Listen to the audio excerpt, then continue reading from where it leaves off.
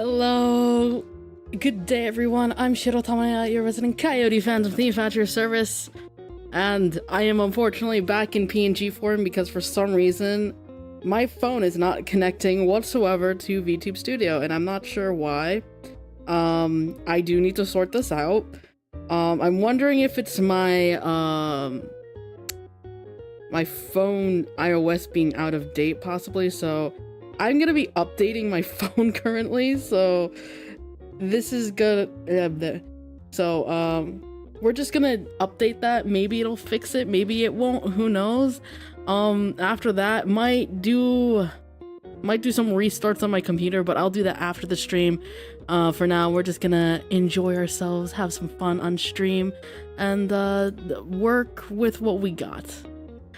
But anyways, today we are continuing Fatal 12. We last left off, everything was horrible. Everything was, actually no, nothing was horrible, nothing happened. We didn't go through the worst thing of our lives. We're fine. Rinka's not traumatized. We're not, everything's great. But anyways, hello Fresh, thank you so much for stopping by. Welcome, hope you're doing well. But yes, yeah, I don't really have too much to say. Let's just hop right into this. I will try to connect VTube Studio. If my phone updates in time, I'll try to reconnect it and try one more time. If not, I don't know, I could try to restart Steam as well to see if there's an issue with it at all, but yeah. Until my phone updates fully, which who knows how long that's gonna be, because it's like a 3 gig update. Because I'll be honest, I haven't touched the update button on my phone in a while, so who knows. Anyways, we're gonna let that thing do its thing, and it's gonna exist. But yes, let's continue our gaming experience, shall we? Let's go to full screen. Oh, right, I need to make myself appear over here too. Hello, there I am. Yahoo! And we get that here. Yes, more pain. Let's go. Yes, continue. Oh yes, we stopped here. We're going to Miharu's POV this time. Because Rinka is very much so not okay and not doing anything. Because Naomi in pain. But anyways, let's begin. Mishima Miharu's course of action in the face of recent events is a stark contrast to that of Shishimai Rinka's. The despair displayed on Rinka's part has only served to fuel Miharu's determination. She may have found Naomi unpleasant, but at no point did she wish for things to play out as they did.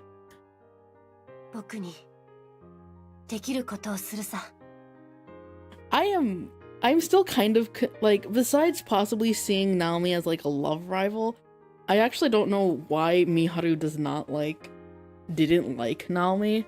Oh god, I have to say didn't now. That's a little disgusting. Hold on, okay, go.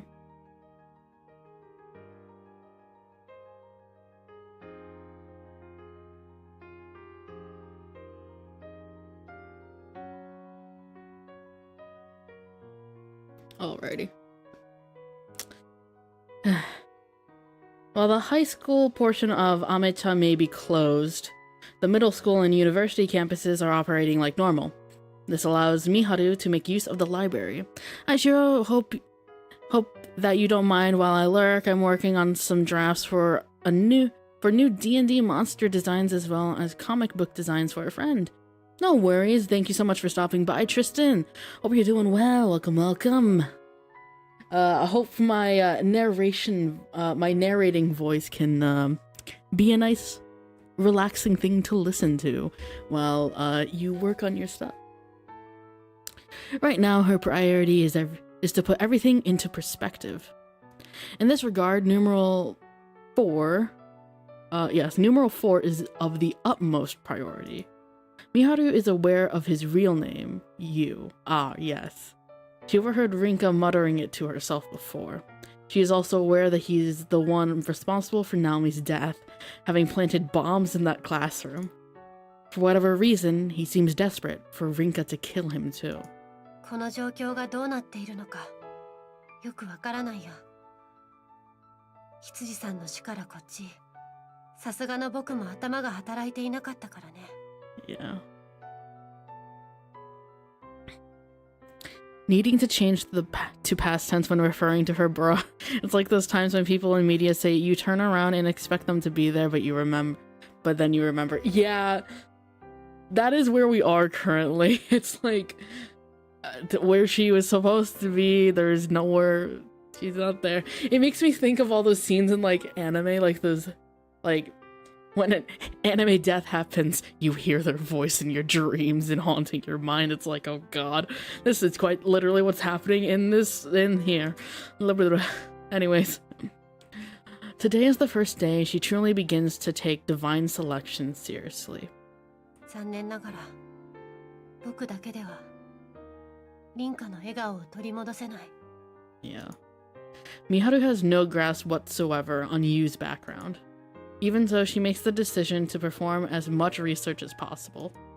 Her claim that she would give her life for Rinka is no lie. She has no intention of it ever becoming a lie. If she has ever been sure about anything in her life, it is that. Should her actions fail to protect Rinka's smile, there's no point in taking them. 大事なことを見落としていたよ。それに気づかせてくれたのだから。必ず君にもお礼を言わないといけないね。羊さん。Aww. I'm glad at the very least that she's like, as much as Miharu didn't like Naomi, she is being respectful about her death and she does feel bad that she died, regardless of her own personal feelings. Miharu has very few cards pertaining to participants other than Rinka in her possession. While she may possess a keen intellect, she is but a mere high school student. Without a reliable source, all she can do is rely on newspapers, books, and the internet. Numeral 4, name you. Numeral... Ooh. Numeral... Wait, what is that 9? I think that's 9. Hold on, wait. Hold on. I can check the... No, that's...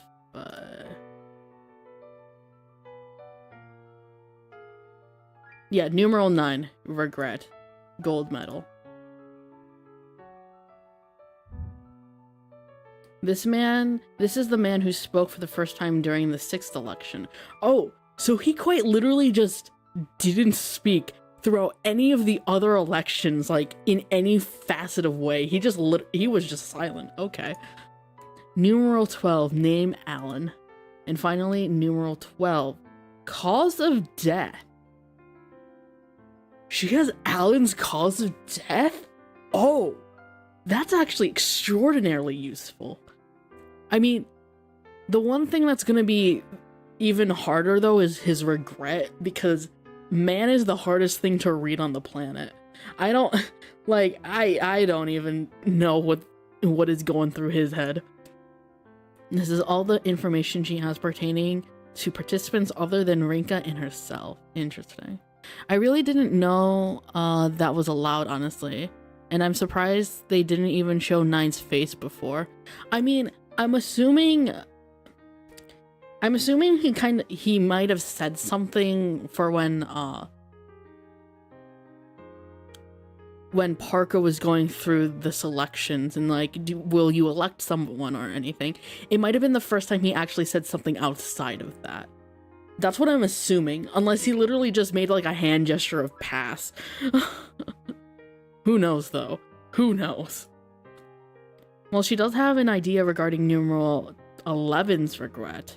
She has been unable to obtain a card out of it thus far. Okay. Do we know 11? Anything about my girl? Does she know Odette? Do we have anything on Odette? I don't think we do. No. We unfortunately do not have anything on Odette.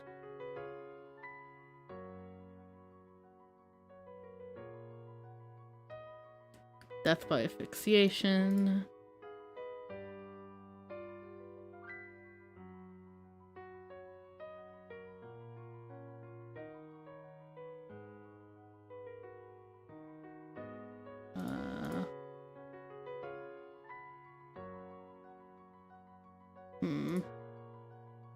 No, I don't think any. Yeah.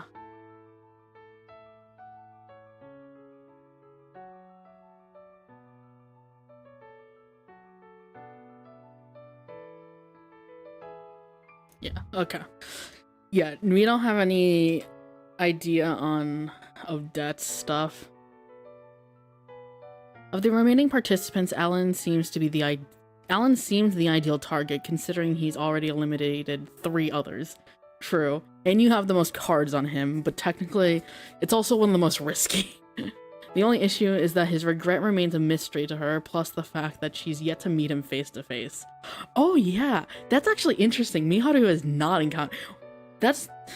I feel like from being in Rinka's perspective, I keep forgetting that Miharu has yet to meet this man. We've met him many a times, but Miharu has avoided him. You saying that gives me the vibe from the meme that literally goes, "You're going to tell me everything right now." No, please, no. Hello, I am here to interrogate you about a certain matter. That said, researching him is easier than the others comparatively due to his celebrity status. He's been featured in several magazine interviews and TV shows. Apparently, he's from an area in southern India where English is the primary language. In that case, all she has to do is look up and translate any words or phrases she doesn't understand. Yeah.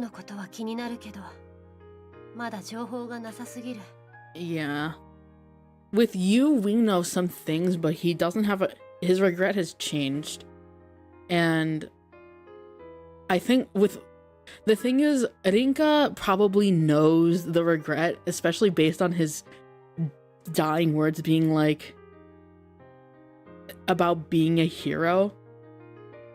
It's probably his regret, his actual regret is probably related to that, especially based on like Rinka's words when he died. It's like not being able to become a hero, or like not being able to be the person he wanted to be, or something like that. I feel like it has to revolve around like his identity and how he regrets that he couldn't have been someone different, or like been a better person or something like that. That's just my inferencing. Anyways, having found her priorities, Miharu begins her research. Determined as she may be, she cannot afford to lose sight of the bigger picture. And thus begins Miharu's quest for information. On her way off campus, Miharu notices the silhouette of an unfamiliar man. She errs on the side of caution and takes a different route in order to keep her distance from him. Yeah, genki kai? Oh, it's 9. Hello. Hold on, let's look at this guy. He has like a... I'm not gonna lie, 9 just looks like a dad. He looks like a fishing dad. Doesn't he? Like, he looks like the standard American fishing dad. I wonder if... I can't be the only one who sees this, right? He just looks like that. He's just like your standard Joe. Average ass dude. Average fishing father. I'm not unseeing that anymore. He opts to call out to her anyway. Miharu doesn't respond. Instead, she allows him to approach while staying on guard. As she does so, she finally recognizes him. It's numeral 9. 怖がっているわけじゃなさそうだ。そうだな。動揺していないアピールでもしてるって感じかな。Okay. どちらでも構わないよ。僕の名前から場所を特定はできないはずだ。All he needs is the hat with lures and a fishing pole. He really does. That's all he needs. He's just a fisherman. Man. I can't believe it. A little lean to be a generic dad. Right now he looks more like maybe someone who's recently engaged or just married, but otherwise bro. The recent father. Recent fisherman father. Heminata Miharu doesn't exist, technically. Right. Because... Yeah, because she's going by, Mishima. But she associates her name to be Heminata. You may be able to link the name to Mishima Miharu when looking through Amecha's records, but that is no simple task. In that case, he may have been waiting for Rinka. It's possible he received her name card during the initial distribution. Miharu quickly realizes that isn't the case, though. It was numeral 8 who received that card, and she has already been eliminated.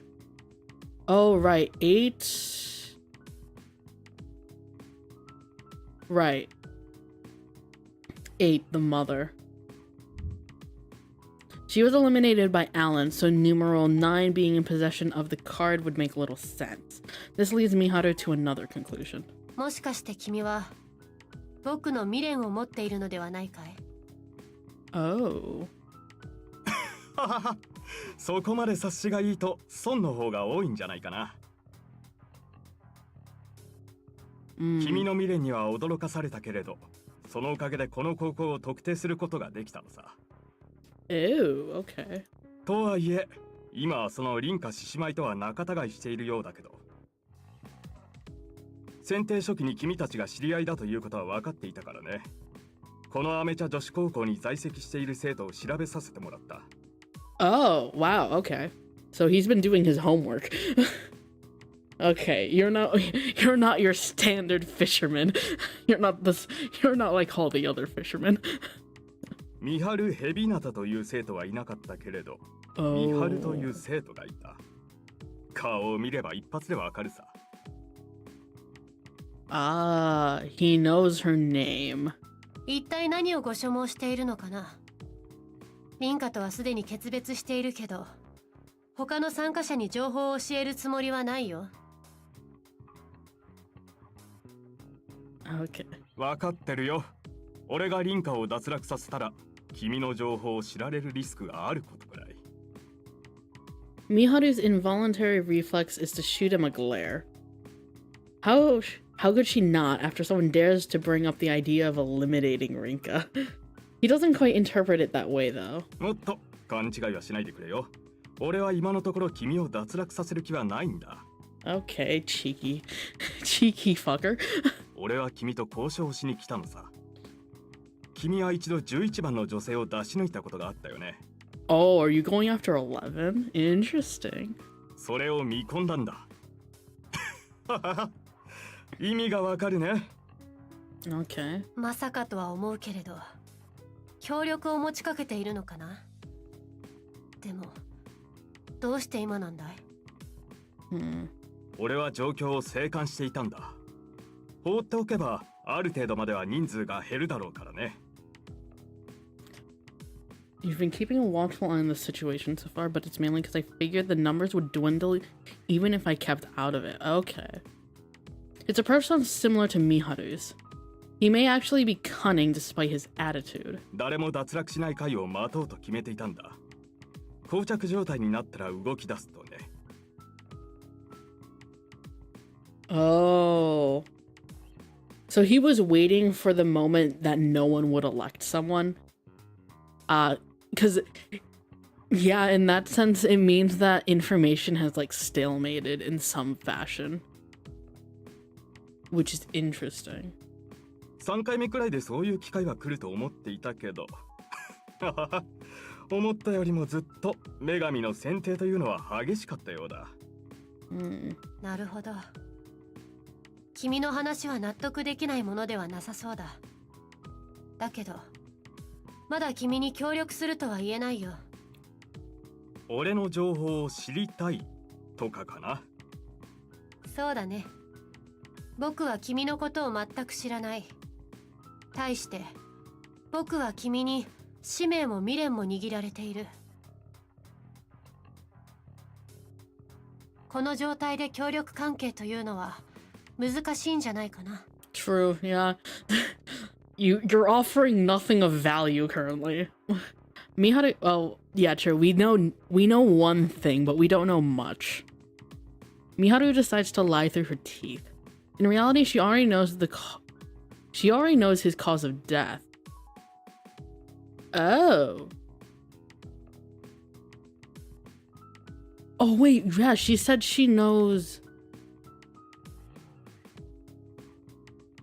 Didn't she say she knows 9 or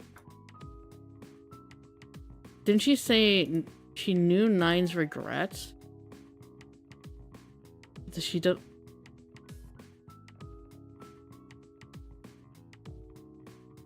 Oh. Does she have 2 cards on him then? Or well, or maybe that was a mistranslation. I don't know. So she does have more. She definitely has information on 9, regardless. Telling him she knows nothing seems like the best way to make things proceed smoothly. 俺が正直にミハルの情報を持っていることを明かしたことじゃ不足かい？死因さえ調べれば君を脱落させられるぞとも聞こえるよ。おや失礼。そんな意図は全くなかったんだ。とはいえ、俺もさすがに自身のカードを明かすわけにはいかない。ここらで俺の本音を話すということで納得してもらえないかな。Whole charade? 確約はできないけれど、聞こう。I'm interested. What did you gotta say? Noticing her taking a step closer toward him, numeral 9 continues. 俺はこの選定が間違っていると思っているんだ。君も分かっているだろう。この選定は他人を犠牲にすることを厭わない人間が多く混ざっている。相手を脱落させれば選定期間中の行動がなかったことになるのをいいことに、選定の参加者ではない人間に暴力を振るったり、人質にとって脅迫したりというのが横行している。How do you know about the thing about hostages? That's interesting. Oh, he reveals me the answer. What? These track names, though. この行為は悪だ。Evil. So you have a strong sense of 土曜日の justice. 事件だ。知 Saturday. っているんだね。Oh. 女神の選定との関与を疑わない方がどうかしているだろう。4番の少年は無国籍テロ集団通称ヌルと関係があるという仮説が出ている。Oh, he knows more about a terrorist group. No, the terrorist group Null. Oh. Oh, that okay. That explains a lot, actually. I was wondering if it was just like a military thing. No, it's worse. That explains so much about you. Oh, Jesus. この学校を狙った意味はまだ分かっていないが、人が集まるライブ会場なんかも無差別に狙う連中だ。人さえいればいいのかもしれない。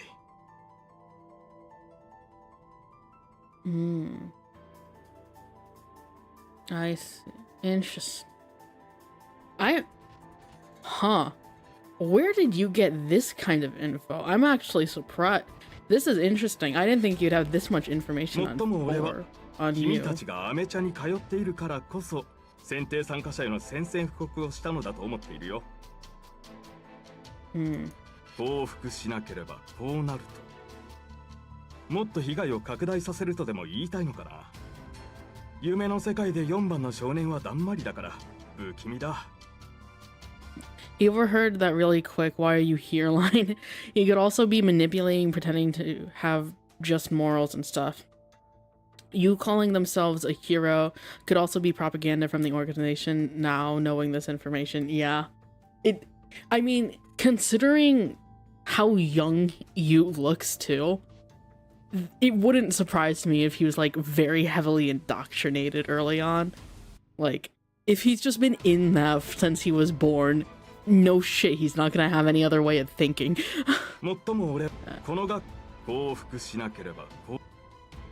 Yeah. Miharu's eyes widen when she hears that. She never expected to walk away from this with clues leading to numeral 4's identity. Null is a terrorist group that operates on a global scale. Oh, there are okay, so it is global. So little is known about them that it's common for smaller unrelated groups to use their name for recognition. 不幸中の幸い、死者は一人で済んだらしいけど、人数なんて関係ない。なあ、話がそれてしまったね。俺が言いたいことはもう分かったかな。Interesting. So he has a very justice-oriented mentality. He continues to speak his tone serious. 俺は正義の人がこの選定で生き残らなければいけないと思っている。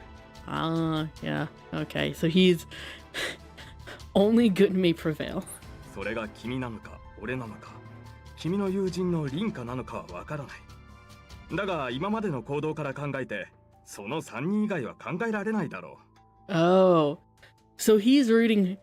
So he doesn't think anyone else. Okay, that's interesting. So it's like him, Miharu, and Rinka are basically the people he thinks are the most deserving to continue because of how everyone else has behaved. I mean, fair. Odette is a sea captain who is very prone to violence. Federico is from the mafioso. Alan is a corporate guy. Yu is possibly a terrorist. And who else is alive at this point? Is it just... Who else here is alive?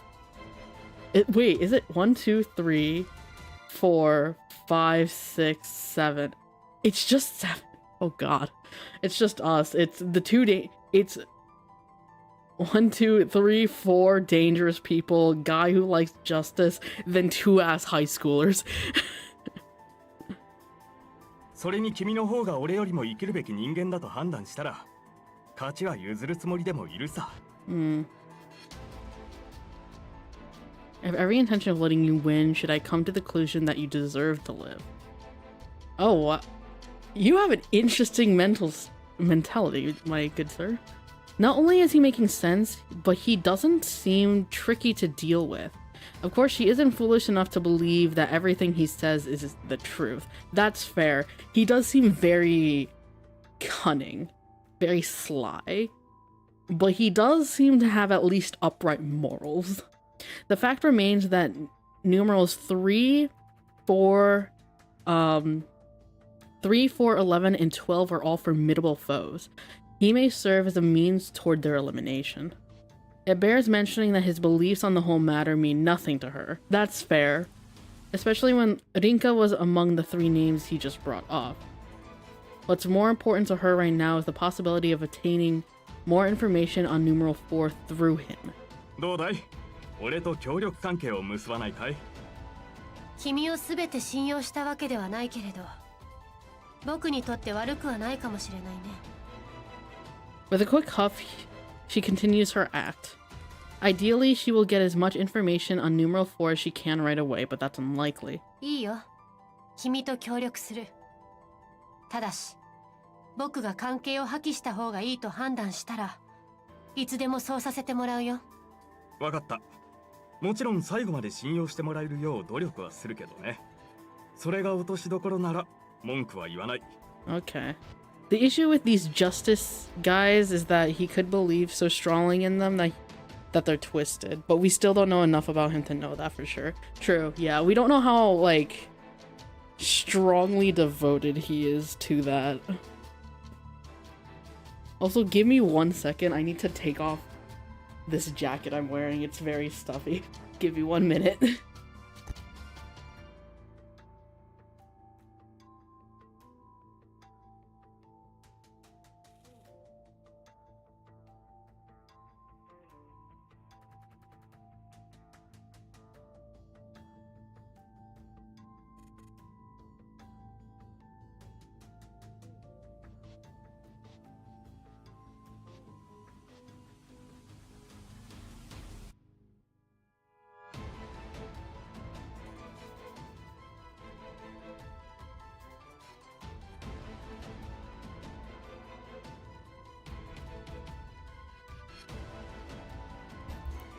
Okay, we're back. Also, like, I didn't realize my AC is also on high. Give me 1 more minute.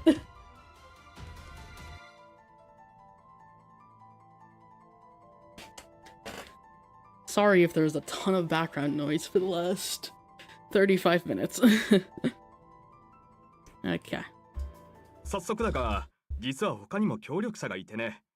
ついてきてほしい。You've got another accomplice. What? His statement leaves Miharu curious. Is it someone unrelated to divine selection? While it's dangerous for her to follow him when knowing so little about him, she risks losing his trust should she refuse. He may be one to keep an eye on, but he's also not likely to betray her so fast. With that in mind, she makes sure her phone has plenty of battery remaining before following him. Ooh. I love this subplot that we're getting because Rinka's just out of commission. 6/12 Tuesday. Ooh, let me see here. Chilling with sidekicks. The 4 strange ones. Interesting. Bar. Location bar.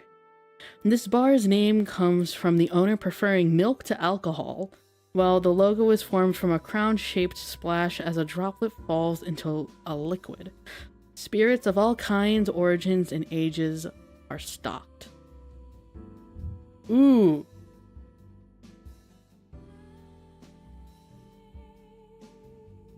Hold on.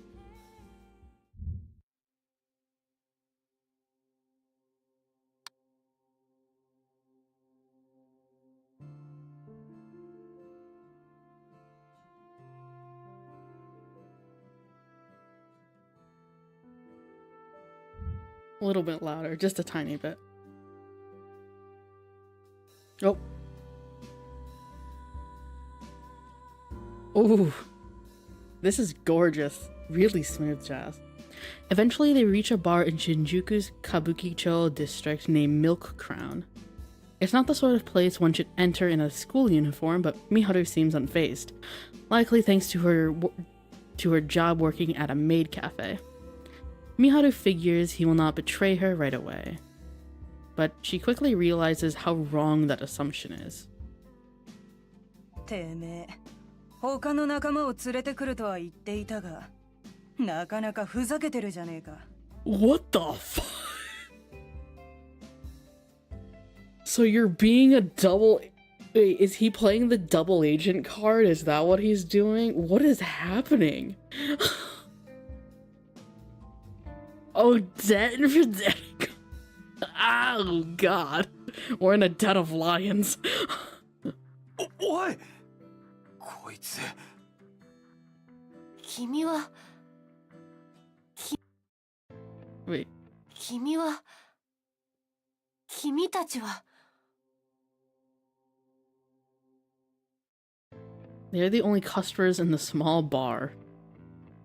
Both are already drinking something. One drink is the color of oak, and the other is pink. Miharu is used to serving alcohol at her job, so she can tell that one is whiskey and the other is some sort of cocktail.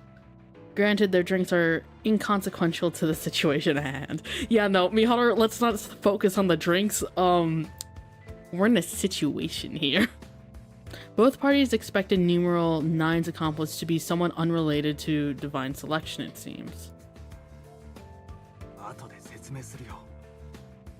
Yeah, okay, he is playing the double agent card, I think he's doing.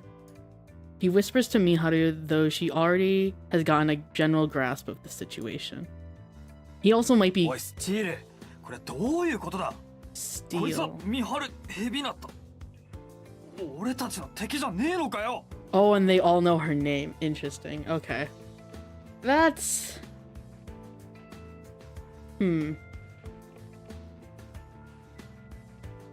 Also, oh.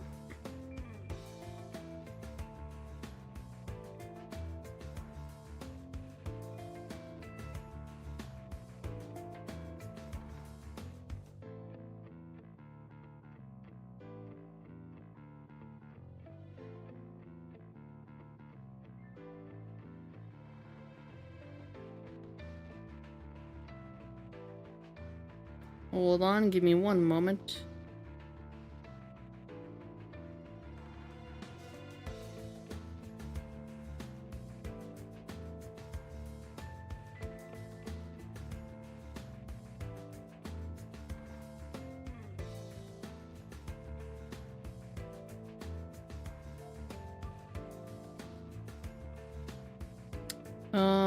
Okay, my phone is updated.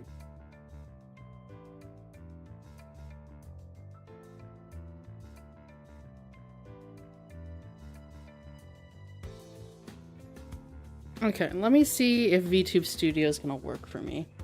I'm going to turn off this thing just so, let me see. We're gonna see. If it doesn't connect, then it doesn't connect, but if it does, we can switch over and I'll get out of Discord.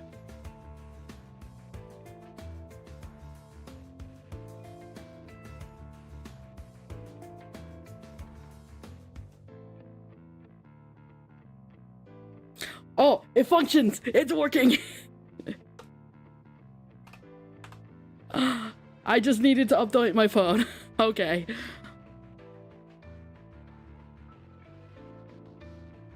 Okay, give me 1 second. I'm gonna X out of Discord. And we're gonna do this. Pull this up here. Goodbye. Discord. Okay.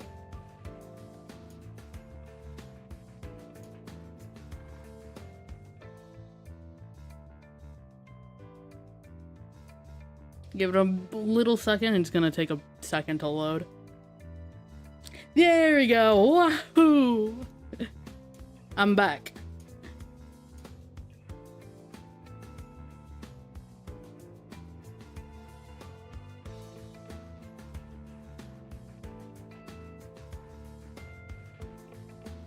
Let me just do some calibration checks. Okay.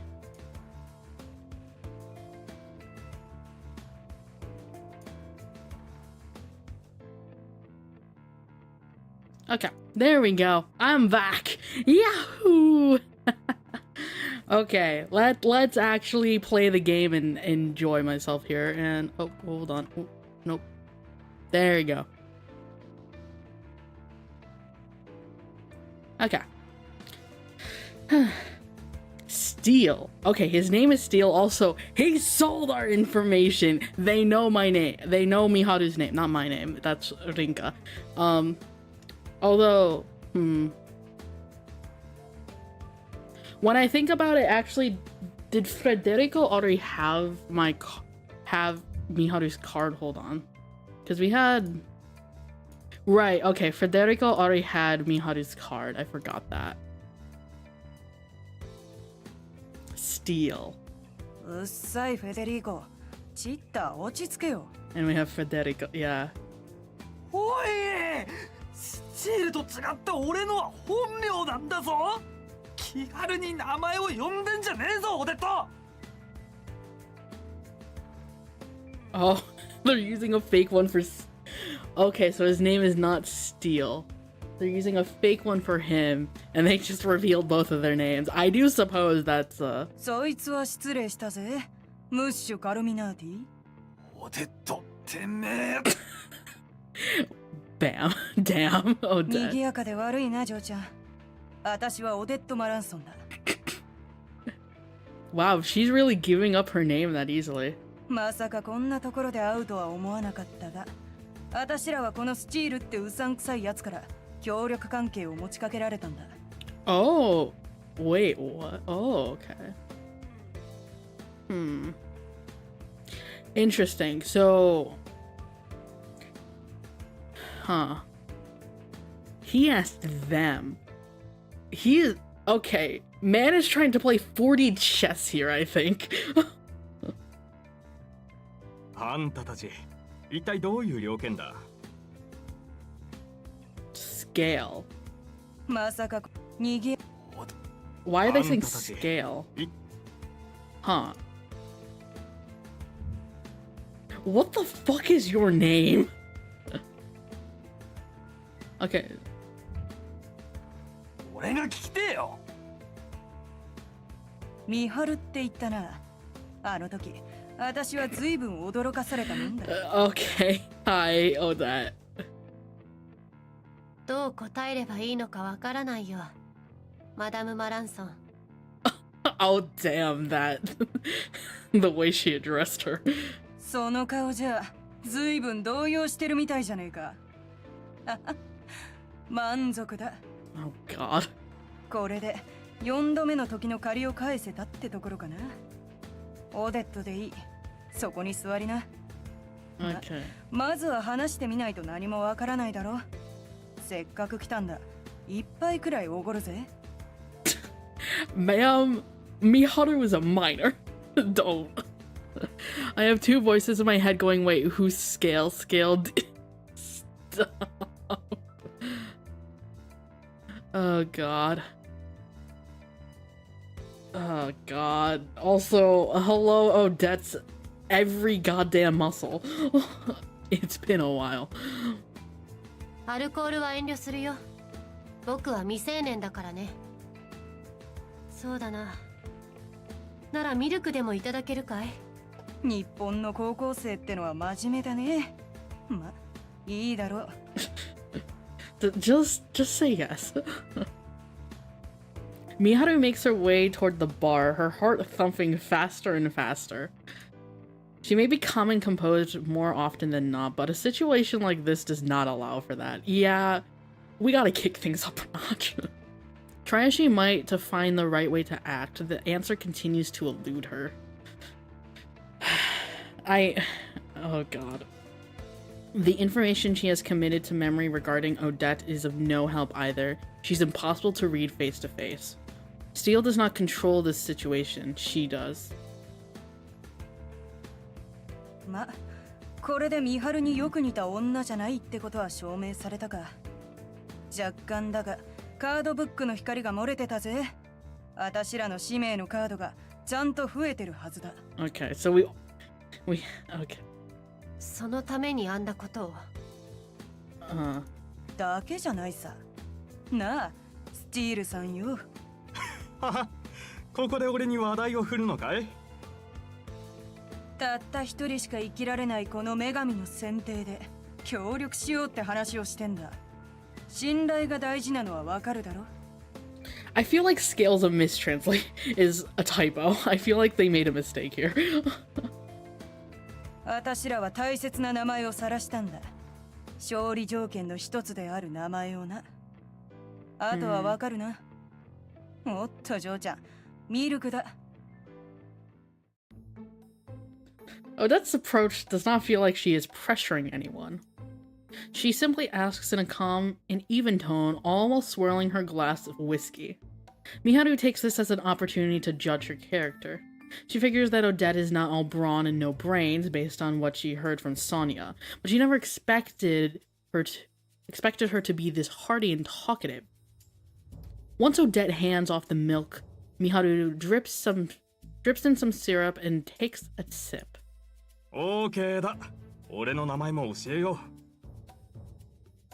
物分かりが良くて助かるぜ。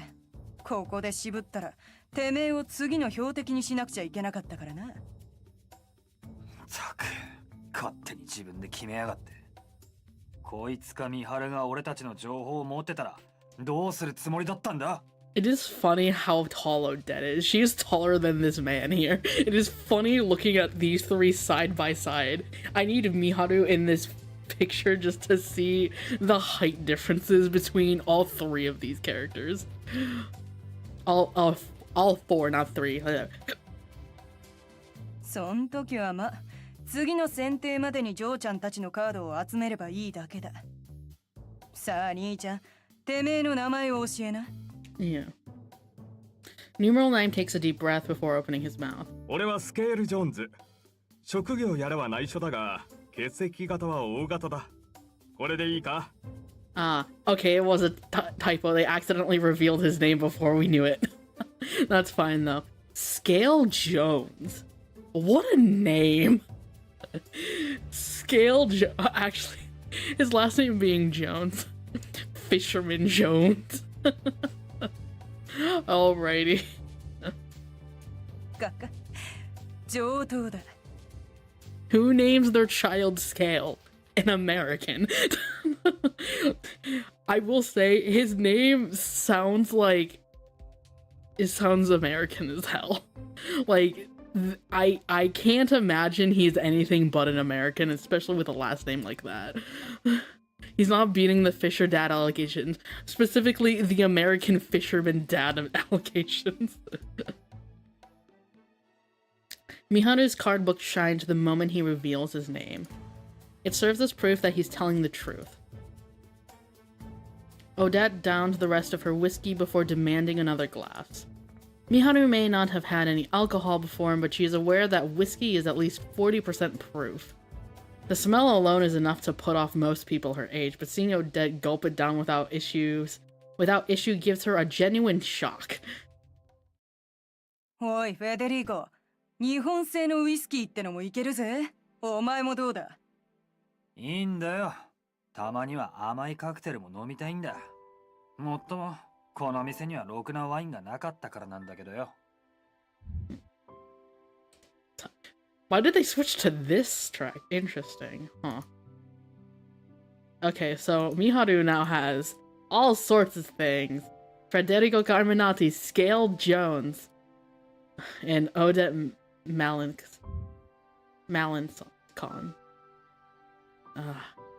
Oh god. 俺も何かいただこうかな。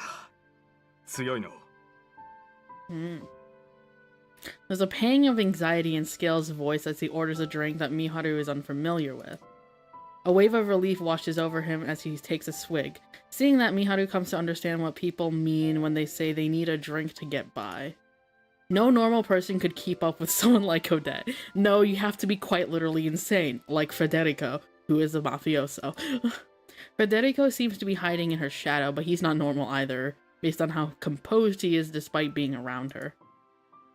Miharu keeps her mind occupied in this manner as a means to keep her wits about her. さあ、ジョーちゃん。兄ちゃんにどう言われてここまで来たのかは知らないが、メンツを見たらどういうことか察しはつくよな。性格が悪いやつだ。こいつこうやって組む価値があるかを値踏みしてるんだぜ。忠告ありがとうと言っておこうかな、フェデリーコさん。でも、心配いらないよ。僕もそれくらいはわきまえているさ。Oh, Miharu is doing good with, keeping a good poker face. スケールさん。この連合は、4番の少年を脱落させるためのものではない。僕たちは、目下アラン・スコーピオンの脱落を目的とする。間違いないか。But he does have information about 4 regardless still. 素晴らしい。So he's gunning for Alan. He seems to be enjoying himself more than he was a few moments ago. Interesting. Miharu can't help but wonder if the alcohol has started to do its job already. Okay, so we're really hunting Alan this time.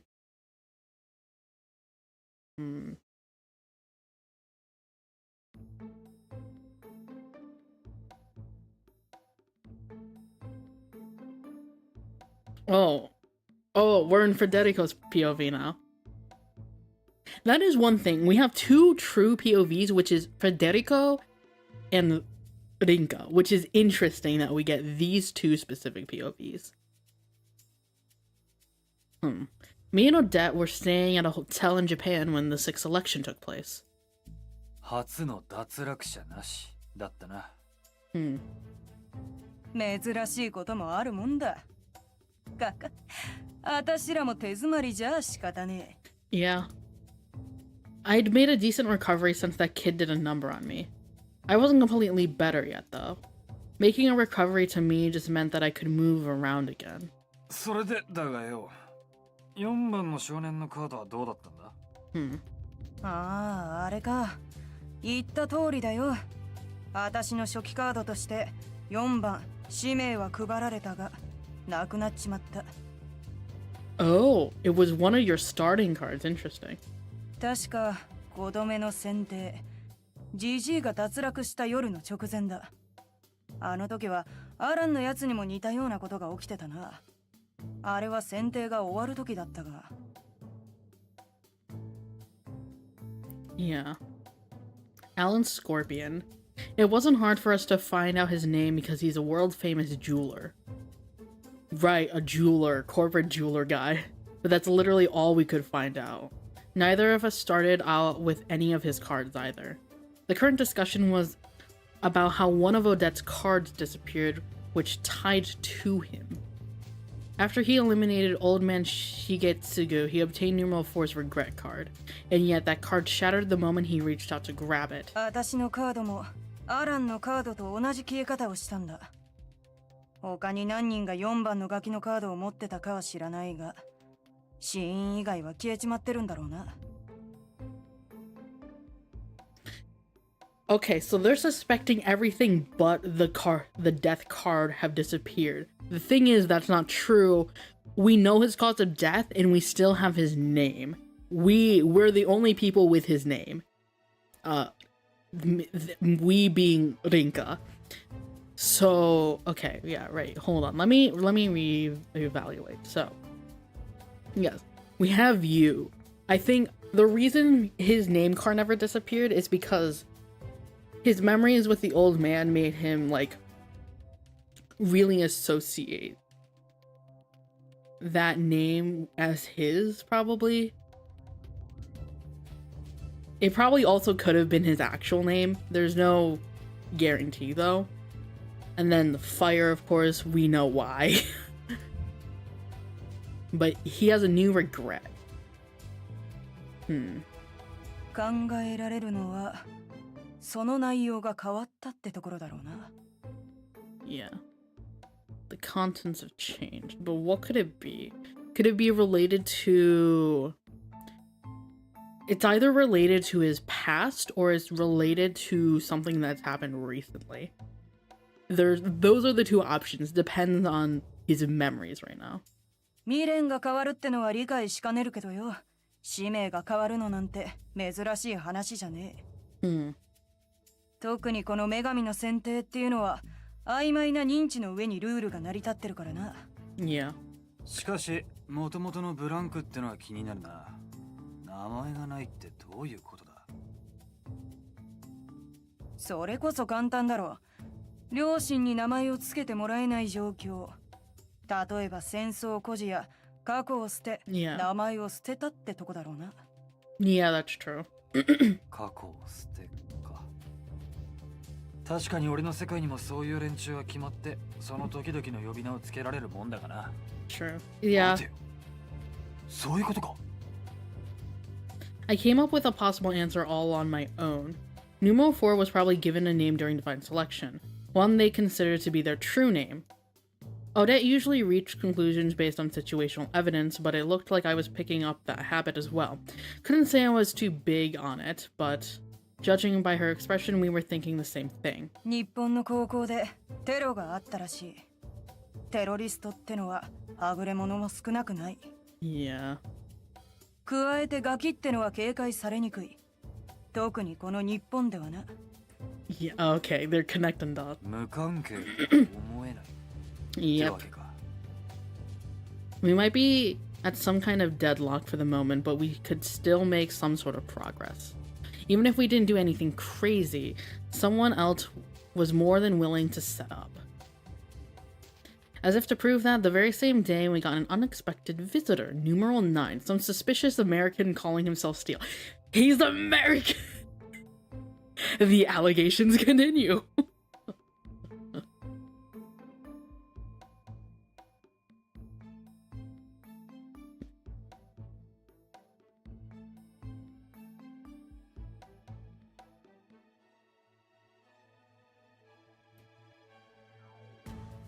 Okay. Alan Scorpion's elimination. We're back at the bar. Miharu brings up the topic as frankly as possible. 流れとしちゃ4番の楽器を最初の標的にする方が自然だと思うが。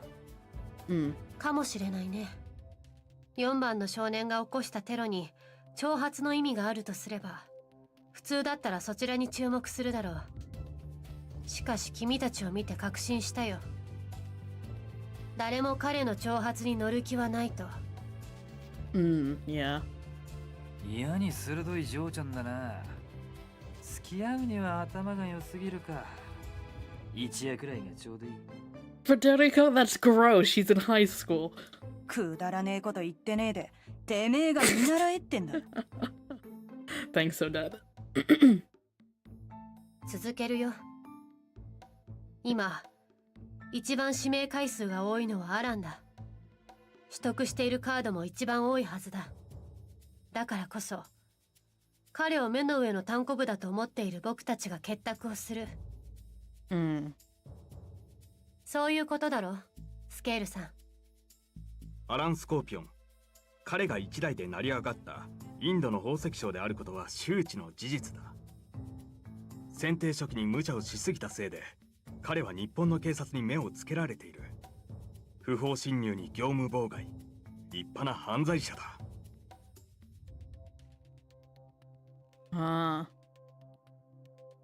でも彼は会社を通じてインド政府、そして日本政府とコネクションがあるらしいんだ。Oh. Okay, that explains a little more now. 完全にではないけれど、それでも日本警察に圧力をかけてかなりの動きを抑えているらしい。それだけじゃねえ。あいつが最も厄介なのは情報網だろ。Yeah. そうだ。つまり彼に名前を知られるということは、自分の素性を知られることに等しい。相手が俺だから良かったものの、君たちはもう少し慎重になった方がいいぞ。嘘つけ。てめえだって立派な情報網を持ってるんだろ。 True. Yeah, dude, you are insane. You have so much info. 一大企業の社長と比べないでくれよな。否定はしないんだな。そういうところは嫌いじゃない。まあいい。お互いの使命を共有するのは私としちゃ協力関係の最低条件だ。Yeah. 下手な動きをしようもんならてめえの首も噛みつかれるってことは分かってるだろ。 Yes, we know this, Odette. You have strangled people. Scale grimaces over that proclamation before taking another sip of his drink. He must not have appreciated the open threat. After he gulps his drink, he shifts the topic. とにかくだ。放っておけばアランが選定の勝者になる可能性が高いと俺は思っている。Yeah, right now I'd say the two most likely are Odette and Alan. Okay, like in order it goes from this: Alan, Odette, Federico and Scale are kind of tied because we don't know that much about Scale. Miharu, and then unfortunately Rinka, because Rinka is just Rinka. I'm sorry, but you are not built for this game. 正義のためにもそれは許せない。さっきも言ったが、アランは今や犯罪者だ。No, he does still have a very strong sense of justice too. そもそも今の地位を手に入れるためにどんな悪事を働いたかも想像がつくくらいに彼は悪だ。くす、なかなかに愉快な演説だ。Yeah, or he's just playing into it just to make himself have a certain image in front of. Oh, actually, yeah, no. If he plays into that in front of them, it'll give a certain impression, so he can have a little bit more control in his court, I suppose. Miharu whispers to herself quietly so Scale does not hear her. He doesn't seem to be lying about his belief that participants either do and don't deserve to make it through divine selection. The irony is that he's willing to team up with people like Odette and Federico. Miharu is unsure how things will play out down the line, but right now she can at least keep a watchful eye on him. Yeah, man is truly playing 4D chess, trying to, like, be very in control of things.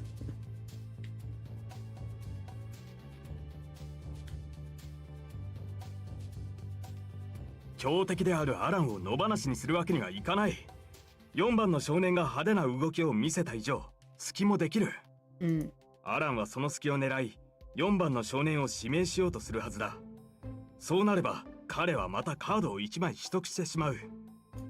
しかし、これ以上彼を有利にするわけにはいかない。だからこそ、俺たちが手を組んで、彼を脱落させようじゃないか。とか言って、あんた自身もアランの情報を探すのが手詰まりだっただけじゃねえか。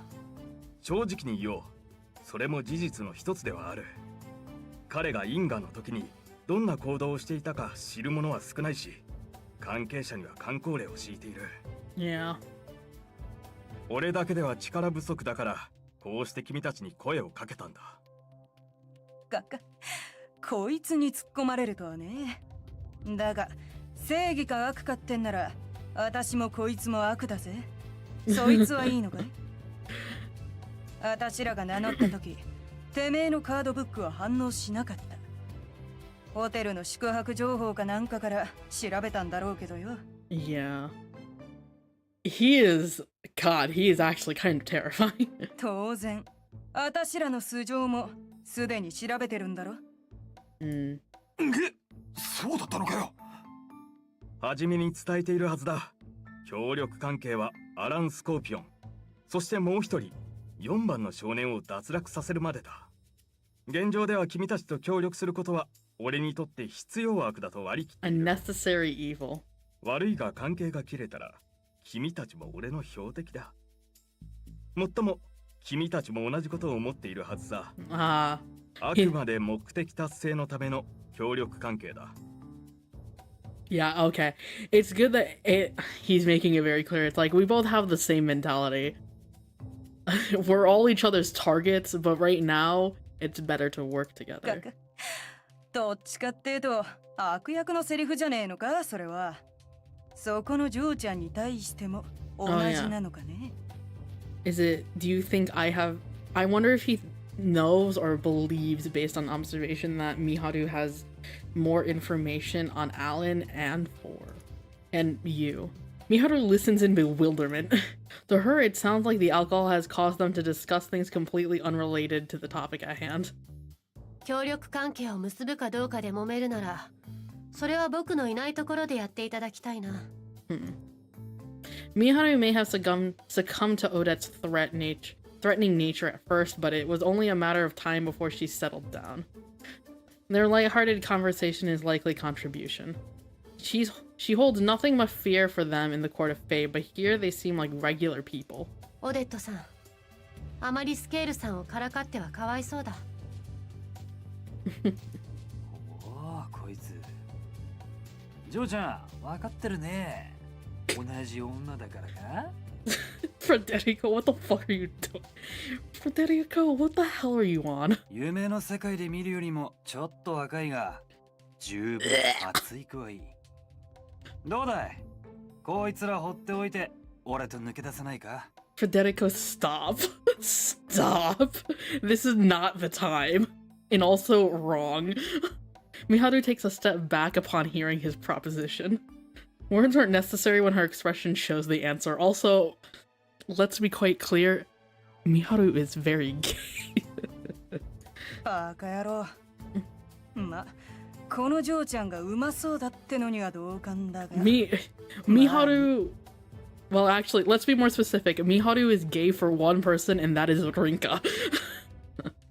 This girl has eyes for one girl, and that is the protagonist.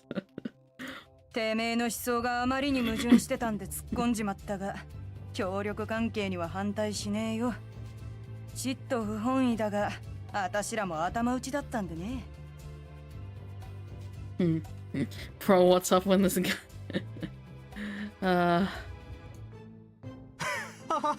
実際にやってみれば夢の世界で思っていたよりもずっと厄介なマダムのようだ。Scale. ひとまず俺たちはこれからアラン脱落まで協力関係だ。方針はこれから決めるとして、まずは杯を交わし直そう。リハル、君も何か飲み物のおかわりを頼むかい？おかわりの前に飲んでもらいたいものがあるんだ。Miharu, that's okay. Miharu holds out her empty glass with a bold smile. Odette does not seem to bother, but both Federico and Scale obviously are. Their expressions are full of worry over what she will say next. 僕はアランの死因を知っている。初期カードに含まれていてね。Ah, we have this, okay. なんだって？ Yeah, you got lucky here. マジかよ。君たちがいくら僕にない情報網と調査力を持っていたとしても、死因のカードそのものを持つアドバンテージにはかなわないだろう。Yeah, true. Miharu, okay, so she's playing this card. いいえよ。てめえは酒よりも条件を飲ませたいみたいだからな。くす、その通りさ。この協力関係の上で優先するのはまず4番の少年にしてほしいんだ。スケールさんはすでに知っているだろうけれど、彼がテロの標的にしたのは僕の通う私立アメチャ女子大学附属高校だ。その事件での死者は1名。そしてその犠牲者は僕の見知った後輩だ。Oh, she's getting just. She wants to get just. じゃあなんだ。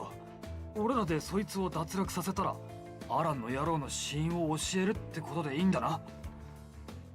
Miharu nods. かわいい面して復讐とは恐ろしいもんだぜ。So we're going on the revenge route. Oh god. フェデリーコ君、ミハルが言ってるのは復讐の手伝いをしろとかそういうことじゃないと思う。Yeah, it's not really revenge though, considering 選定の Miharu's. 参加者が脱落した場合、選定開始から脱落までに起こした行動はなかったことになる。Yeah. 女神の選定にはこんなルールがあったね。That is true. Yeah, it's for. 4番の少年を脱落させ、亡くなった知人を取り戻したいんだね。Yeah, okay. Yeah, that's. どう解釈してもらっても構わない。だから否定はしないよ。So this is her solution to helping Rinka. By eliminating you, she can bring. The bomb wouldn't have happened and Naomi can come back. That's... Oh god, this... God. Game really did set up perfectly for this kind of scenario. 俺は大賛成だ。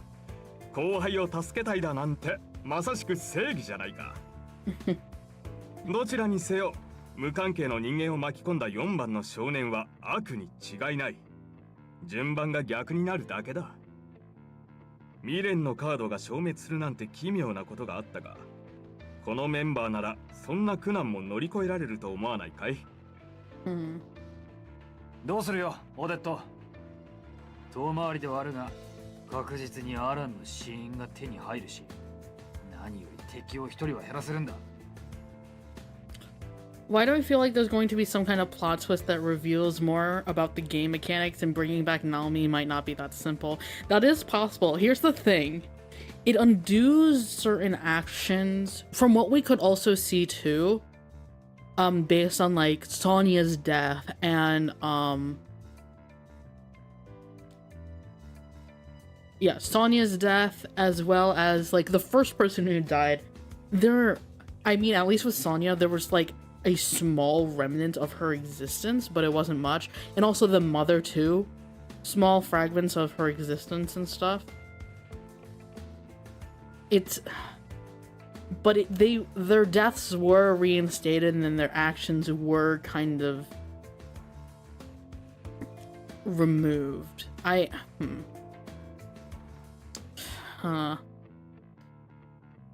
It does make me wonder, at least in the context of divine selection, if it would recorrect what he did with something else. It could. I think that's overthinking it. I think that what Miharu is down the lines of what she's thinking is correct. It's just, I don't know. We'll see. We'll see.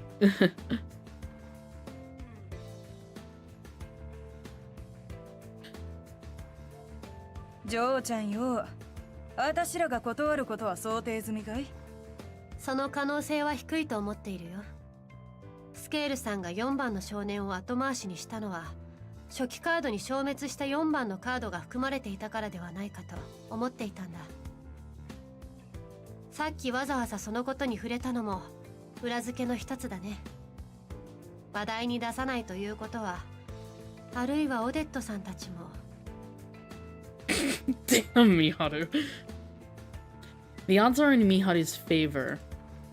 The rest relies on Odette's reaction. She's not worried about being wrong. If she is, then they will likely assume she is overthinking things. Odette cracks a smile. Oh god. This really does have the equivalent feeling of just being in a den of lions. We are just in the lion cage. Oh god. Man, how is this gonna get summarized in the thing? Oh, this is... Oh! Ooh! Okay, this is the first...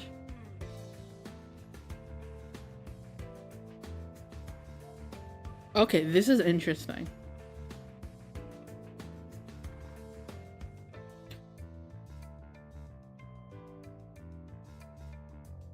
It's 7-1. That's never happened before. Huh. Also, let me just check something. Okay. Interesting. Interesting. Okay. Huh.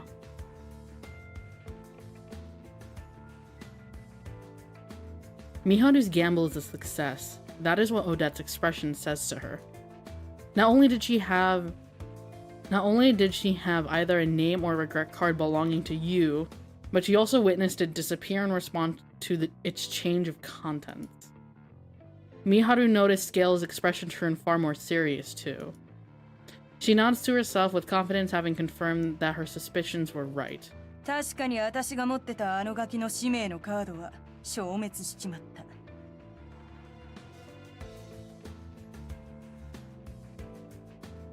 And disappear with my own eyes.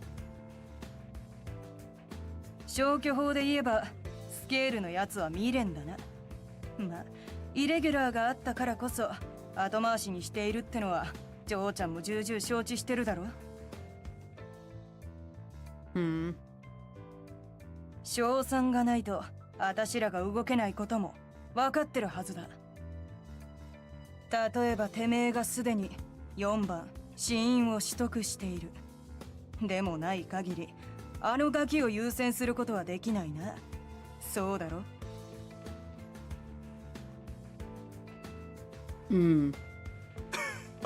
そうだね。でも俺はミハルもそのことを分かっていると思ったからこそ賛成したのさ。いや。当然さ。けれども僕が持っているのは4番死因ではない。4番使命のカードだよ。そいつはなかなか面白い。ミハルの4番使命は消えてないってわけか。なるほど、そうきたか。君は何らかの方法で消滅した後の情報を手に入れたんだね。ジョーちゃん、てめえはそいつをどこで手に入れた？ Oh God。そこまで教える義理はない。けれど、まず4番の少年を狙うということであれば当然。君たちにも彼の使命を教え Oh よう。 god, Miharu really do be playing with the fire now. Which is ironic because Four's death was fire. 派手な活動をしている分、行動もつかみやすい。スタート地点は使命一つだけれど、アランよりは残りの情報を集めやすいと僕は思っているよ。True. Miharu casts an overt glance to Scale. Scale seems to comprehend the meaning behind it immediately. 任せてくれ。俺はてっきり死因から追うのかと思っていたが、いくらかやりやすくなったくらいだ。例の事件を独自に調べてるジャーナリストは多いから、いい交渉材料になるかもしれない。使わせてもらうけれど、情報を得るためだ。いいね。Miharu offers another nod. She's not quite sure how much she can trust him, but he has already proven his ability to gather information by uncovering Odette and Federico's names. あのムカつく野郎の鼻っ柱を折るのが先延ばしになるのは不本意だが、かといって情報もないしな。ま、ジョーちゃんの言う通りでいいだろう。私も乗ったぜ。ジョーちゃん、大立ち回りの甲斐があったな。くす。どうも。Thus, Miharu shares numeral 4's name with the three of them. She also reevaluates her opinions of them. Scale is undoubtedly hiding something. His true intentions being a mystery leads her to that conclusion. He may be suspicious, but the things he told her when they first met seem to be the truth, yet he still chose to team up with Odette and Federico. I feel like it's that thing of keep your friends close and your enemies closer, in some ways, too. Federico lets Odette do all the work, but he's a sharp one regardless. He's also the type of person whose actions are hard to predict. Specifically, if he snaps at some point, what he would do is anyone's guess. As for Odette, she speaks for herself. She saw right through Miharu's nerves during their exchange. As much as she tried to look calm and composed, Odette spoke of her effort involved in doing so. She knew. It's important not to slip up when talking to her, but Miharu now understands that focusing on that too much can be just as dangerous. さて、酒だ酒だ。てめえら飲むぞ。君たちは。まあ仕方ない。俺も付き合うよ。Following that, Miharu exchanges phone numbers with Scale. While hesitant at first, she ultimately goes through with it after realizing she can cancel her phone contract if necessary. With that done, she leaves the bar before the others begin to celebrate. If one thing surprised her, it was her ability to engage with them at their level. At the same time, it fueled her determination to cooperate with them. It's the only way she can accomplish her goal. It's the only way she can help Vinka smile again. Oh, God, Miharu. Oh, man, this girl. Meanwhile, Vinka is going through the shit. She is going through the whole 1-2 combo of pain.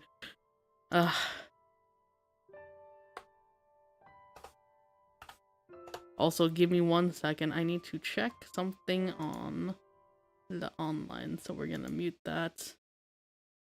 Just in case there is audio.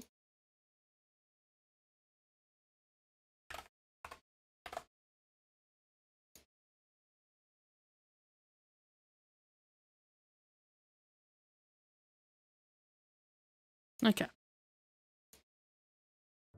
Alrighty. Poor Rinka, look at this. Girl needs help. Help this girl. I spent all of yesterday in my room.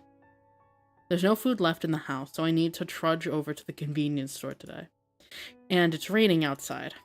The rainy season just started, so there will be plenty more in the days to come.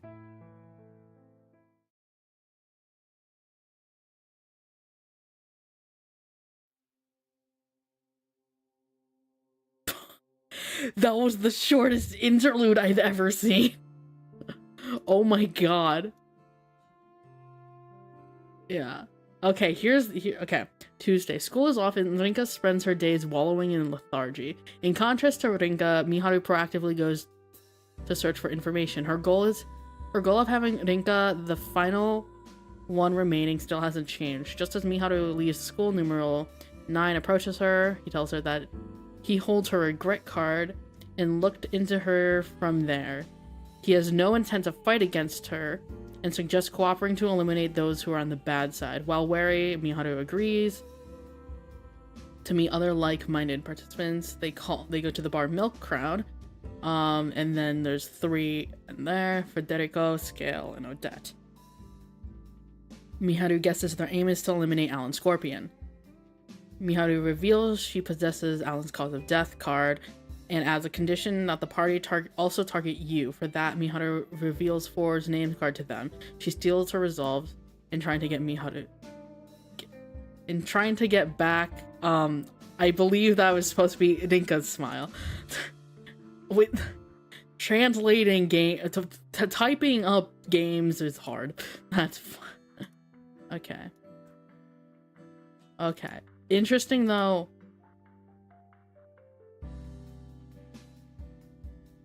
We're not getting...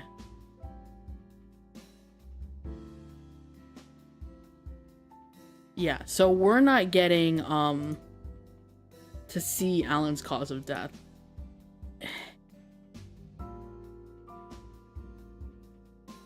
It is interesting, though.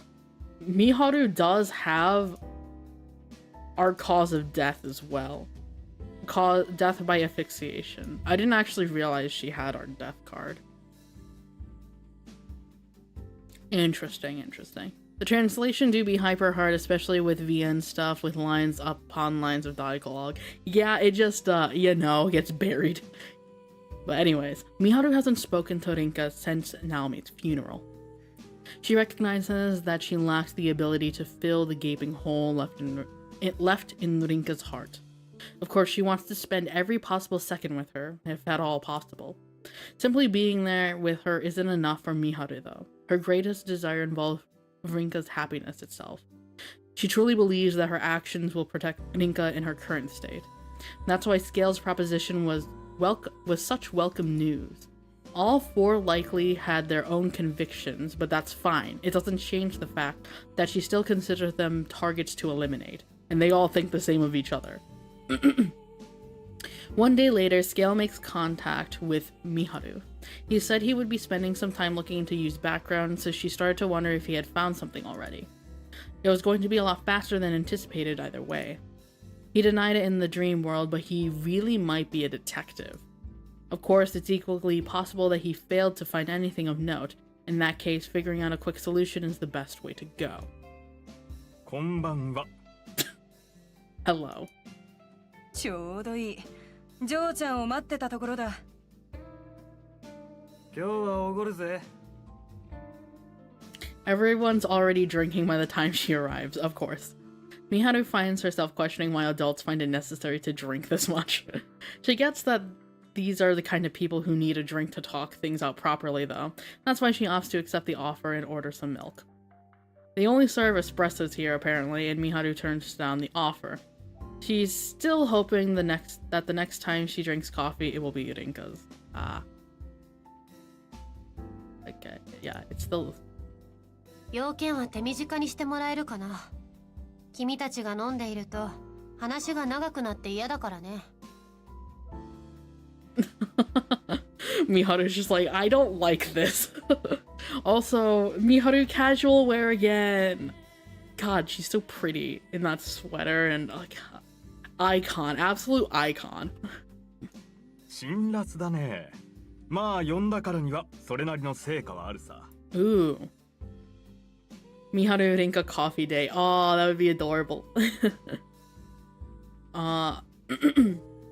Oh, okay. Good news. That's good. 成果かい。4番の少年、ユウのことについてさ。俺の見立て通り、すでに多くのジャーナリストがこの件を調べていた。俺たちが彼を脱落させたら、彼らの努力はどうなってしまうんだろうね。別の事件を調べていたことにでも変わるのだろうかね。Scale, get to the point. もったいぶってないでとっとと話せよ。結局どこまでの情報が分かったんだ？アメチャ高校爆破事件と関係が囁かれてる無国籍テロ集団、通称ヌルだが、どうやら直接の関係はないらしい。Oh, it's not gonna. Okay. Well, I mean, that makes sense because he's technically just operating by himself right now and just doing whatever the fuck he wants. が、全くの無関係でもなさそうだ。どうやら思想やスタンスに共感して、ヌル日本支部を名乗っている組織があるらしく、そいつと関係があるようだ。Null's Japan branch. 昨日の段階では君は彼がヌルと関係していると言っていたね。どうしてたった一日でそこまで分かったんだい？ Yeah, he's a. Yeah, I wouldn't. At this point, it's pretty. I'd assume that Yu is part of Null. But his actions at the school were something he wanted to do specifically. But he would have had to get the bombs from somewhere. So that makes sense that he interacted with a branch that he would have known of existing somewhere. ユウというのは彼のコードネームみたいなものだろ？俺たちくらいしかその情報は掴んでいないからね。有力な情報交換の材料になったよ。The entire conversation has taken a toll on Miharu's sense of reality. Hearing about things like this makes her feel like she's playing a part in some fictional story. ま、連中の思想や目的なんて今はどうでもいい。ユウにも直接の関係はないからな。I like how she says that, and I just am thinking in my head, wow, we really breaking the fourth wall right now. 大事なのはユウ個人の情報さ。Oh. ここまでが前提条件ってわけか。続けな。Okay. あの少年のことかはわからないが、ヌル日本支部に今年の春、少年のメンバーが入ったという話を聞いた。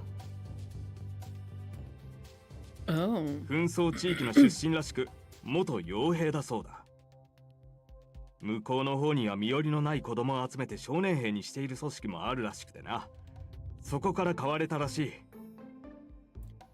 Oh, former mercenary born in a war zone. Oh no. So, okay. Child soldier mercenary, yeah. And then joined, okay. 銃器の扱いに長け、まるで心がないかのように戦っていたらしい。ついたあだ名は、神速のイテ、サジタリウス。Sagittarius the Swift. What a name! うさんくせ。No. この辺りは少年を商品としている組織が生やし立てただけだろうな。話を戻そうか。どうやら日本に個人的な恨みを持っているという噂もあるから、自分から志願したという説もある。Grudge against Japan. もっとも、ヌル日本支部としては兵士を求めていたわけではないらしい。ただ命を捨てることを厭わない人形を買った。そんな認識だそうだ。Oh, that explains, okay, the train bomb. どの筋の情報だそりゃ。そいつは教えられないね。教えたらあんたらが襲いに行くかもしれないだろ。わかってらっしゃる。まあこの場合はいいさ。どうせあたしらは勝ち込み担当だろ。そうなるとこの中で僕は場違いだね。そうでもないさ。現に君は俺たちを動かしている。メリットもきちんと提供してくれているしね。Scale gives a quick wink. It only serves to annoy Miharu, prompting her to avert her eyes with a huff. アメチャ高校だっけか？あんなところを爆破したのはどうしてなんだ？ To provoke Orinka into killing him. 俺もちょうどその話をしようと思っていたところだ。どうやら組織の指示ではないそうだ。持ち込まれた爆弾の量や彼の潜入の手段などからして、ユウの他に協力者はいたらしいが、どうやらユウ個人がメンバーを先導したそうだ。His infiltration method involved wearing the Amecha school uniform to blend in. While he did stand out due to his appearance, no one doubted that he was a girl. It was an act so bold that in turn it seemed perfectly natural. かか、そんなもん、もう組織として崩壊してんじゃねえか。組織として崩壊。そういえば先月の終わり頃に渋谷付近の山手線内で不審物が見つかった事件があったね。何か関係があるのかな。そうだ。どうしてヌル日本支部の情報がこうも筒抜けになってきているか、そろそろ想像できるはずだ。何事もなく済んだのは組織に裏切り者がいたからだそうだ。自らテロに志願したが実行しなかった裏切り者がね。Someone volunteered to commit terrorist acts but never followed through. これをきっかけに水面下で捜査が入った。There was a monster among us. 混乱や報復を招くため大々的には報道されてはいないが、すでにヌル日本支部の中枢メンバーは逮捕され、組織は反壊状態だそうだ。It's being kept under wraps to avoid stirring the public. I also somehow found it, says Scale. ある意味じゃヌルってのも風評被害を食らってんだな。そんな間抜きに足元救われてんだから。Okay. 裏切り者が出るってことは、ことを起こす前に組織としちゃ限界を迎えてたんだろうな。金か人かは知らねえが。さて、そろそろ確信だろ。なあ、情報はまだある。連中には今話した事件の前に山手線で自爆テロを起こす計画があったらしい。しかしその実行犯が突然失踪したことにより計画は延期。Oh, the person who was going to carry it out disappeared. And that was the world correcting itself to accommodate for divine selection. Yeah. The nature of the conversation still feels odd, but she finds herself able to follow along well enough. Scale takes another sip of his drink before presenting his conclusion. 失踪した実行犯こそおそらくユウだ。そして当初の計画実行の時期は5月の初秋。この国のゴールデンウィークの直後だ。選定開始と被っているのは偶然とは思えないさ。Yeah.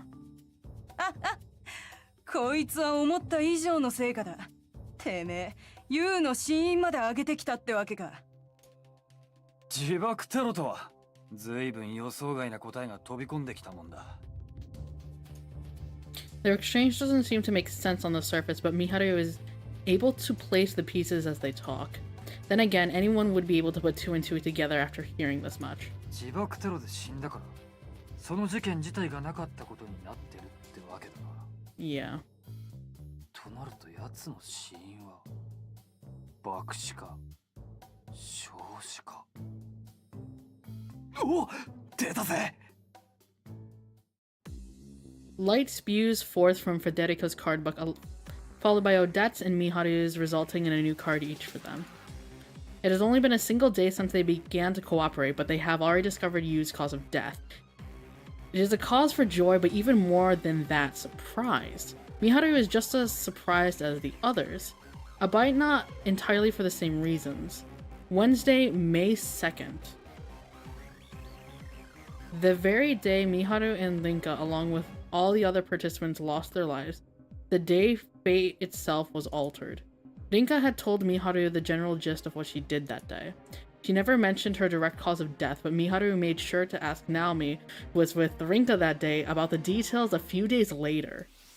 Naomi was obviously frightened by Miharu's threatening attitude, but she did talk about her dreams when she and Rinka were caught up in the fire while on the train. Okay, this explains knowing her cause of death as asphyxiation. Or, well, she might have already... Okay, you know what? I'm gonna stop talking. Miharu feels nothing but guilt over how she treated Naomi at the time, but it's too late for that now. Regardless, Rinka's death was through suffocation. Miharu learned this after eliminating Sonya and obtaining that card. Oh, she obtained it from Sonya! Okay. Right. I forgot she took a card. She took that. Okay. As much as it pained Miharu to imagine Rinka's death, she used that card together with what Naomi had told her to reach the conclusion that smoke from the fire caused Rinka to suffocate. That's close, but not quite. You strangled her to death. However, part of her conjecture was incorrect. She now realizes it was no accident. Rinka was a victim of used terrorist attack. どうしたミハル、顔色が悪いようだけれど。失礼。山手線というのは僕も利用しているからね。そこで人が死ぬところをつい想像してしまっただけさ。Miharu does all she can to maintain composure, but her expression shows hints of anger. You not only took Naomi's life, but Rinka's as well. She cannot forgive him for that. 気持ちはわかるよ。どんな思想があるのかは知らないが、こいつは間違いなくとんでもない悪だな。You know what? 野放しにしてはいけない。You know what's bad about this? I'm with Miharu being here and they're going after you. I am now worried about a debt. Picking up on things and us dying. I'm really hoping that is not going to happen. ミハルの方から4番を優先すると提案してもらって感謝してるくらいだ。カードの消滅なんてことが起こらなければ、俺には3つのカードが揃ってたのにな。まあ、問題はその未練だな。あんたの速さにはかなわないだろうが、時間さえかければ俺たちも死因まではたどり着けた。Yeah, his regret. I feel like the regret's gonna be hard because there are only two things it could be possibly related to, in my opinion, and it's either revolving around Rinka or revolving around his past. And both, if it's around his past, it's easier to find, but if it's around Rinka, that's gonna really, like, knot this thing together. 残念ながら彼の未練についての手がかりを僕は持っていないよ。まあ手段は2つだろ。一つはガキを知るやつを探し出して話を聞く。もう一つははあ。Oh boy. 直接聞くだ。Oh. Odette grins from ear to ear before downing the remainder of her drink. Of course she would want to fight you.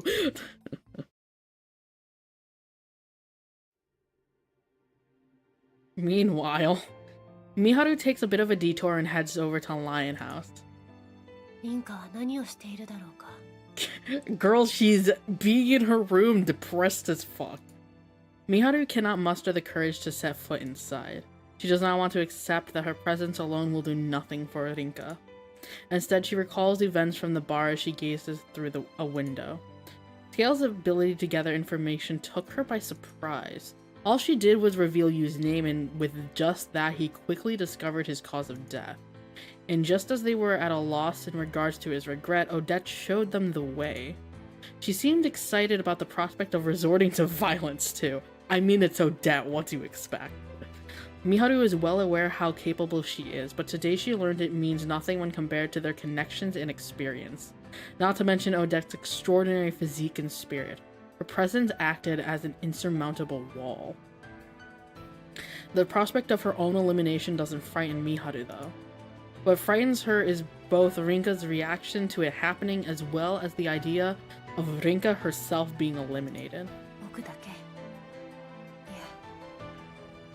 僕ではリンカをつなぎ止めることはできないから。Her willingness to give in, coupled with a complete lack of faith in herself, this is the side of Miharu that she never wants anyone to see. Even so, she made a promise to herself long ago. So long as Rinka believes she's strong-hearted, she will do everything she can to live up to those expectations, no matter the cost.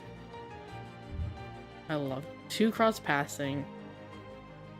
S4. Oh. Interesting.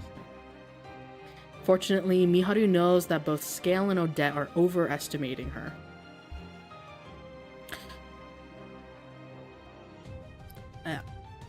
Perhaps it's due to the buff she has been maintaining for years, but All she has to do is keep pretending until the lie eventually becomes the truth. Oh my god, this is reminding me of Danganronpa. I will turn this lie into the truth. I mean, honestly, I will say her line of that idea of like turning a lie into the truth, especially when it comes to human behavior, isn't actually that far-fetched, as weird as it is. The more you pretend to be whatever the lie is, the easier it is for your like own brain to start assimilating to it and that actually becoming you. It's a weird thing to think about, but it's true. An act can become reality the longer you have it on. That's actually reminding me of Genshin, the Genshin Fontaine, the Fontaine Archon quest. I won't go into it too well. Actually, it's been a while. People have played it with like Farina and stuff, and her masquerade and whatnot. That's like, that is the thing. You act long enough, your entire personality is like completely changed forever, and you can't really do much about that because you've just ingrained it into yourself as actual behavior. So like, what became unnatural becomes natural, and then it like when it becomes natural, it becomes reality. Psychology is interesting. Usso da yo. Yeah. Ah, man. I can't do Kokichi's voice. I wish I could do Kokichi's voice. That'd be funny. Anyways. She hates herself for being a liar, but she also appreciates her ability to lie for the sake of a single goal. Indeed, she does it all for one person. All for Rinka. Get yourself a girl as devoted as Miharu. Actually, maybe not, because the death sacrifice thing is not a thing. That might be a bit much. Anyways, meanwhile, Rinka. The rainy season continues, just as I continue to remain a shell of my former self. I've only been eating the bare minimum I need to survive. Oh my god. Girl, you need help. In the summary, Rinka still remains unmoving, only listening to the sound of rain from her room. Okay, death from explosion. He hasn't seen Rinka in a long time, thanks for her. Okay. I haven't weighed myself, but I've probably lost a couple pounds. Naomi. Oh, girl. I've been having the same nightmare lately. It starts with the day I met Naomi and ends the moment she died. Oh my god. Oh, man, night after night, I'm forced to watch her die. I guess it's an appropriate punishment for me, though. It's my fault that she died after all. This is the only way I can repent. The only thing I've done since then is wallow in my own regret.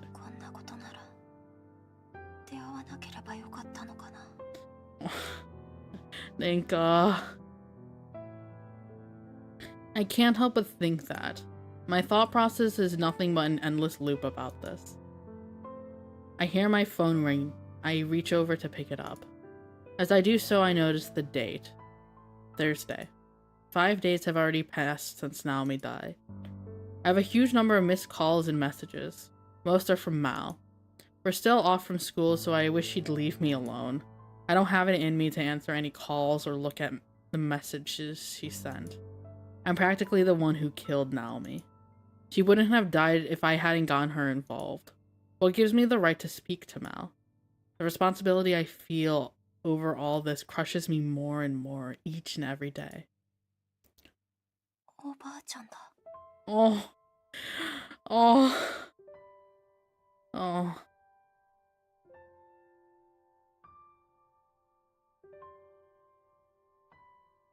There's one missed call from my gran. She left a voicemail. Come see me if things get tough. Ah. Aww.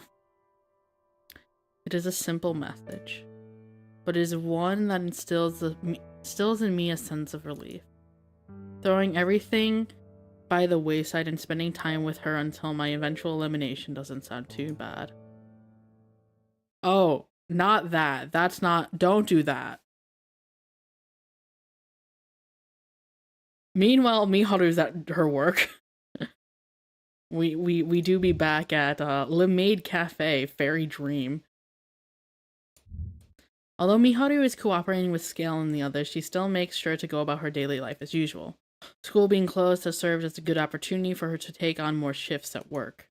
They did warn all students to avoid going outdoors as much as possible, but she doesn't care. Hearing the jingle at the door, Miharu directs her attention toward the entrance. お帰りなさいませ、ご主人さん。 She finds herself at a loss for words. Who can blame her? Addressing the people who just walked in the door as Master is something she would much rather not do. 本日は雨のため、足元にご注意してお帰りくださいませ。 Oh no, is it the three? おい待てよ。俺たちは客だぜ。Redeni goes, no. Okay, I'm not gonna lie, this is a funny ass situation. Also, Miharu still looks fantastic in this outfit. まあまあフェデリーコ君、ここはメイド喫茶というものだ。俺たちもきちんと挨拶を返さないから言われてしまうんだ。Scale clears his throat before continuing. ただいまー。Scale no. Scale no. お気をつけていってらっしゃいませ。 Good job, Miharu. 帰れってことじゃねえか。日本のツンデレというやつは面白いな。Scale, that is not a tsundere. That is her quite literally just telling you to get the fuck out. 適当なこと言ってんじゃねえぞ。大体何なんだこの店は。Is Odette with you or is it just you two? 入り口で騒がれても迷惑だ。席まで案内するよ。 Oh my god. It's common for foreigners to visit a maid cafe in Akihabara, so the two of them don't stand out much. Miharu makes sure they can hear her muttering as she directs them to their table. はあ、どうして僕が。 Miharu is so pissed. Okay, so Odette is not with them, it's just the two guys, of course. Miharu ends up being left in charge of them due to their language barrier. Also, oh yeah, I do suppose that Odette, I mean, those two stand out, but Odette would be a bit much there. 何を勘違いしているのか知らないけれど、ここは君たちの来る店ではないよ。もっと現実に不満を持っていて、さらに女子と接点がないがために過度の幻想を抱いてしまった残念なご主人様たちが訪れる場所さ。Masters are sad, disgruntled excuses for people that somehow have ridiculous expectations of girls they've never once interacted with in their lives. Oh my god. God damn, every otaku just getting their fucking face pounded in by Miharu. Holy shit.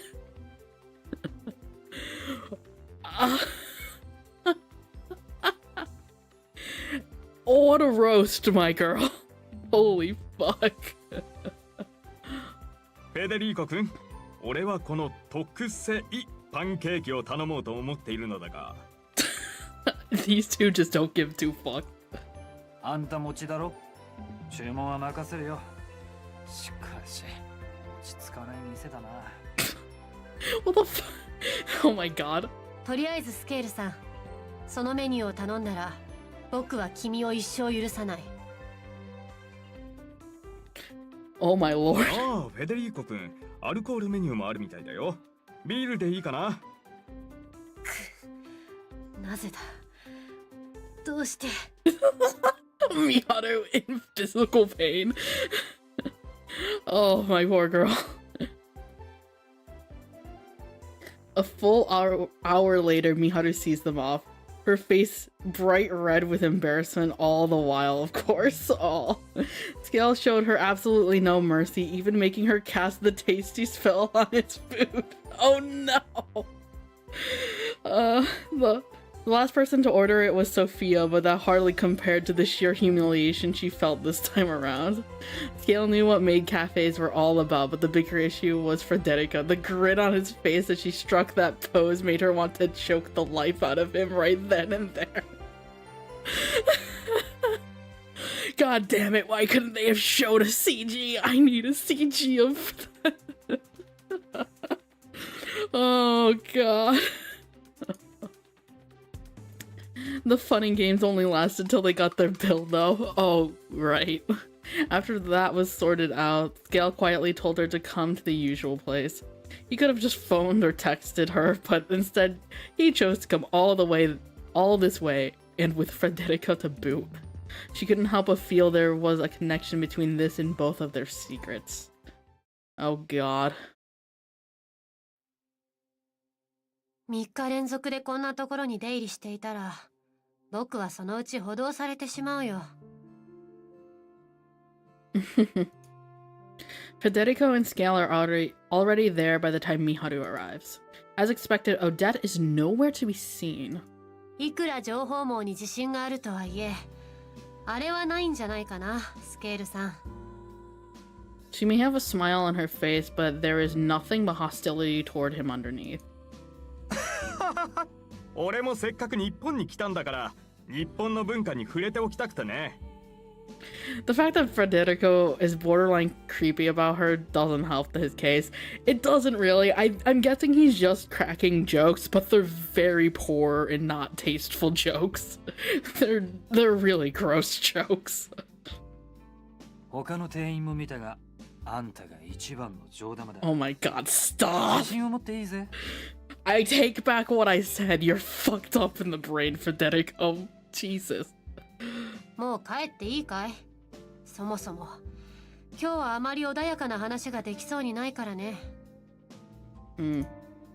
Miharu makes it clear that she has no time for jokes. She refuses to order anything today. She does not even sit down before continuing. メイド喫茶にスケールさんと言ってくる。そうでもないとオデットさんから逃れられないんだね、フェデリーコさん。てめえ、俺に喧嘩売ってんのか。落ち着け、ミハルもだ。その様子だと今日呼ばれた理由はもう分かっているんだね。Oh, it's to also form an alliance against Odette. Miharu freezes for an instant. She takes a moment to reflect on it. After all, she must remain one step ahead of her own expectations. Miharu's pupils widen as she reaches a conclusion. オデット・マランソンの脱落。僕を引き入れたのはそれが目的だね。俺は君を仲間にしてよかったと思っているよ。彼女もまた、俺は君を仲間にしてよかったと思っているよ。話が早くて本当に助かる。彼女もまた危険な存在であることは分かっているはずだ。My god, this man is playing so much chess. 以前話した通り、人は行動するとき隙ができる。前を見ればその分、後ろで起きている出来事に気づかなくなるからね。Right. あんたが唯一あいつの懐に潜れる可能性を持っている。俺はこいつに対してオデットは好きなんて見せやしないからな。Yeah, and she probably is trying to plan a counter against that too. Hold on, I also want to...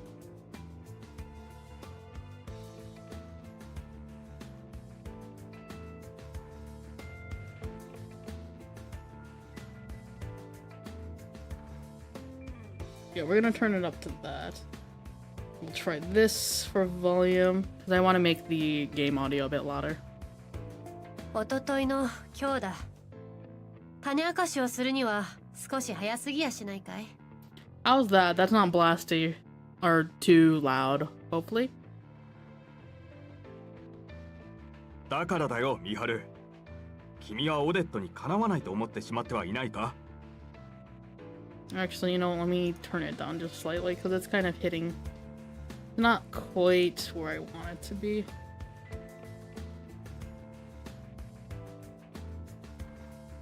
Okay, yeah. I think this will be a little better. One down. 彼女が強く聡明であることは誰の目に見ても明らかだ。だからこそ負けを認めるのは危険だ。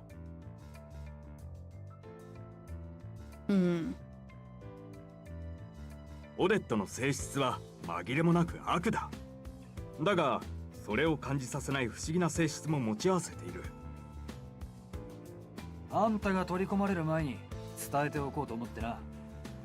アランの野郎もオデットもいなくなる。どうだ、随分と戦いやすくなるとは思えないか。僕が彼女の情報を集められると、それは過大評価じゃないのかい？情報って言っても死因はすでに俺とこいつで見当をつけてるんだ。オデットから隠れながらになっちまうが、もう数日もあればカード化できるまで情報が集まるはずだ。 Dude, you say that, but I have no doubt she's on to you already. And she's just playing along. オデットの未練だけ探してくれればいいんだ。 Her regret. Does anyone have her regret? No, we have 9 regrets.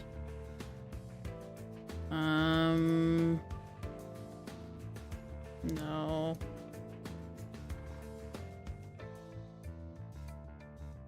Name.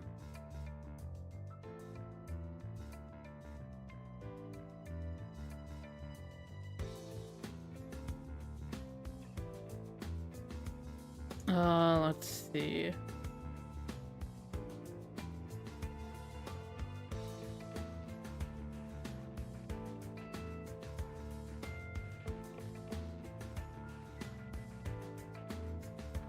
No, I don't think we don't have anything there.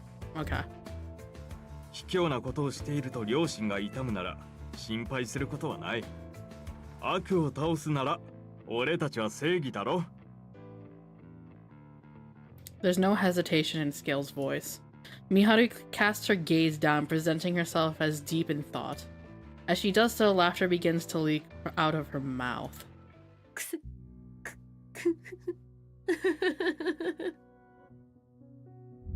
What the? Dark side of hers. What the fuck? Miharu? 面白いことを言うね、君は。僕たちは正義？くす、それは違うよ。僕たちはみんなまとめて悪だよ。でもそれでいいさ。悪だって構わない。僕の目的はいつだって一つだからね。Oh god. Part of her laughter comes to seem from the massive collapse of tension. The wall she thought to be insurmountable has already begun to show cracks. Just as they've already gotten an idea of her cause of death, Miharu has come across clues regarding her regret. Turning those clues into a card shouldn't prove too difficult with Scale's help. What's more hilarious, however, is that Scale, who is willing to betray Odette immediately after forming an alliance, has no idea that Miharu possesses his cause of death card. Situations like this don't happen on a daily basis, and that is why Miharu finds herself laughing hysterically. Her sudden change in attitude seems to perplex Federico. こいつ壊れたか？心外だね。僕もおかしい時には笑ってしまうよ。協力関係を結んだんだ。精一杯全うさせてもらうよ。ただし僕が動くのはどちらにせよユウを脱落させた後だ。この条件については守ってもらうよ。そう言うと思ったよ。もちろんだ。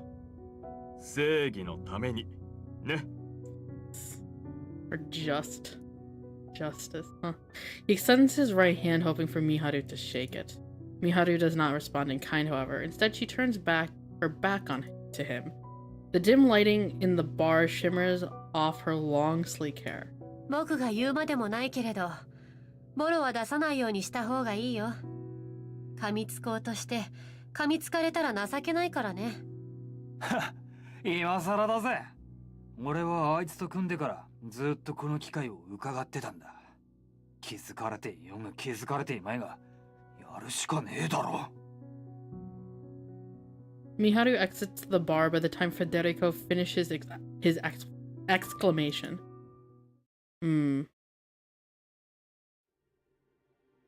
Miharu finds herself staring into Lion House from outside once again. The nighttime summer breeze caresses her. 君のためにやり遂げるよ。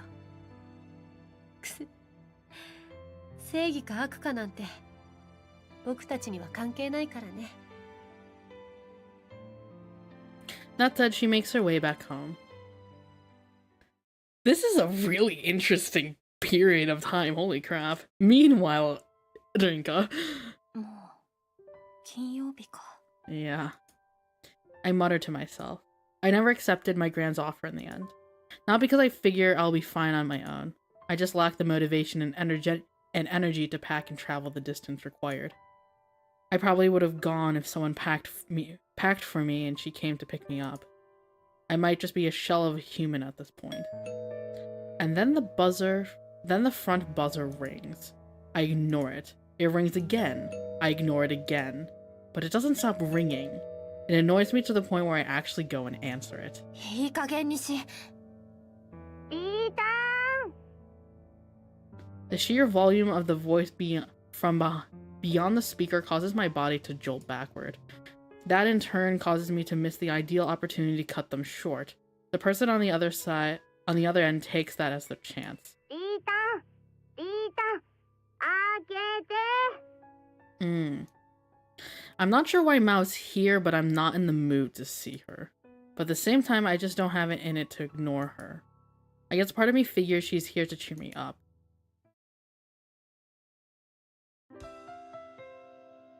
リータン、久しぶりってすごい格好だね。Mao, I know you're here to help, but don't comment on that. Mao gives her honest opinion on my current state. I know she's right too. My hair's a mess and I'm wearing pajamas. I've at least been taking baths and brushing my teeth, so I shouldn't look like complete filth. なんだかずいぶん久しぶりだね。たった4日なのにさ。うちらこんなに会わなかったことってないかも。そういえば第4巻に来たのもめっちゃ久しぶりだよ。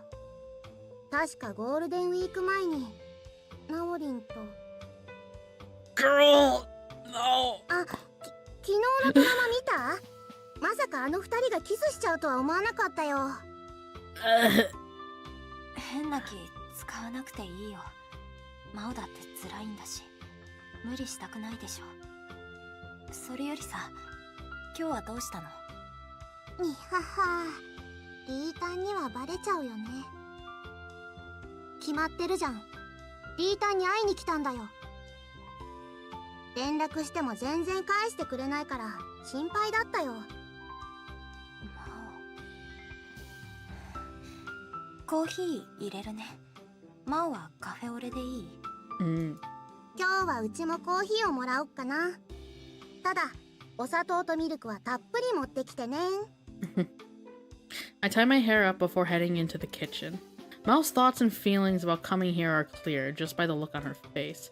I may not have the energy or motivation, but that's irrelevant when I'm in the kitchen. You're a pro the moment you enter the kitchen. My grand's words have stuck with me even now. Now that I think about it, I haven't made any coffee for a few days. It's not that long, really, but I don't think I've ever gone this amount of time without brewing anything. I doubt I've gotten any worse. No matter what condition I'm in, my body remembers what to do. Aw, hi Mao. ああ、いい香り。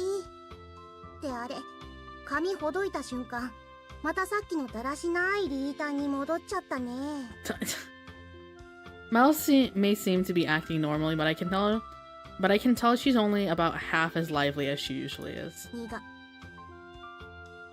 One tiny sip is all it takes for her to grimace at this taste. She wastes no time dumping in 4 more sugars and extra milk to the cup after that. Not a moment of hesitation at all. Well, that's fine by me. I'm not particularly fussy about how people prefer their coffee. Lion House is meant to be a second home to its customers. Why do something here that you don't like doing at home? It's sure a terrible day for rain. Both of us quietly count raindrops as we drink our coffee. Time passes slowly, as though in contrast to the tempo of the rain. The droplets clinging to the tree leaves accentuate their beautiful green color. この数日間、毎日泣いたよ。不思議だよね。雨だって止むのに、涙は枯れないんだから。Her voice changed a lot in that. Huh? Her voice is almost hushed enough to be drowned out by the rain. That was like almost a different person I just listened to. She is right though. I spend every day in tears, and there seems to be no end to them. リータンはさ、どうして自分を責めてるの？自分をどうして？ Look, she's such a mess. Ugh, I want to pat her. Ninko wants to know how Mao knows. After all, the only person she talked to about you was Miharu. Regardless, she offers a simple explanation of the facts. Mao shouldn't know anything about divine selection, let alone the fact that Naomi got caught up in it. リータンがうちのことをわかるなら、うちだってリータンのことはわかるよ。あの時リータンは事件現場に居合わせちゃっただけ。助けられなかったなんて思わなくていいんだよ。悪いのは犯人だよ。リータンは自分を責めるんじゃなくて、ナオリンのことを悲しんでればいいんだって。私がナオミにコーヒーを教えなかったら、模擬店をやろうって思わなければ、こんなことにはならなかったんだ。あの日、図書室で声をかけなければ、私と出会わなければ、ナオミは知らなかったかもしれないんだ。Rinka. Oh. That is what I've been telling myself over and over again. Doing so has become a part of my daily routine. そんな風に言うなよ、リータン。うちは楽しかった。リータンとミハルンとナオリンで過ごして楽しかったよ。ここでおしゃべりしたり、遊園地に行ったりもした。Yeah, the survivor guilt is really strong. リータンがそんな風に言ったら、せっかくの思い出がつまんなくなっちゃうよ。ナオリンとの思い出は、うちらの宝物だよ。文化祭が終わったら遊ぼうって約束もしてたのにな。もっといろいろ一緒にいたかったけど。だからさ、リータンは自分を責めるんじゃなくて、悲しんだ方がいいと思うよ。もっと一緒にいたかったって、亡くなっちゃった未来を悲しもうよ。Aww. It's like, it's still pain, but like, Mao is correct. She needs to like, she's not quite processing the grief. She's just kind of stuck somewhere.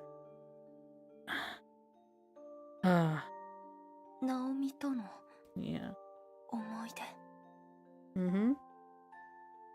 Those memories aren't just mine. Like Mal said, those are memories we all treasure. 言ったじゃん。リータンがいなくなっちゃうような気がしたって。そんなの嫌だ。リータンがこのままずーっとダメになっちゃうのも嫌だ。割り切れないよ。うちだって全然割り切れないけどさ。これから先を生きるのはうちらなんだよ。We're still alive. We still have our futures ahead of us. I still have the potential to achieve something, despite all that's happened. No one knows what the future holds in store for us. 元気出してなんて言わないよ。でもね、リータン。ずっと下を見てなくてもいい。前を見たら、一緒に泣いてるうちらがいるよ。Aww.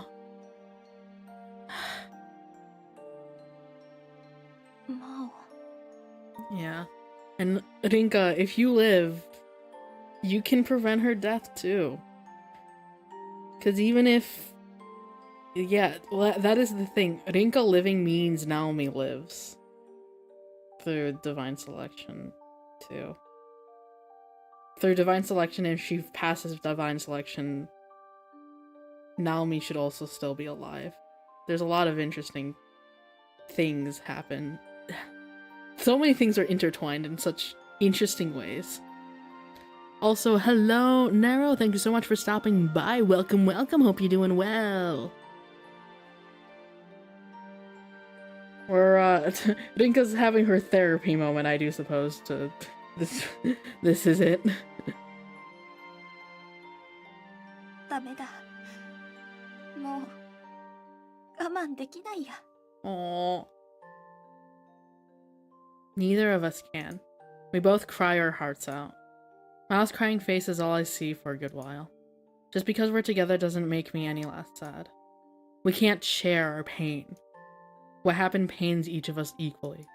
Still, at the very least, we can weep over what we lost together. I just woke up, so I'm okay.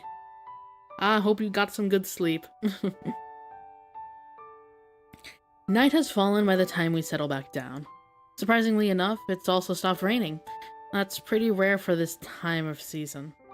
今週で休校はおしまいだってさ。リータン聞いてた？ Oh. そうなの。着信を遡ってみたら、学校から連絡あったと思うよ。とりあえず、来週いきなりサボっちゃダメだからね。わかってる。来週また会おうね。またね。 I head back to my room after seeing Mao off.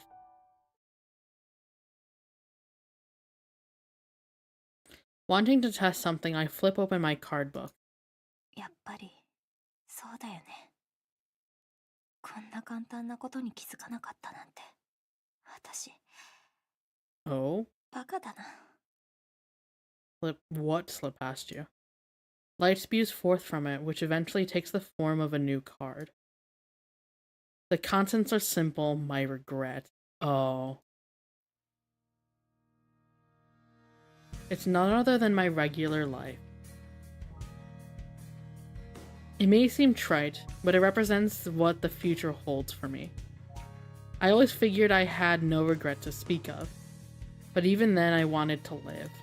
It takes me a while, but I finally figure out the answer that lays behind the contradiction. The lack of an answer in regards to what my regret is, in itself the answer I have been seeking. I just want to spend more time with everyone. I want to be someone who is cherished by everyone, like my gran. I want to fall in love just like the characters in the shoujo manga I read. I want to watch a movie that really tugs at my heartstrings. I want to get better at making coffee. I want to make food worth serving here. I want to go to college. I want to grow old enough to drink. So many desires. So many wishes. So many possibilities. Oh, look at her. Oh. And you know what? That is a fitting regret for Rinka. Just regretting daily life. Just knowing that you're not going to be able to do what you would always normally do and, like, grow old. That it's a generalized but, like, really encompassing regret, actually. It's interesting. There's still so much I want to do. Things I haven't even realized yet. My regret is tied to the idea of what awaits me in life. Who I'll become, what I'll achieve, all of that. Thinking and worrying about that while marching forward is, to me, an integral part of my daily life. And that's not something I'll abandon so easily. I press the new card against my chest as I think that. まさかマオに気づかされるなんてね。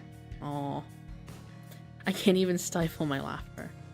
It's the first time in a while I've been able to laugh. My actions from here on out are tied to my future. I'm the only one with the ability to achieve the limitless potential that awaits me. Who else could do that besides me? There's just one thing though. One thing I have to achieve immediately. ナオミを取り戻す。 I throw my fist up toward the ceiling. Mal said it's fine for me to grieve, but I don't have that luxury. Nor do I have the luxury to sit around and blame myself. I'm currently balancing on the boundary of fate itself. Now is the time to face forward and act. I need to eliminate you. Not because of what he said. This is entirely of my own will. I'll take my life back with my own hand. 待っててね、ナオミ。 Is my life worth casting aside the lives of others for? I still don't know that answer. But I know that I'm willing, but I know that I'm the one who will shape my own future. Oh boy.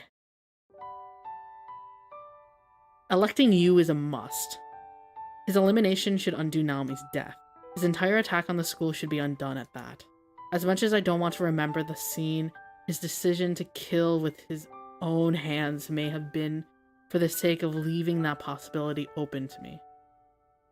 Had the explosion or fire been her cause of death, things may have been tweaked so that she ended up dying in an accident or something similar. He's made thorough preparations for me to kill him. The only issue is that I only have his name and cause of death, since his regret card disappeared. I can't just eliminate him and leave it at that either. What secrets are hidden within the memories he regained? Why is he so desperate for me to elect him? Only after I learn more about him do I plan to eliminate him.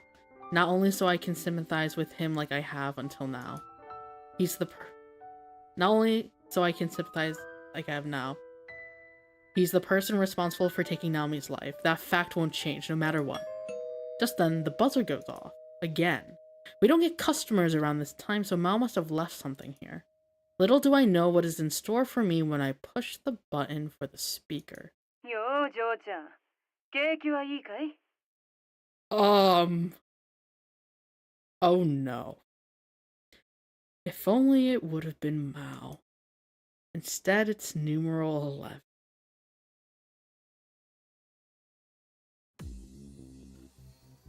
More frightened by the prospect of what will happen if I ignore her, I decide to let her in.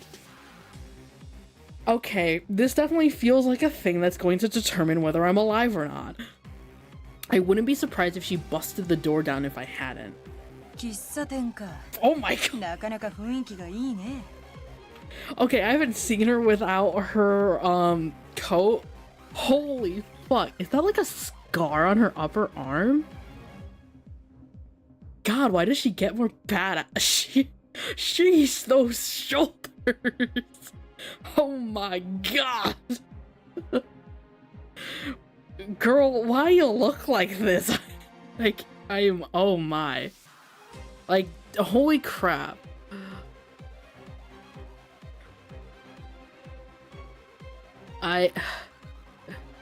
Oh god.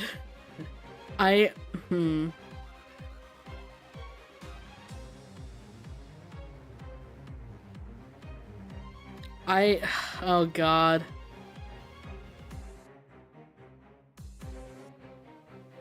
Okay. Alrighty. Looks like shadow only. Oh, maybe it's that.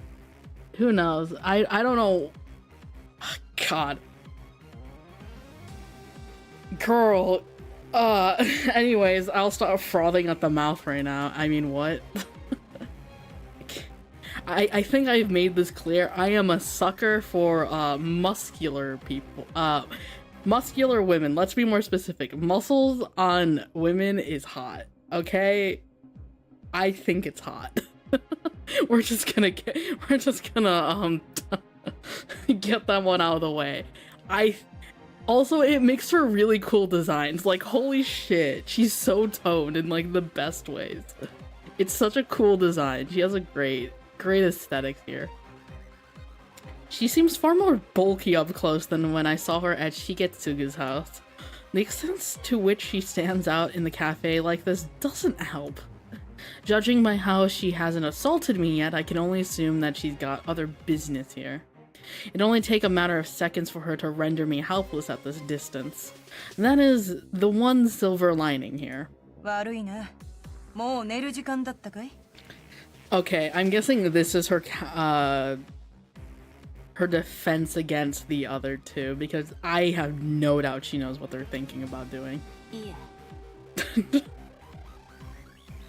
And once again, Rinka is so short compared to her. Look at the difference between these two individuals. Like, holy crap. Rinka is a small ass twig compared to this woman. Oh my god, wait, no, I'm thinking of a terrible meme. I'm thinking of a terrible thing that I saw of like, oh my god. Oh god, no, not that. Okay, I need to stop thinking about that. Anyways. 現実世界で会うのは2週間ぶりくらいか。元気してた? Oh my god, Fresh. If you know the one I'm thinking of, oh shit. God.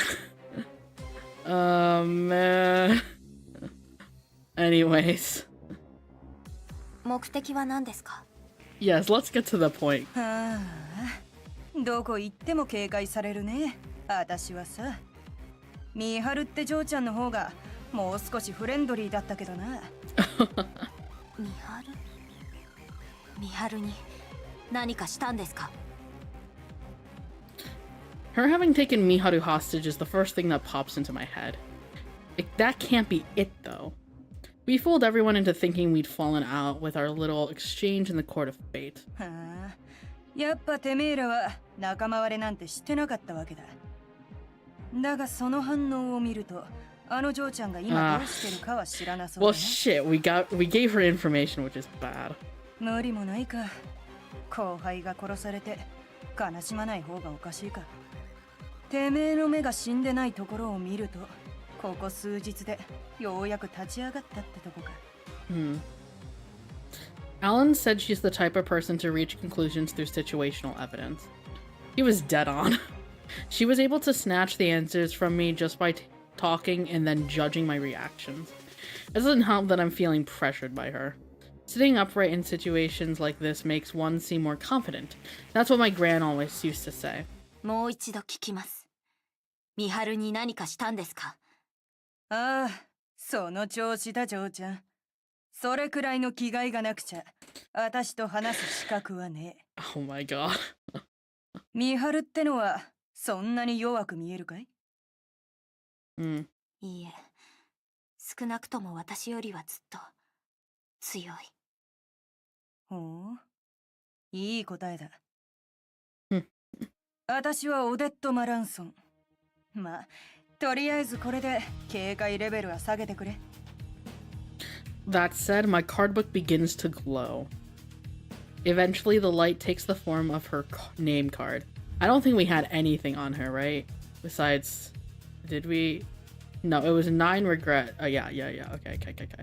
I have to refresh my brain about the cards every single time because I cannot remember every single one. どうして? 私はてめえと話をしに来たんだ。てめえに私の名前を知られたところで負ける気はしない。True. 何より初めのビビりようからして私のカードを持ってないことは分かってたしな。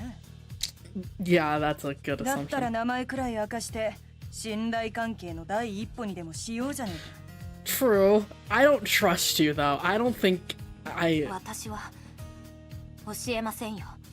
ああ、その心配はいらねえ。凛か獅子舞。この場所が割れてる時点で使命がバレてるって分かってただろうけどよ。Okay. Yeah, I don't. Whatever she proposes, I don't think it's a good idea. I don't care what it is. It's just as she says. In fact, it'd be odd for someone not to find out my name along with Lionhouse. あなたが牛塚さんの時みたいにこの家を襲いに来たわけじゃないってことは分かりました。最初からそう言ってるだろう。そうだな。あえてこう言ってみるか。私はてめえを助けに来てやったんだ。I don't trust this. 私を助ける？冗談はやめてください。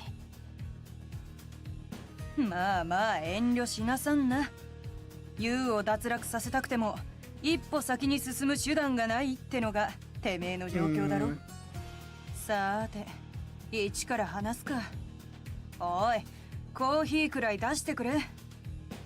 Oh, that takes a seat at one of the tables without giving me so much as a glance. I don't think I've got any other options, so I make some for both of us. More coffee, because we need that at night. なかなかいい味だ。てめえ、年の割には努力してるじゃねえか。Okay. 上出来だ。Okay, this music with this portrait is not correct. This is horrifying. This is terrifying and not at all relaxing.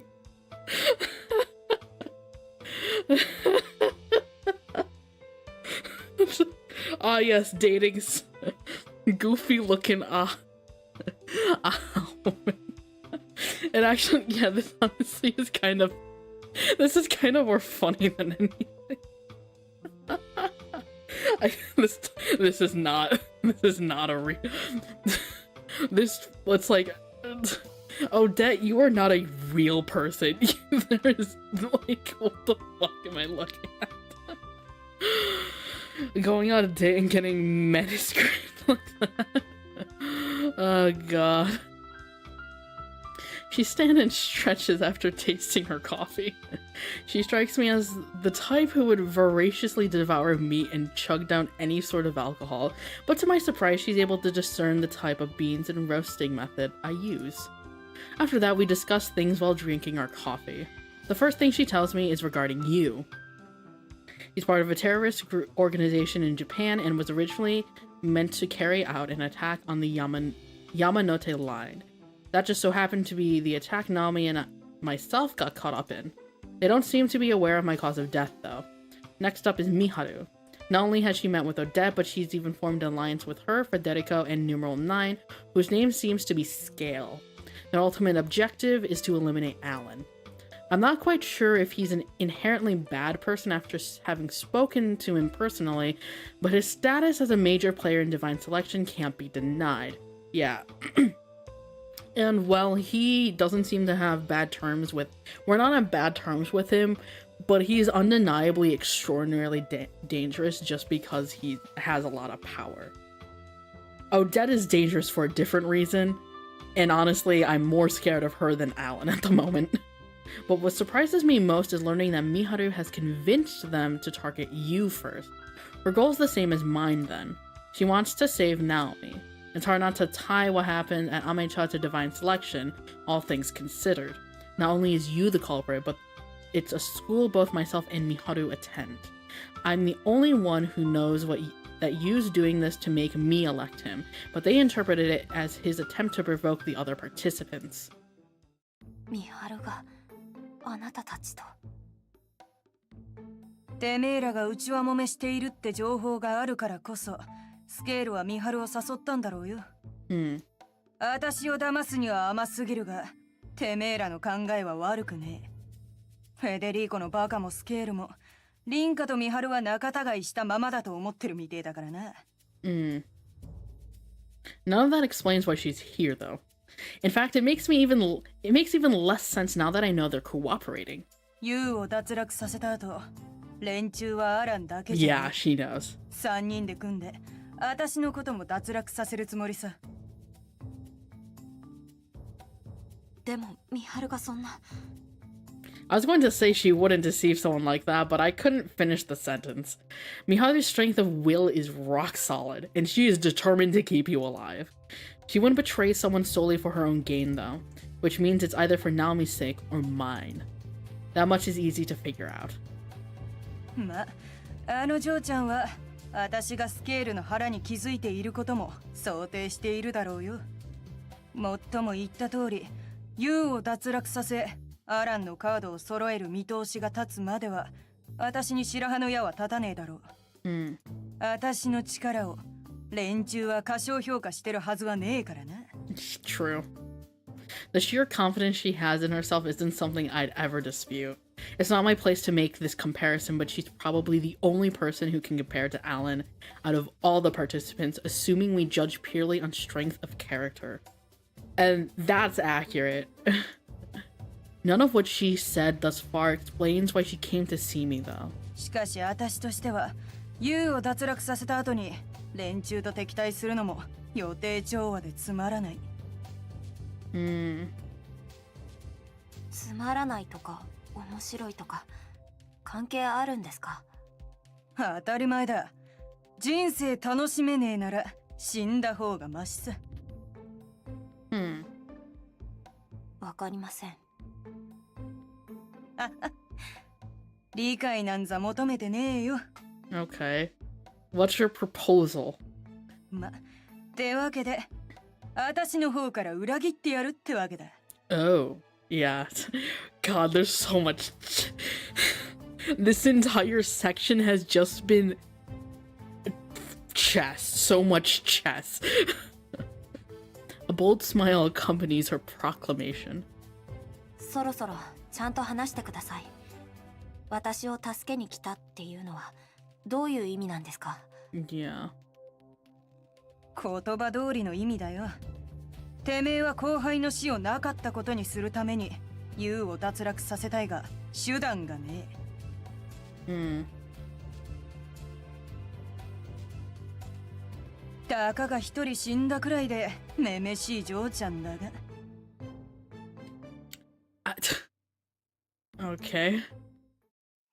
たかがじゃないだろう。ナオミの命をたかがなんて言うな。Oh god. I messed up by saying that. I don't regret it though. I won't let anyone get away with saying that about Naomi. I don't even bother to say anything else after that. I just glare at her. 上出来だ。てめえが今の発言を聞き逃してたら、私はこのまま帰るつもりだった。Betrayals, betrayals everywhere. So much. それに、その調子で喋れよ。敬語なんてのは私は知らねえ。Okay, alrighty. 私を試した？ああ、そうさ。悪いかい？私はてめえを助けに来たって言ったが、無条件じゃねえ。その選択を迫る意味があるかどうかを試したんだ。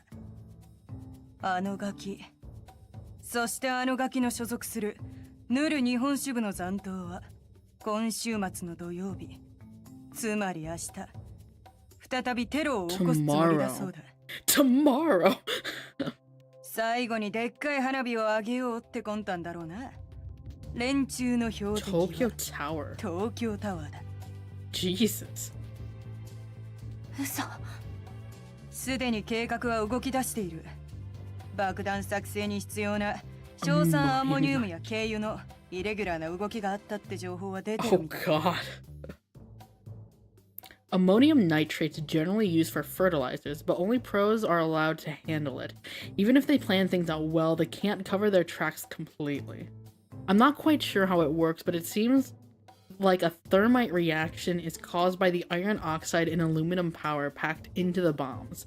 Not only will the blast be powerful, it will also spread fire everywhere. Fire bombs, basically.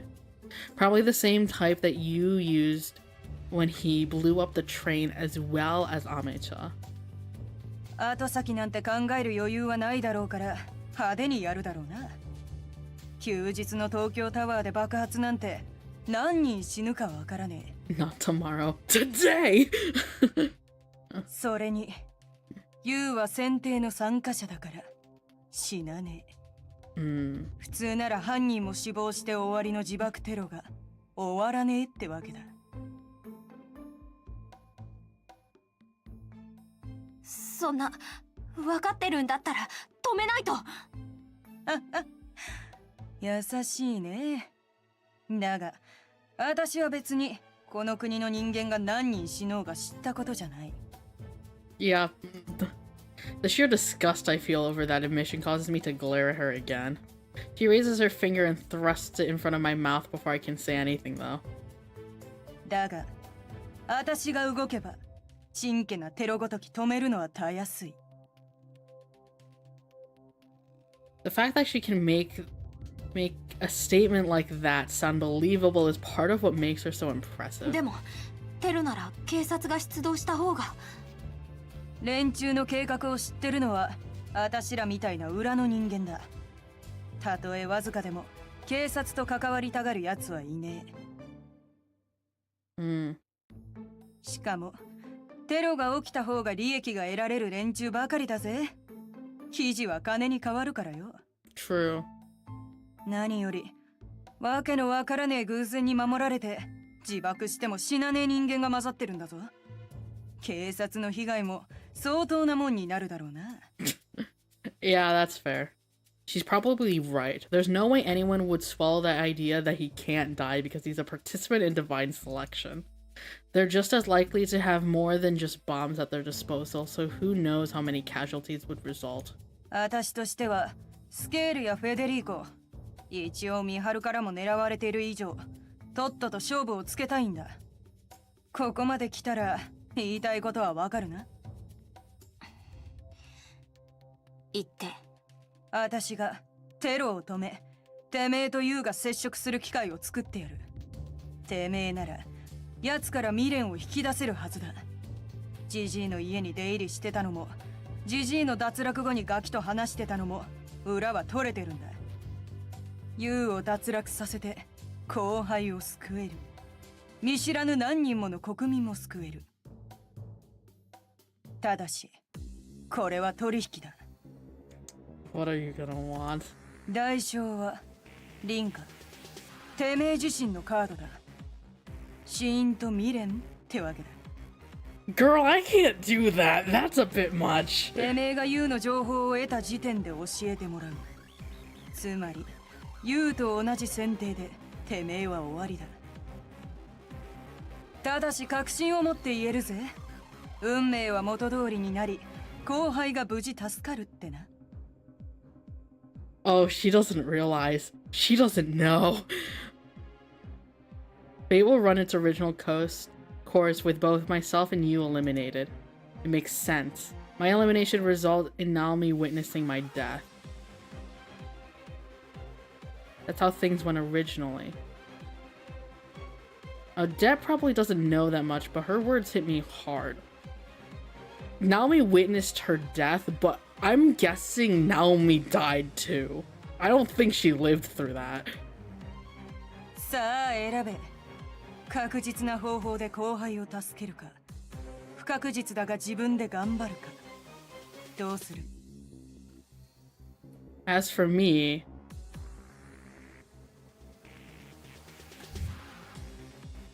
okay, wait, hold on. I'm saving, but also, fuck no! I'm not doing that!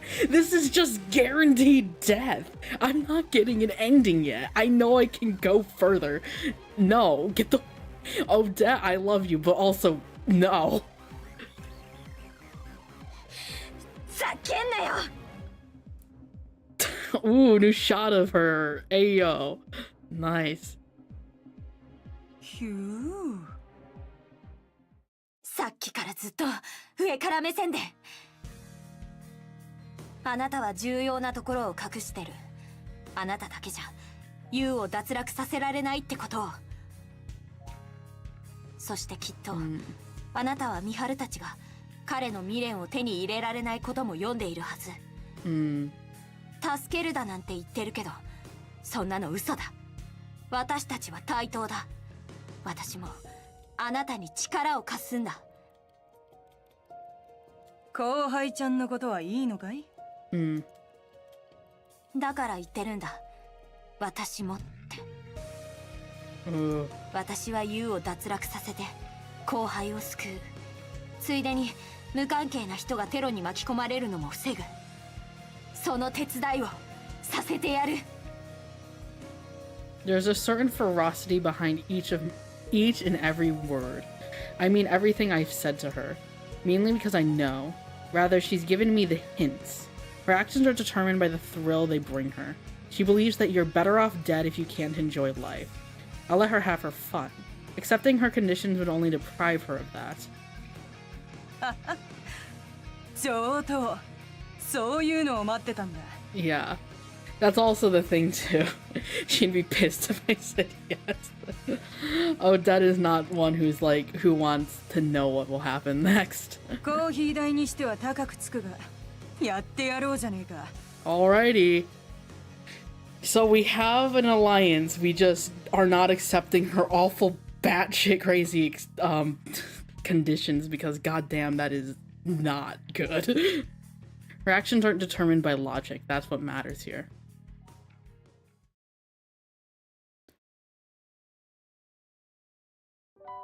But either way, I'm just like, no, fucking, I'm not giving you my cards, goddamn.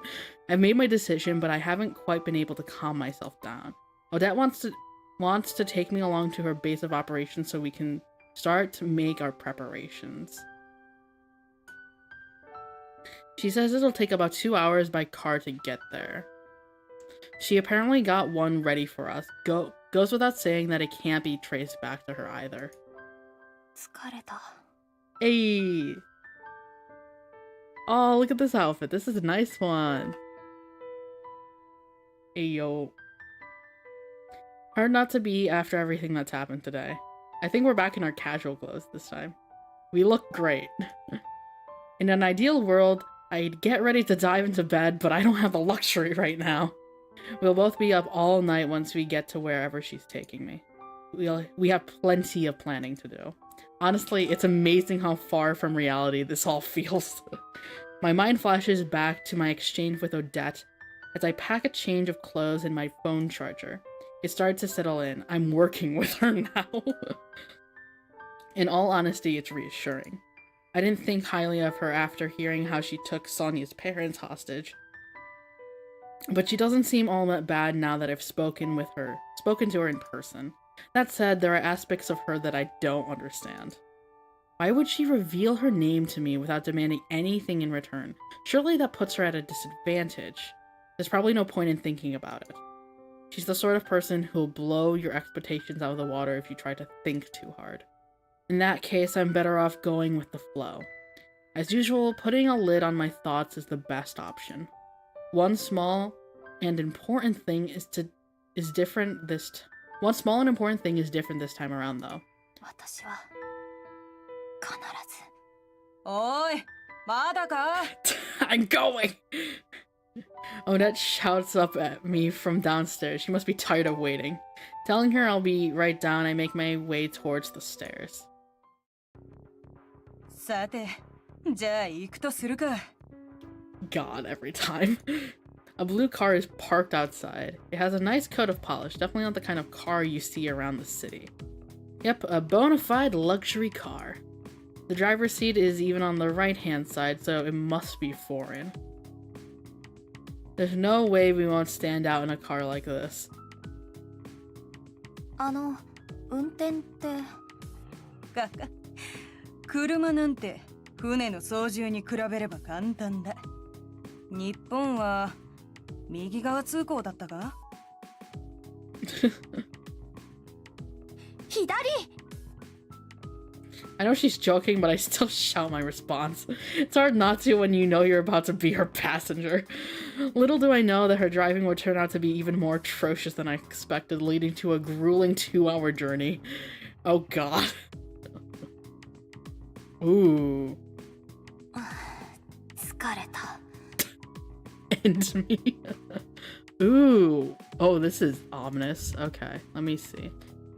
A Yokohama warehouse. Oh wait, we're in Yokohama. No way! After a shipping company had let go of this warehouse, it fell into dilapidation. Some consider it a haunted spot, but after witness accounts of strange lights and sounds coming from a supposedly abandoned warehouse, people began to outright avoid the place. Interesting. Also, what are we looking here? Okay. ジョーちゃんは貧弱だね。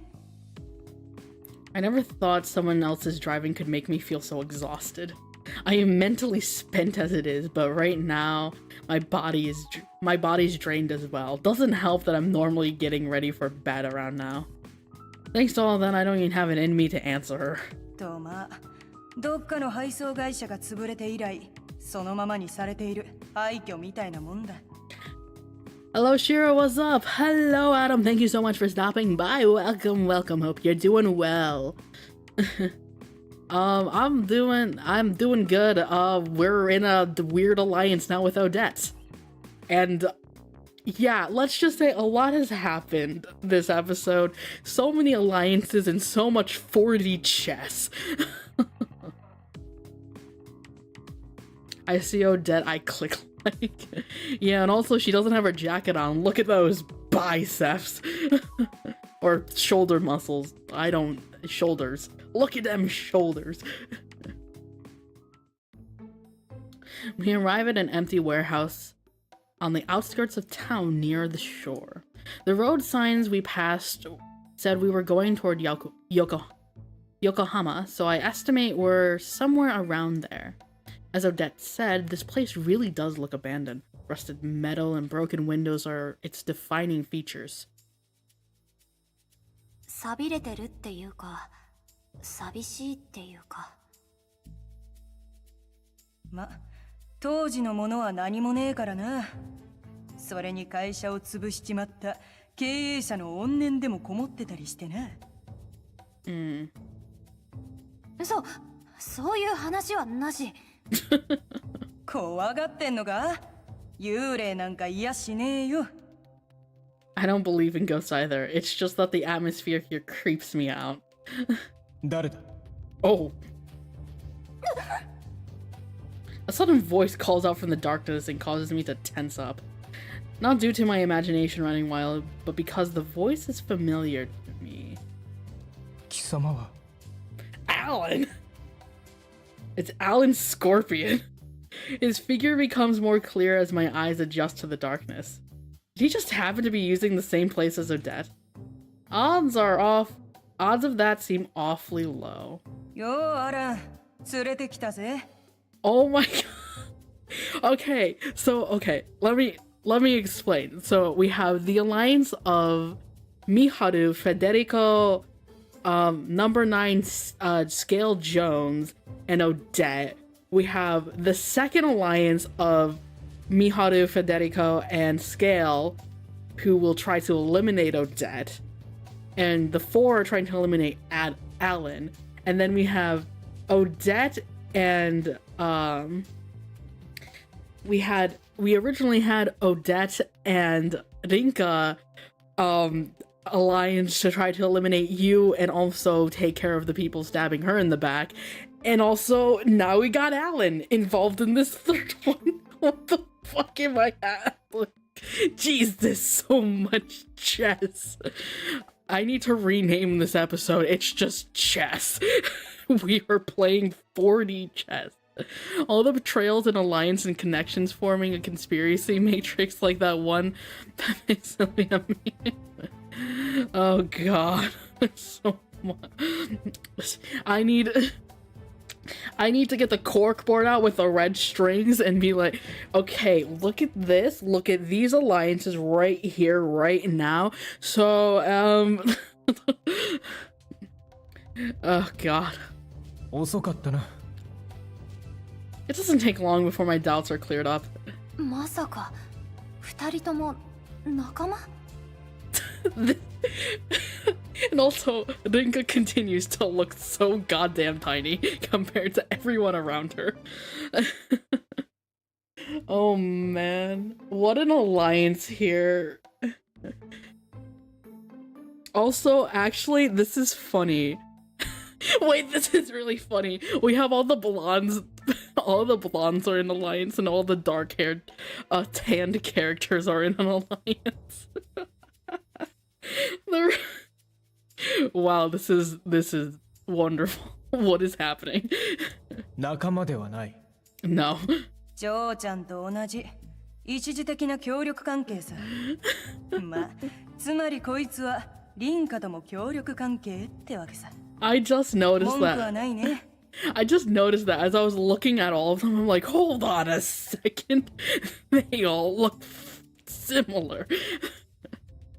Oh god. A temporary alliance. Was just thinking that. And hello, dear, oh dear, thank you so much for stopping by. Or if you were looking, hello. Well, hope you're doing well. Welcome, welcome. Alan's even more expressionless than usual, whereas Odette has a big grin on her face. And these two are the most polar opposite I have ever seen. These are the two people I fear the most in Divine Selection, and they're both like, this one right here, I want that one. Picks her up by the nape like a kitten and drags her around. I never would have expected them to team up, let alone that I would end up a part of that team. Nervous doesn't even begin to describe how I feel. I'm on the verge of throwing up. Honestly, same, girl. If I saw these two in this scenario, I would just be like projectile vomiting, being like, oh my god. In any other situation though, I would just be having a wonderful eye candy view, because these we quite literally are now paired up with two of the hottest characters in the game.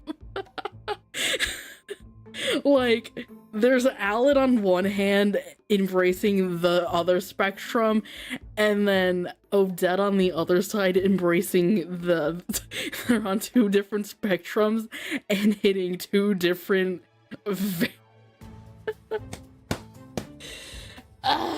okay, anyways.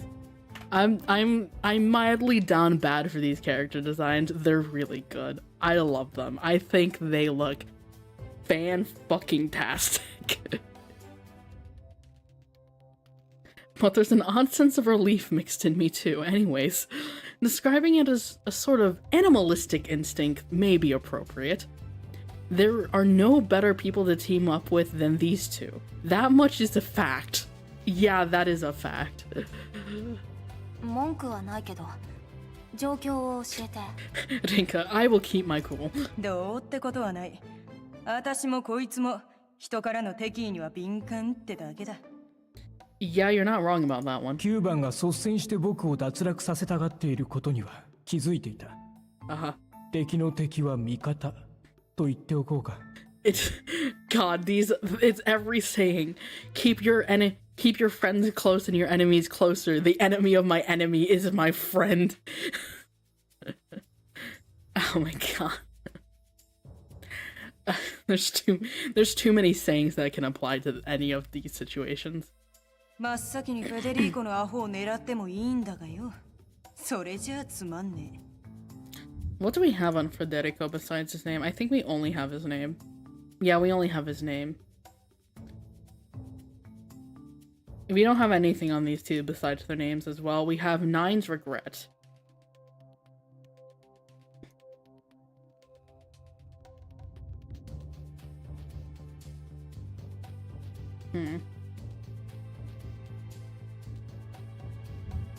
Anyways. だったらまずは連中の狙ってる4番のガキ。ユウを先取りしてやった方が面白いだろ。I figured it would be something like that. There's no way these two would work together otherwise.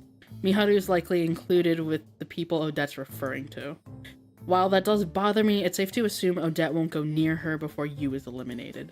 I still haven't thought about what to do once I accomplish that. Ideally, I'll have the opportunity to talk things out with Miharu as soon as possible. I need to be careful about that though. The others are only cooperating with her because they're under the impression that we're no longer friends. I turn to face Alan. Does he know the conditions that Odette presented me with? どうして私を君が4番と何か因縁があるのは知っている。君なら彼の未練を聞き出せるはずだ。そういう意味で僕たちと利害は一致している。Okay, it's just that. As usual, I can't figure out his true motives. Man is stone-faced. Man, you know what? This man would be perfect in a casino. I don't think anyone could win against him in a casino. Before he mentioned wanting to see how far my mindset could take me, is he using this as an opportunity to judge that? さあ、ご託はいい。ちゃんと用意してるんだろうな。The goods? 問題ない。 That said, he carries on a number of sturdy cases over to us. Oh god, is that like bulletproof vests and shit? Or like riot gear? Odette proceeds to open them with a wide grin on her face. Inside are handguns. Oh god. We're giving her a gun. This is a bad idea. I assume the differing shapes mean they're all different makes. There are 3 in total. M500 リボルバーにベレッタにトカレフか。有名どころを揃えてきたもんだ。M500, Beretta, and a Tokarev. I don't actually know what the other 2 are. Hold on. I want to look that up for my own, like, so I have context of what they look like. M500.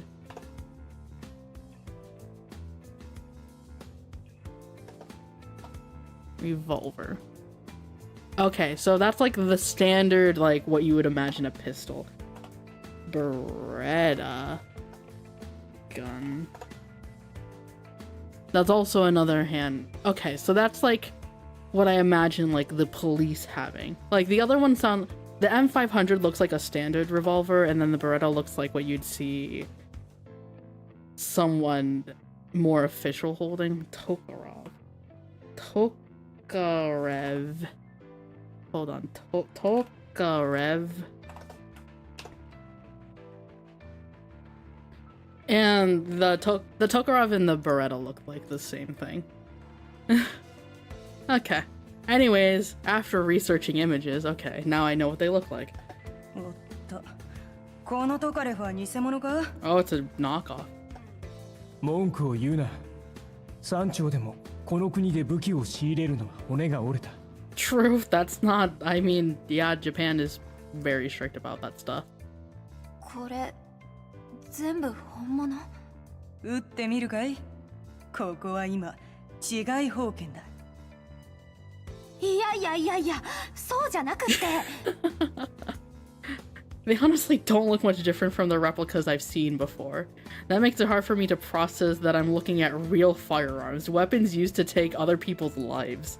At the same time, part of me avoids touching them on instinct. テロ組織と戦うんだぜ。丸腰でいけると思うか? I mean, true. あくまで自衛用だ。悪いが予備の弾薬はほとんどない。 Okay. 銃撃戦を展開するには心もとない。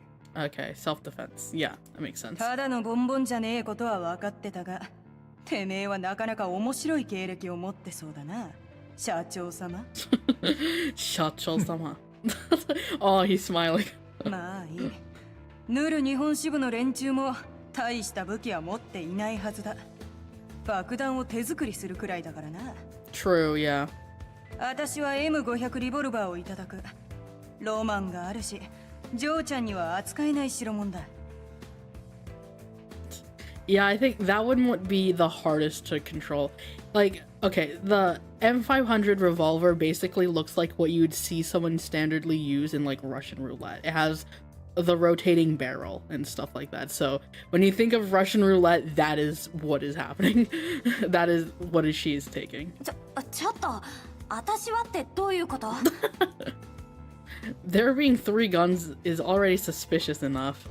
Odette just claimed one for herself though, which means... ベレッタ92の方が信頼性は高いか。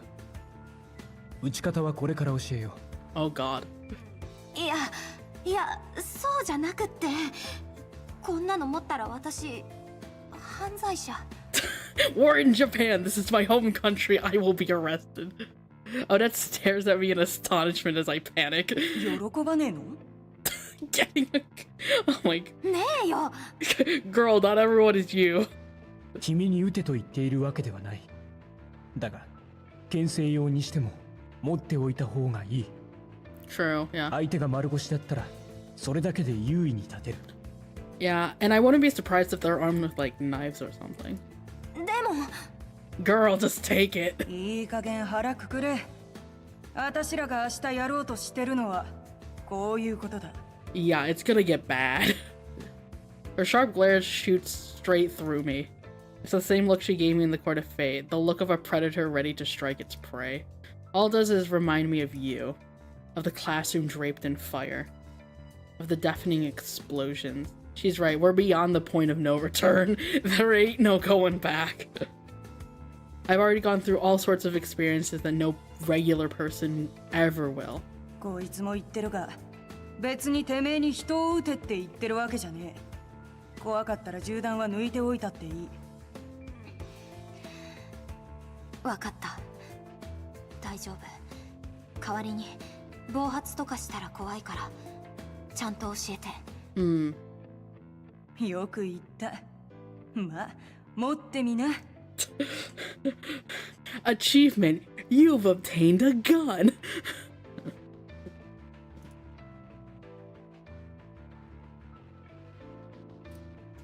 Guns may be allowed where they're from, but this is Japan. The very concept of them is foreign for most people. I take hold of the jet black pistol in order to make good on my resolution. Now I've officially broken the law. It's a lot heavier than expected. Just over 2 pounds, I'd estimate. You see people use these with one hand in movies and stuff all the time, but it's pretty hard to hold it steady like that. Using both hands helps somewhat. But at the same time, it feels far too light when you consider they can take someone's life. 撃てばさらに反動がある。君の筋力と体重では標準どころではないだろうな。Oh yeah, we're gonna have あくまでご信用だ。構え方を覚えておけば牽制程度にはなる。yeah, true. 使い方は後だ。オデット、先に話を進めてもらおう。どうやって言うの？組織のテロを止めるかっていう具体的な話ですね。ああ。その前に、リンカ、君は僕にも敬語を使わないでいい。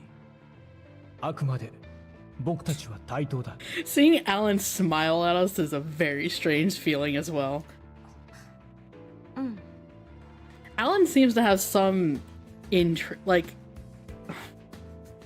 in Rinka's personality, which because he seems to view us similar to someone he knows, which I'm wondering if that ties into into the regret. Seeing Alan with a warm smile is unsettling. Yeah, we're all thinking the same thing. Alan, stop smiling. You need to be dead inside. Bit of an odd thing to be particular about, but whatever. I have no reason to say no. これから話すのはあくまでスケールを通じて聞いた話だ。もっとも、ユウの件に関してあたしらを騙す必要はねえだろうから確実性は高いだろうがな。Okay. まず第一に、連中の目的だ。Their objective. I heard that terrorism is mainly used to establish political agendas. Null's Japan branch was formed by people influenced by a foreign organization, though, so I don't know anything about their motives. 無関心への抵抗だそうだ。Indifference. どういう意味？ Alan is the one to give me an answer. この国は世界に無関心すぎるということだろう。僕も時々思うことはある。Oh, I see. この世界は理不尽で満ちている。戦争、貧困、病気。数えればキリがない。日本という安全で裕福なこの国の住民は確かに、そんな世界の理不尽に対して鈍感かもしれない。そいつは嫉妬じゃないのかね。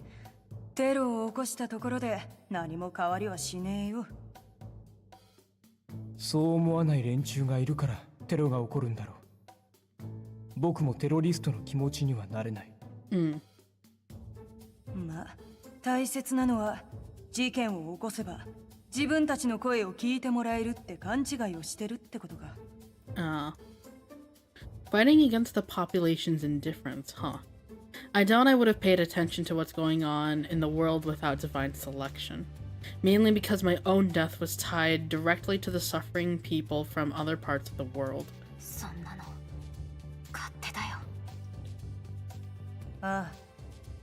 だから私らもこっちの勝手な都合で連中の世界への抵抗を止めるわけだ。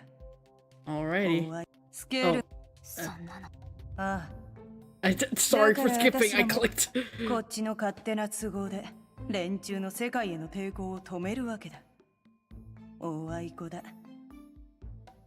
スケールのやつは正義だなんだって言うが、それもあくまであいつの都合に過ぎねえ。勝手な都合じゃ。だって無関係な人たちが巻き込まれるのも防ぐんだから。何言ってんだ。さっきも言ったろ。私はこの国の人間が何人死のうと知ったこっちゃねえんだよ。いや。てめえだって地球の裏側でテロが起きて何人死のうが後輩一人死ぬより悲しむことはねえだろ。いいんだよ、無関心で。人の器ってのはそこまででかくねえんだ。手の届くところまでがそいつの世界なんだからよ。Huh. Her way of thinking is very interesting. もとより彼らの理想は成立するものではない。And Alan's like logistics. ユウも本当にそのためにテロを起こしたのかな。すべてに賛同したかどうかわからないが、共感するところはあったのだろうな。Oh, maybe that's why he had a grudge against Japan specifically, and that's why he agreed to go with it, because he was forced to be a child mercenary soldier, like, in wherever he was, and it's like, specifically, no one gave a shit there. Okay. That would explain some things. Okay. We're slowly unraveling the truths here. それこそリンカ、てめえが聞き出すことじゃねえか。Once done with that topic, Odette continues with her explanation of their plan. They're likely to carry out using the same types of explosives as those used at Amecha. 実行犯の人数は何人だ？そこまではわからねえそうだが、一人じゃねえだろうな。明日何か所かで爆発が起こるって計画だろうよ。嘘。Odette said earlier that they would want to go out with a bang. There's no doubt it would be devastating if their plan goes off without a hitch. Tokyo Tower is located in the Minato Ward, which is also home to other important places like the Imperial Palace and the National Diet Building. They'll be the center of Japan's attention if they target a place like that. Plenty of tourists have been visiting there ever since the Sky Tree got built. The entire world will have no choice but to take notice once tourists become victims, at which point they'll be able to spread their message. They might have factored all of that into their plan. ま、東京タワー以外の爆弾は日本の警察に任せるしかねえだろうよ。でもさっき警察はって。それはユウに対しての話だ。ジャーナリストにここまで漏れてるってことは、計画の概要くらいは警察も把握しているはずだ。もともと警備の厳しい地域だ。みすみすテロを起こさせることはしないだろう。普通の人間の対処は普通の人間がするべきだ。Yeah. 皮肉なものだが、僕たちは死の運命に守られている。True, that is true. まさか周りで起こそうとする爆発は踊り？違いねえ。ユウのことを知ってるのはあたしらだけだ。奴なら変装でもしちまえば警備を欺くこともできるだろうしな。True. でももし計画がバレてるなら東京タワーみたいに人の集まるところでは手荷物検査とかがあるはず。Yeah. そこまで近づければユウの目的は達成したも同然だ。警備を倒して押し通り自爆すればいいのだからな。His explanation helps me realize what they're implying. Security teams probably aren't trained in hand-to-hand combat. They won't stand a chance against you. Based on what Shigetsugu told me, even a group of adults won't be able to stop him. He isn't considering the consequences of his actions either. All he's concerned about is setting things off and then disappearing. 私たちが止めるのは言うだけ。その通り。あとはせいぜい一緒に行動してる野郎くらいか。東京タワーってとこに私は行ったことがないんだが、人が集まるところはどこだ？一番人が集まるところだったら展望台だと思う。 I'm pretty sure it has 2 observatories. The standard observatory at 500 feet and the special observatory at 800 feet. Since there's an extra fee to access the special one, you'll find most people at the regular one. Yeah. When I went to Japan, I didn't go into the Sky Tree because the line was so long. It was super long and it wasn't worth the wait, unfortunately. But yeah, it's a hot spot. It is a very big hot spot. The staff conducts bag checks just before you make your way up to them too. 展望台。象徴的だな。高所から広い視野を見下ろしたところで、そこに現実感はない。自分の知っている景色以外に非日常を感じる。どちらも地続きの現実にもかかわらず。てめえは意外と詩人だね。向いてんじゃねえの？テロリスト。Oh, Dad, I don't think he'd appreciate that. まさか。Yeah, he doesn't appreciate that joke. Alan brushes off her quip without effort. People are aiming to bomb one of Tokyo Tower's observatories. I know this is happening for a fact, but it doesn't feel real. Perhaps that's no surprise when even handling a gun fails to give me a reality check. One thing I can say for sure, though, is that we can't let this happen. Countless innocents are going to die if we do. Whether children or adults, Japanese or foreign, they'll all die an unfair death. I can sympathize with the organization if they simply strove to make people take notice of what's going on in the world. There's no justice in spreading your message at the expense of other people's lives, though. Absolutely none. I wouldn't even describe their actions as cruel. What Yu's done so far, not to mention what he's planning on doing, all of it is pure unbridled brutality. I can't help but grit my teeth in disgust. Naomi lost her life to such brutality. Does that mean I'm trying to mete out justice? Or am I merely bound by a sense of duty? Neither. これ以上誰も傷つけない。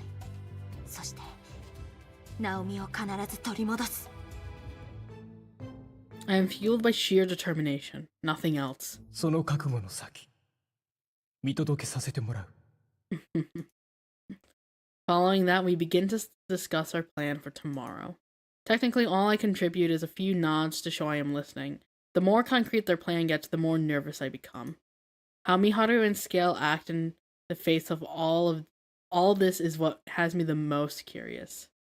Odette said they probably figured out that she's double-crossed them, but that they also won't think much of it. Miharu's personal motivations aside, their main goal is to eliminate Alan and Odette. Even if they don't manage to elect you themselves, they won't run the risk of having any of their cards exposed. Odette and Alan probably feel the same, considering they're allowing me the right to elect you. I know you the most out of everyone, so I can agree with that choice. The rest is up to me. My only choice is to get his regret out of him. Although anxious, part of me feels good about this being something only I can do. I want to die by your hand. His words are akin to a curse for me. However, they also serve as evidence that I can still learn his regret.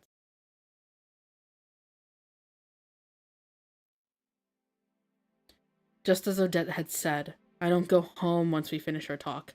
I stay at the warehouse to get some sleep. It's for the best. I'd get arrested immediately if I were caught carrying a gun. And according to her, it's far less risky to move in the morning as opposed to the middle of the night. 眠れないな。 It's cold, dark, and lonely here. I mean, you're in an abandoned warehouse. There ain't much comfort. Alan was kind enough to prepare a blanket for me, but it's still my first time sleeping outdoors like this. I can't adapt to this environment so easily. I know you, the rest is up to me. Oh my god. Jeez. The humidity doesn't help much either. That said, we're starting early tomorrow. I need as much sleep as I can get. With that in mind, I throw the blanket over my head with a groan.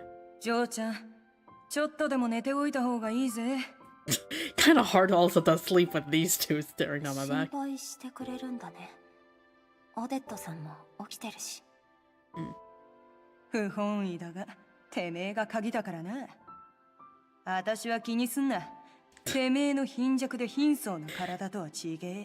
I mean, true. I mean, Odette, compared to anyone, especially Rinka, we're all twigs. We're tiny twigs that you could snap with your bare hands. 一言余計なんだけど。船の上じゃ一晩眠れないなんて珍しくねえ。その分暇で飽きてもまだ寝るしかねえ時もあるんだけどよ。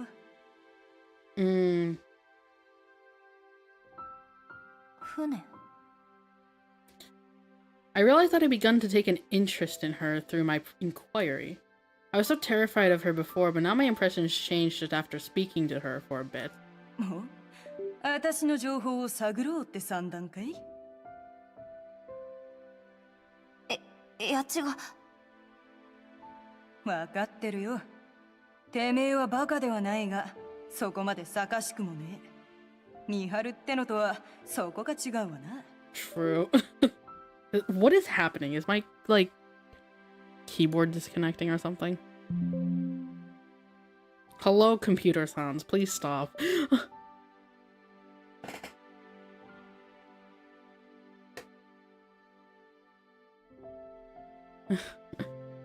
Well, I might not be able to stop those, but whatever. I draw my eyes off her, prompting her to continue. こう見えて、私は船乗りだった。Actually, hold on. No, that's kind of annoying me. What is happening? No, it's definitely not this. Maybe it's my mouse. Oh, it could be this thing. Hold on.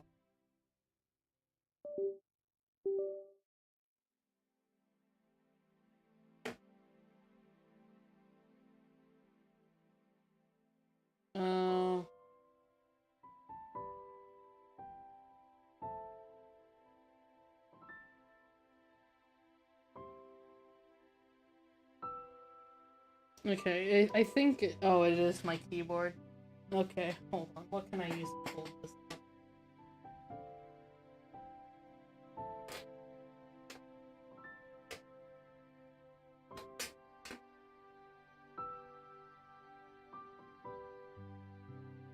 There we go. That'll work for now. The high seas despite appearances. むしろ納得なんだけど。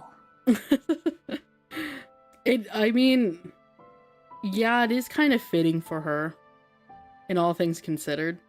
She is very sailor-esque, very I can see her as a captain. Very boisterous, very blunt. いわゆる海運業者だ。ただし、手紙から違法の品物まで、気に入りゃ何でも依頼を受ける運び屋さ。Shipping agent. Oh, a shipping agent of sorts, not your run-of-the-mill one. Yeah. Right, we learned that a little bit. とか、まあ、たくさん運んださ。それこそ人も、な。I think, yeah, we learned a little bit about this from Federico too. Even people. ただし麻薬だけはダメだ。あれは流儀に反する。麻薬の運びの依頼をしてきたやつの大半は、海に沈めたよ。Ah. 海に沈めたってそれ、比喩だよね。She laughs in response. Just hearing about the work she does throws me off yet again. Our perspectives on what is normal must be completely different. In that sense, I have been completely blind to how people other than myself have gone about their lives. しかし、あの坊ちゃんはよく寝るね。宝石会社の社長様にしちゃ、荒ごとに慣れてるようだ。Yeah. やつの人生もなかなか面白いだろうよ。会ってみないとわからないもんだ。True. さあ、話は終わりだ。知った緊張もほぐれたろ。こんな場所じゃ、朝日が差したらすぐ目覚めちまうんだから、せめて目をつぶってろ。Okay, okay. I actually feel like I understand her even less now. She deals with illegal goods for work, yet she claims to be anti-drugs. She even tried to help me sleep. I've never met someone as difficult to figure out as her. I mean, considering drugs, maybe... Oh, it could be... That could actually tie into a regret. Like, someone dying because of drugs or something? Maybe? It does make me think, though. No two people are alike, so it's only natural. So that's only natural. We simply don't know others well enough to truly understand them. The first time I met you, he was just a kid full of curiosity and love for Shigetsugu, the man he considered to be his grandfather. There's more to him, though. He was also a member of a terrorist organization before that. And then he became the one responsible for Naomi's death. And now he wishes for his death by my hand. I don't know which side of him is the real one. I will soon, though. I'm sure it will tie into his regret. I feel my body gradually reach its limit as I think about all this. Soon enough, I succumb to the temptation of sleep.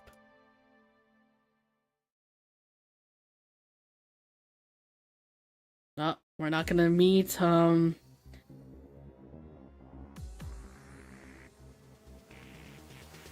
Oh! Okay, this is an interesting perspective. It's Mao.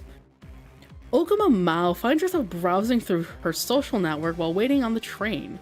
In doing so, she stumbles across an alarming headline. She follows the headline to its source right away. This is an article she has to read no matter what. 東京メトロ神谷町駅の周辺で不審物の入ったリュックが複数発見された。これってナオリに関係して。Yeah, what is this perspective? Mao is... Huh. 不審物って爆弾？じゃあ犯人捕まった？ Mao isn't familiar with the station itself, but she knows Tokyo Tower is not far from it. She is also aware that merely one station away from it is Kasumi Gaseki, home to the majority of the country's cabinet ministry offices. What's more, Roppongi is in the opposite direction. これってテロが起こりそうだったってこと？ An attack there would throw all of Japan into a panic, depending on how far the damage extended. Mao typically only pays attention to celebrity news, but even she comprehends the potential danger here. 犯人捕まってない。 Based on the article, all they found were the bags. しかもうちの学校のことも書いてあるし。 The events at Amaita are widely considered the results of terrorist activity now. Reporting an attack on that scale as a mere accident, especially when it claimed a life, is simply impossible. Only a week has passed since then. It's only natural for this new discovery to be linked to what happened there. でも犯人が捕まる日も遠くないってことだよね。じゃないとナオリもリータもミハルもこのニュース見たかな？教えてあげないと。 Mao pastes the link to the article in their group chat. The very same group chat that once included Naomi. ああもうこういう時に限って二人ともスマホ見てないし。 They're all a bit busy. Just as her claim implies, neither have yet to read her message. She truly believes this is a case they should be invested in. More than anyone else, she says as one is holding a gun and the other is ready to kill someone. Oh god. They really should be invested, she says. Tokyo Tower, here we are. Oh god. One of the most famous structures in Japan, and we're in the lobby here. Let's look at the menu. Tokyo Tower entrance. It goes without saying that this tower is one of the symbols of Tokyo. It sticks out right in the center of the metropolis, constantly asserting its presence. There are often events held here on the weekends. While its 1,100 feet of height may fall short compared to the Skytree's 2,100, it remains an illustrious sight among the cityscape. The observatory perched 800 feet above ground may require a fee, but one can easily see the entirety of Tokyo from it. Viewing the city from such a height truly gives a new perspective for what is found on the surface. It almost feels like staring into an entirely different world. Many people experience a wide range of emotions here, but one person stands out from the rest, one whose purpose is the complete opposite of theirs. The feelings experienced by the people who stare down at the world only serve to separate them from it. This is no time to let that influence him. He has to focus on what's to come. That is all this person can think about. 腹が立つよ。 Hi, you. It's none other than you, the boy meant to lose his life upon carrying out a suicide attack on the Yamanote line. His irritation comes not only from his sense of duty to alert the world to the plight of others, but also from his own emotions. Emotions he simply cannot control. They become an inseparable part of him the very moment they sprouted. 苦しいよ。 That reality pains him. He glances at the phone provided to him by his organization and checks the news. Reports say that a number of bags with bombs have been found in the area. Investigations to determine the responsible party are currently underway. Connections are also being made to the attack on Amecha Girls University High School, as the bombs found were the same type used there. 順調だね。 The more security is concerned with what goes on away from here, the less they'll pay attention to him. Besides, he is well aware that very few people in this country would suspect a child of being responsible for a terrorist attack. They could never fathom that the things they see on the news are happening right next to them. 僕は He squeezes the bag he has hoisted in front of him tight. It is the very same bag he was once meant to use on the Yamanote line. The keychain attached to it is one he picked himself. However, the explosives within completely outclass those being used back then. They are custom made by one of the organization's members, one whom Yu has yet to determine whether or not he should refer to as an ally. They know the organization is on the brink of collapse, so they put all their knowledge and spirit to work. The explosive won't kill you, though. Countless people will die within one of the country's most famous landmarks. But among all the bodies, you will stand tall. Not being able to go out as a hero is somewhat disappointing to him, but the world won't have a choice but to take notice of these events. Of course, this isn't Yu's true motive. 僕は止まれない。なら、止めてみせろ。 And when you do, kill me. His words, while they fall on deaf ears, are directed to one specific person. そろそろ行こう。 Wow, he doesn't it's weird, like his brain is contradicting himself in so many ways. Yu lines up to purchase a ticket to the observatory, which he accomplishes with ease. It's somewhat rare for a child to come here alone, but it's not enough for anyone to suspect him. He's just a child after all. The lady at the counter would never expect that a bomb sits within his bag. 次は Yu casts a glance toward the staff carrying out bag checks. There are two ways to reach the observatory. One is the emergency staircase and the other is the elevator. The emergency staircase is open during the day for all to use. It should take around 15 minutes to reach the observatory by that route. In order to maximize the number of casualties, both paths must be rendered unusable. That's what the other members are for, however. The plan has already been put in motion. いよいよだ。 A hint of severity takes over his expression. His pupils widen like those of a wild beast. He makes his way to the baggage check line. In front of him is a child even smaller than him alongside their parents. He makes sure not to look back in order to avoid suspicion. Behind him is also a girl around his age. Then again, Rinka looks around the same age as him, judging solely by height, so he cannot be certain of this. Not like these people matter to you. His only concern lays in whether or not he notices any participants, such as numeral 11. The family in front of him passes through the check without issue. Up next is you himself. The moment the staff approaches him, he moves on reflex.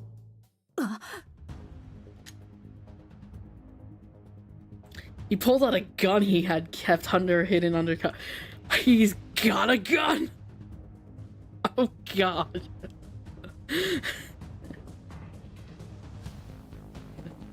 Everyone got guns today, it seems. A Glock 19. It's a Glock. He's gonna Glock him. It is both compact and simple to handle. This is no toy gun. It is as real as they come. Nani? Alan. It's Alan. Oh my god. Levy, what you see there. A knife! No! Oh my god, Alan with the hat. Look at this man. He looks so stupid with that hat on his face. What? He brings his left hand up to steady the gun before firing 3 shots into the staff member's gut. The gunshots sound far less flashy than in the movies. The reason he avoided their head was simple. The staff member is a participant. You knows that fate will intervene and prevent their death. Oh shit, he's bleeding. It is Alan Scorpion, who has disguised himself as one of the tower's staff. He found himself crouching on the ground, and as his reaction to use assault is a split second too late. The floor is painted red with his blood. Alan's physique is nothing to scoff at, but no amount of muscle can stop a bullet. The damage done will be minimal due to the bullets being fired at point blank, but it will be more than enough to render him immobile.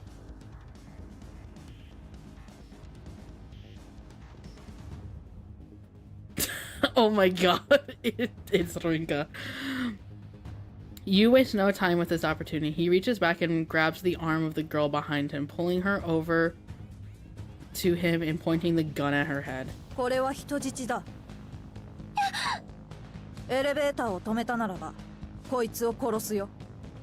You has no issue whatsoever with killing non-participants.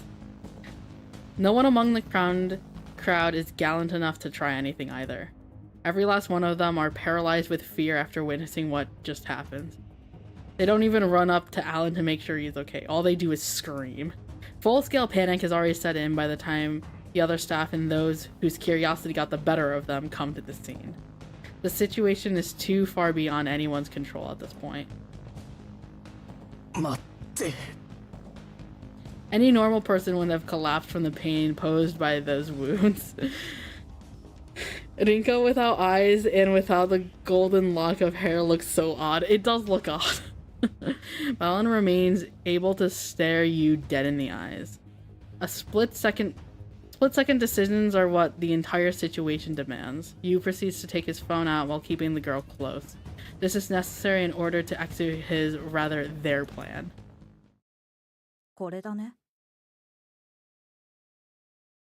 He navigates his way and launches a streaming app. The account is used for this particular stream is anonymous, but he has all the confidence in the world that the channel will spread like wildfire thanks to social media. He has gone through the motions previously, but it is hard for him to figure out. He turns the phone camera toward himself and makes sure he's in the frame. Keeping an eye on what's going around him, he makes a number of inputs before setting the stream to go live. The title for the stream, which they had decided on earlier, is simple: the organization's name plus suicide bombing stream. Yu, opting not to rely on his card book, speaks to the viewers in somewhat crude Japanese. Oh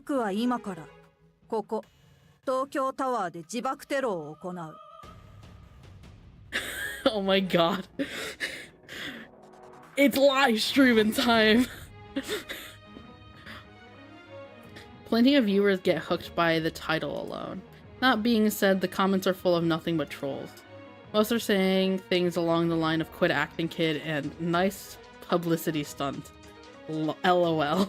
Some other choice examples. This is why they should age gate the net, and this is some new viral marketing thing. The viewers count may have spiked initially, but many begin to leave after seeing the incredulous comments. A huge surge has yet to happen. You pays no attention to the comments section, of course. 人質は取ったよ。この銃も本物だ。そっちに撃たれた人がいる。Even with that said, he still has a good idea of how people will react. His time spent watching TV at Shigetsugu House wasn't for nothing. His unfamiliarity with streaming leads him leaving himself out of frame at times, but he eventually turns the camera toward Alan. 嘘だと思ってもいいよ。だって僕はそういう人たちにこそ知らせたいんだ。He was a tuber now. Oh こ god. れは無関心への抵抗。残酷な世界からの警告だよ。What is this thing? Numb. Ugh. You speak slowly to his audience. He figures the stream will be perceived as legitimate after showing both the gun and someone who has been shot by it. There will be people who still think it's fake, but those who will spread it under the belief that it's real. That's all real. Not to mention the possibility of people at the scene currently watching. The general population comes to realize it is real though. The viewer counts continued climb is proof of that. The admins likely aren't aware of the stream yet, but you knows they will be unable to cut it off even when they do take notice. うすうす気づいている人もいるかもしれないけれど、はっきり言うね。He's in his drama tuber arc, oh my god. あの高校、私立アメチャ女子高校で爆破テロを起こしたのは僕だ。僕があの事件の犯人だ。もっとも、罪がないっていうのは君たちの意見だ。Wait. 僕があの事件の I 犯 cut 人 him off here. つまり罪もないあの少女を殺したのは僕だよ。もう僕からすれば世界に対して興味がなかった時点で罪なんだ。テレビやネットでニュースを見ている。そんなものは興味のうちには入らないよ。少し僕の話をしようか。You lowers the tone of his voice a bit.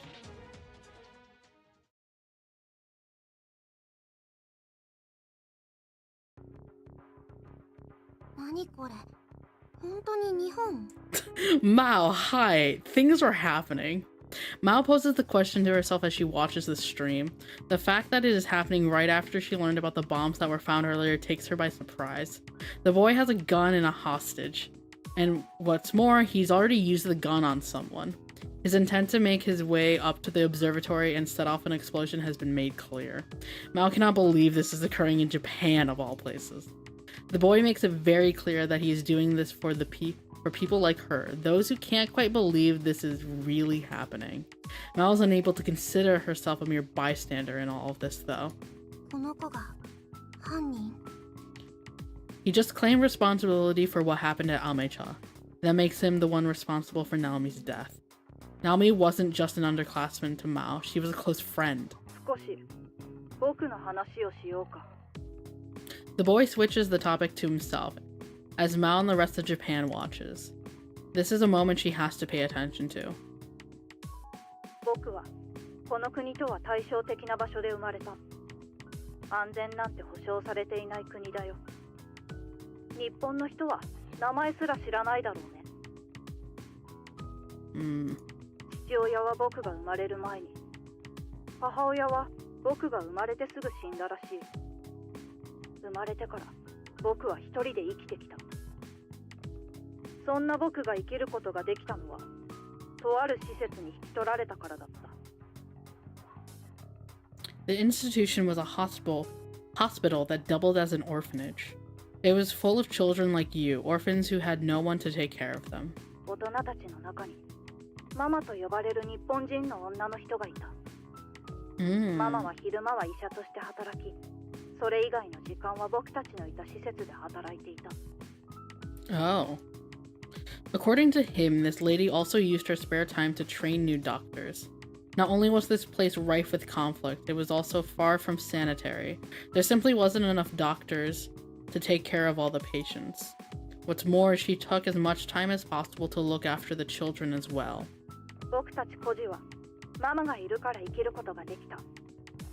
たまには料理も作ってくれたよ。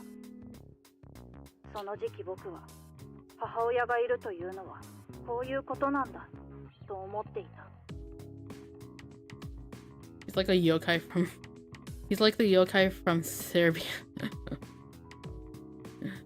でも Yeah, his eyes definitely give him a little bit of a... 体も心も、そしてお金も。Yeah, his eyes definitely give him a bit of like a animalistic look to it, because they're like slitted like a cat. Medical treatment requires proper funding. There's no limit to where the expenses can go: medicine, equipment, personnel, etc.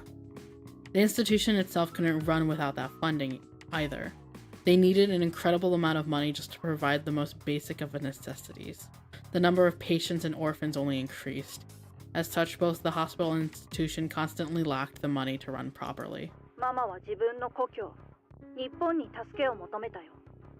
もちろん、国からはお金はもらえない。Okay, this is why he doesn't. Okay. Money gathered by non-profit organizations to aid places existed, but it wasn't enough.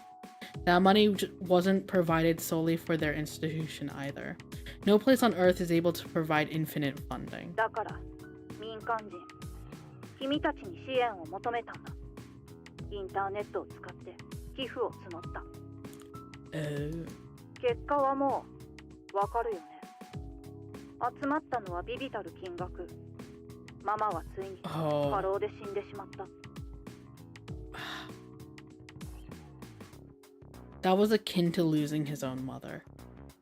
For the institution itself, they had lost the one major pillar supporting it. ママはこんな風に言ってたっけ？きっと大丈夫。日本人はいい人たちばかりだから、きっと助けてくれる。離れていても同じ故郷を持っているんだからって。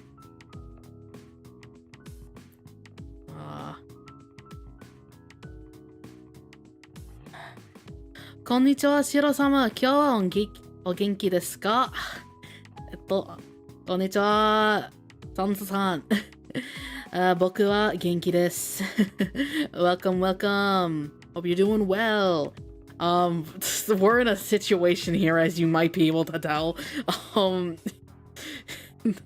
Yu has a gun to her head. The people always love your Japanese speaking. 僕の日本語そんなにうまいじゃないけど。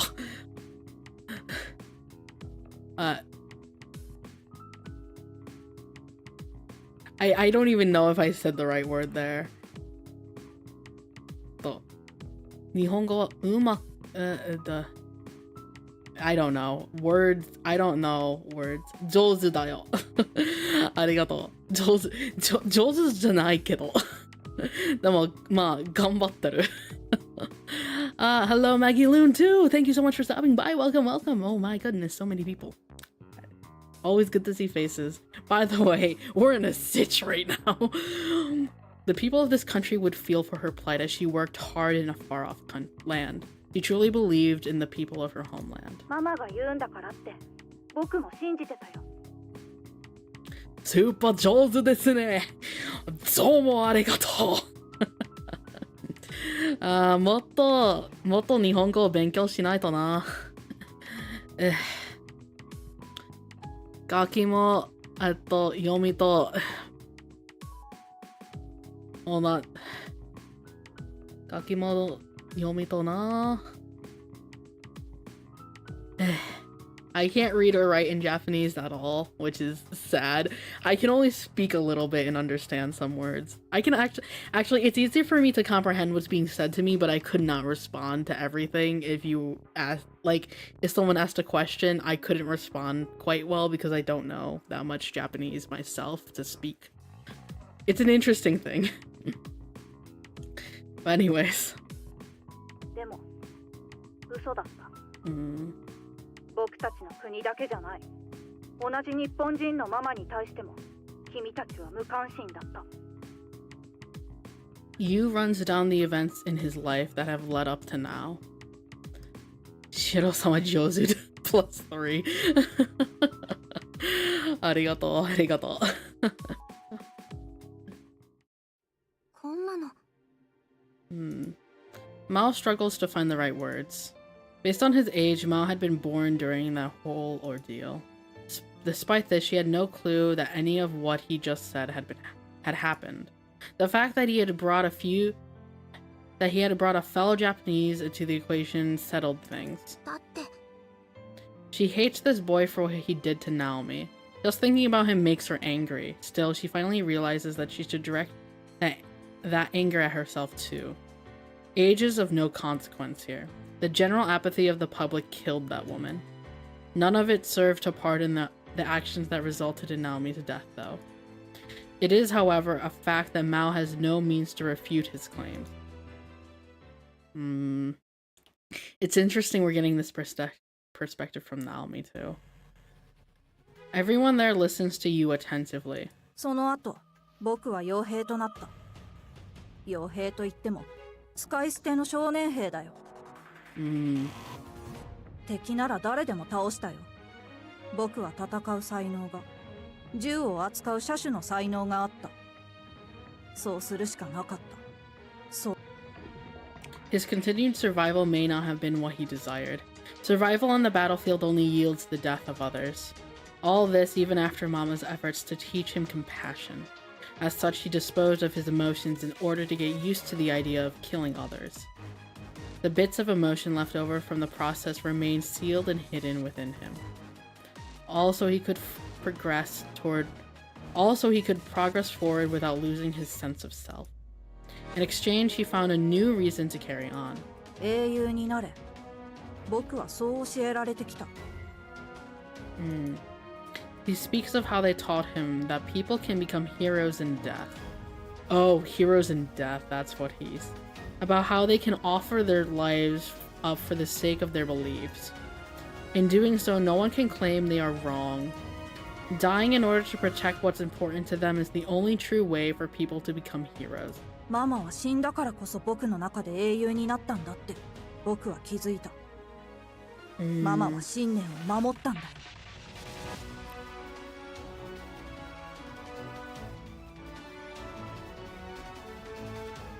だから僕も英雄になりたかった。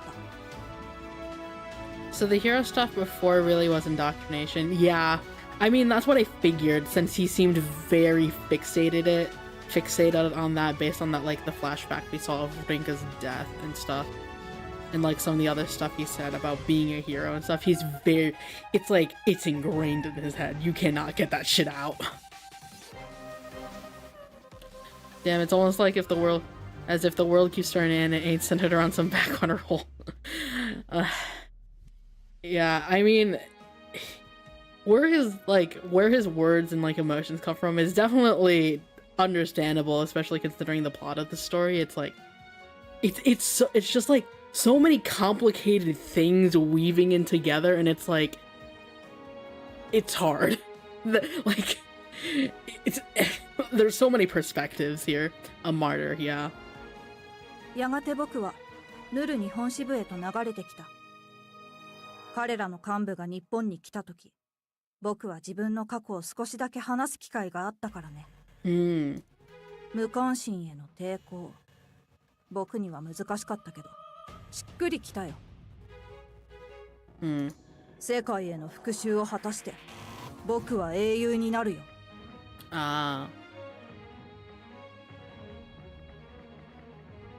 Saying that Yu tugs his hostage over toward the elevator. 今頃僕の仲間が展望台を占拠しているはずだ。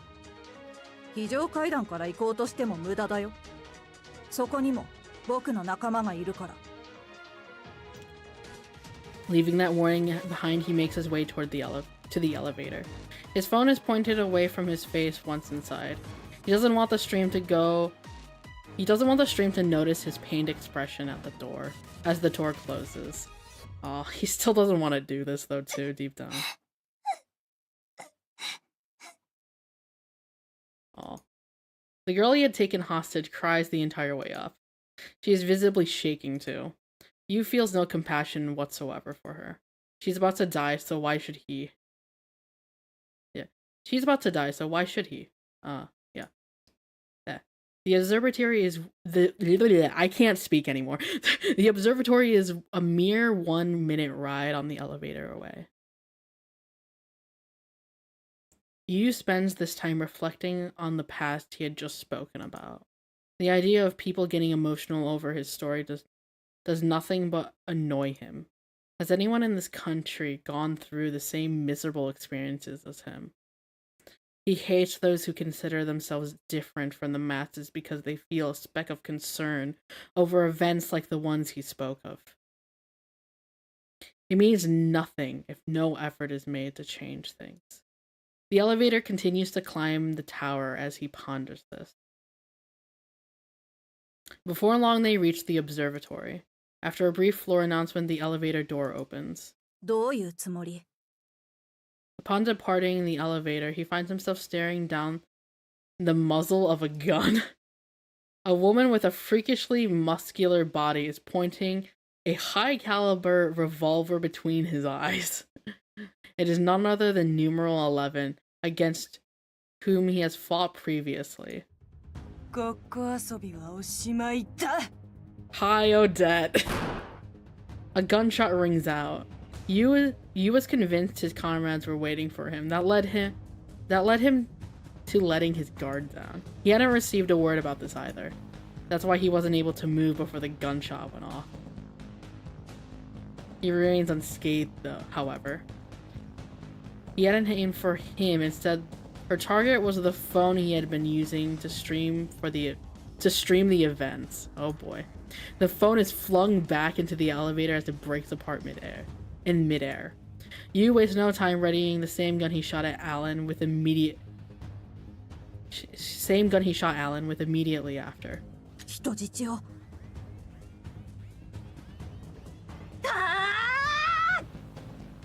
A familiar voice shouts beside him. Oh my god, look at her go. The person said voice belongs to takes out a gun of their own, but doesn't shoot. Instead, they use it as a blunt device, swinging it at the hand Yu is holding his own with. Oh my god.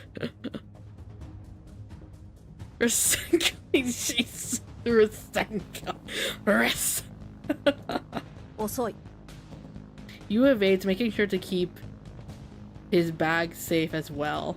When the girl swings and misses, she is bent over and wide open to retaliation. A black substance oozes onto the floor from her hair. Underneath the ooze, golden streaks reveal themselves, so she dyed her hair a bit. お前は? Hi, I'm here. Shishimai Renka. Yu pieces together that the hostage he took was her in disguise. Although surprised, his movements are not effective. He reflexively fires his weapon at her. However, dealing with two opponents in a closed space like this proves reckless even for him. Odette gets a grip on his clothes and violently pulls him toward her. The shot fired at Ringa goes astray, piercing right through the elevator ceiling. Odette takes aim at his back with her own gun. The space between his back and the bag, to be precise. She fires off two shots, both hitting the shoulder straps of his bag. One slight miscalculation would have resulted in hitting the bomb concealed within the bag. Fate may have kept them alive, but they still would have been seriously injured from an explosion at such close proximity. Odette's marksmanship ensures she hits her target and severs the bag from Yu.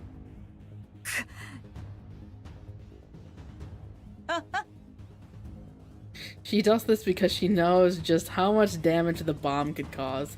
You redirects his attention toward the bag so as to not drop it. He is fine with getting hurt himself, but there wouldn't be enough victims for the bomb to go off here. His decision to prioritize the bag is the exact opposite of Odette's. She delivers a swift, powerful kick to his back while his eyes are glued to the floor.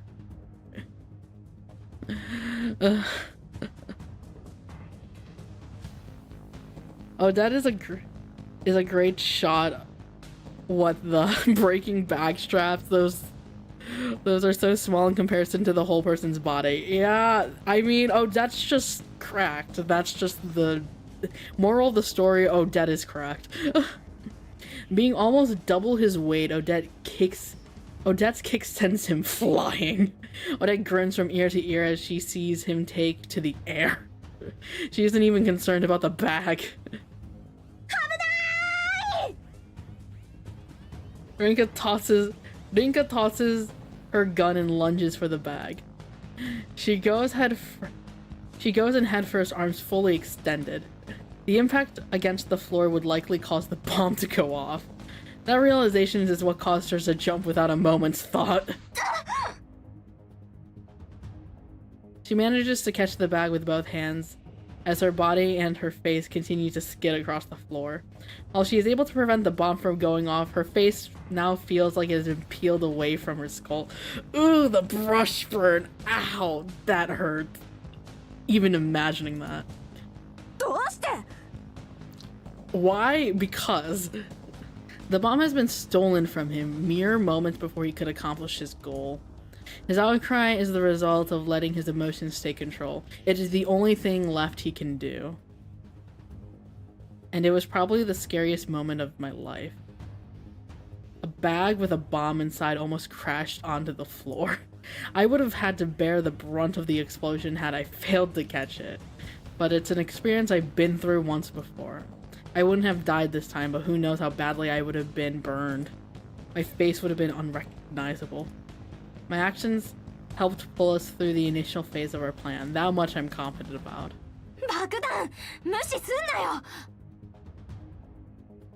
いや、ジョーちゃんが分かってくれて助かった。仕方ねえだろ。このガキを出し抜くには今日つくしかなかったんだ。God damn, Odette. Punt him like a sport ball. Nice 6-packs. Yep, that's Odette. I'd normally be surprised to see that she's still smiling during all of this, but I now know this is what she lives for. Things are going just as we planned. There are no traces of any customers nor used comrades. We're the only three here. のしたてめえみたいのを期待したが残念ながら素人同然で歯応えがなかった。They heard just for a small fry. 10人はいたはずだよ。There were 10 of them. てめえが3人だったら積んでたわな。だが雑魚なら何人集めても大した問題にはならねえ。True. If we had 3 U's, that would be a problem. 君の特徴は話していたはずなのに、どうして通したんだ。もし力ずくで押し通ったなら騒ぎになっていたはずなのに。それに定期連絡にも異常はなかった。気づかなかったか？その定期連絡をしてたのは私だ。Oh god. わざと踊らせたんだよ。てめえの仲間をぶっ倒して客を避難させただけじゃ入り口で強行手段に出る可能性もあった。この東京じゃどこで爆発を起こしても何人かは巻き込めるからな。True. And that's why we made this plan to take the bomb away from him. His lack of consideration for his own life made things far more difficult to handle than they would normally. I was worried when Odette said she would handle all his comrades, but she really did manage to pull it off. あとはわかるな。てめえをぶちのめして話を聞かせてもらう。言っただろう。簡単には殺されない。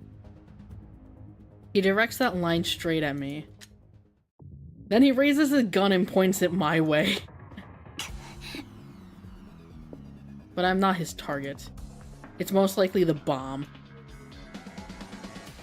Taking his focus off Odette proves to be a mistake, though. She isn't one to let that slip past her. Making use of the reach provided by her height advantage, he launches another kick at his jaw before he can fire. Yu barely dodges in time, but Odette doesn't let up. She continues with an unrelenting barrage of punches and kicks. こっちなら He whips out a knife with his left hand. Odette backsteps. She must figure she'll be slashed if she tries to kick him again.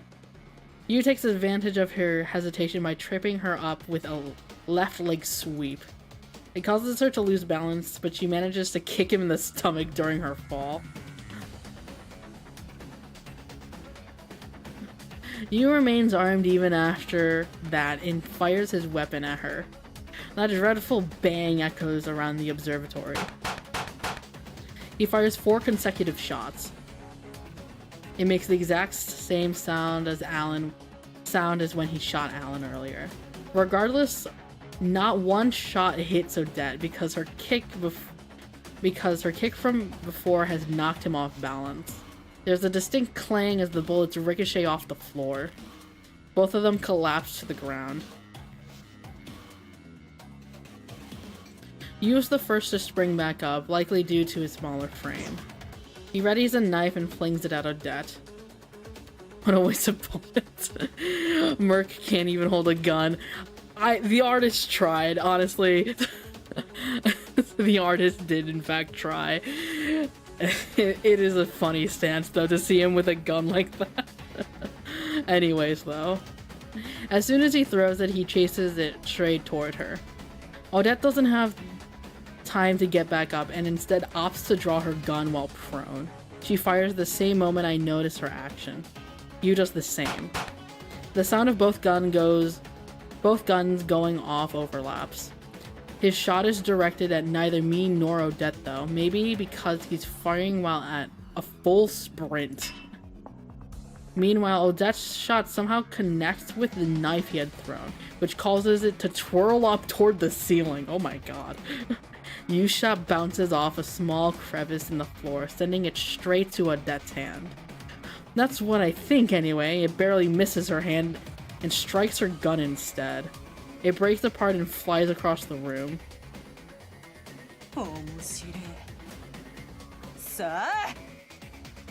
I still love this frame of Odette, it's just really good. まずは一人 Yu points his gun at Odette. 返すぜ Oh boy. Gun-kun. No, Gun-kun.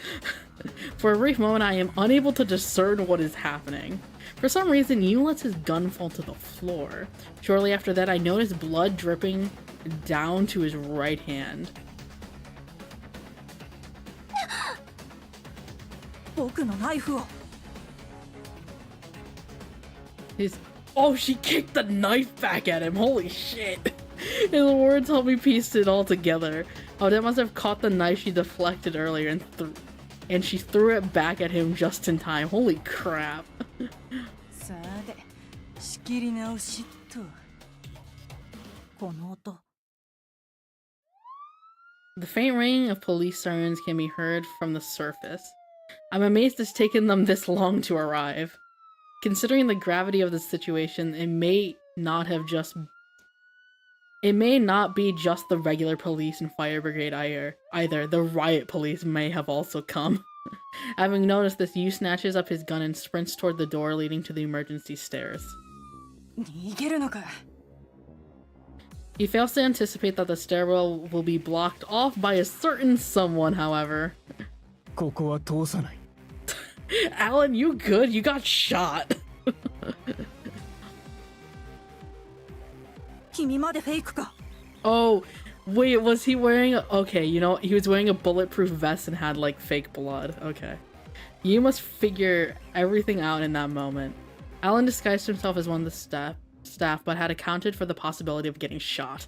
With that in mind, he had made sure to wear both a bulletproof vest and tape additional plating around the part of his stomach that was most likely to be targeted.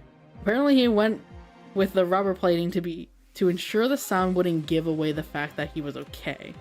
The blood was fake too. He had gotten hold of some previously.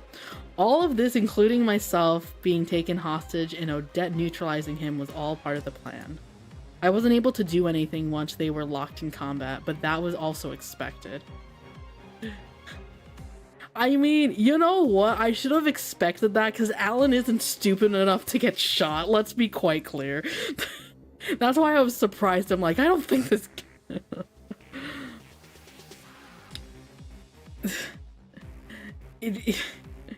This man... These two are horrifying. Like, in an actual, like, do or die situation, like, if they were... Not, like, now I'm imagining, like, the Hunger Games.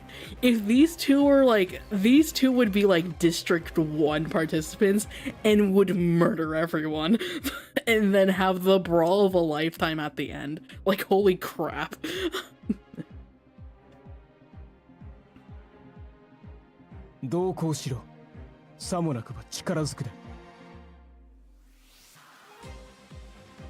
Not only is Yu injured, but Alan also has his own gun on him.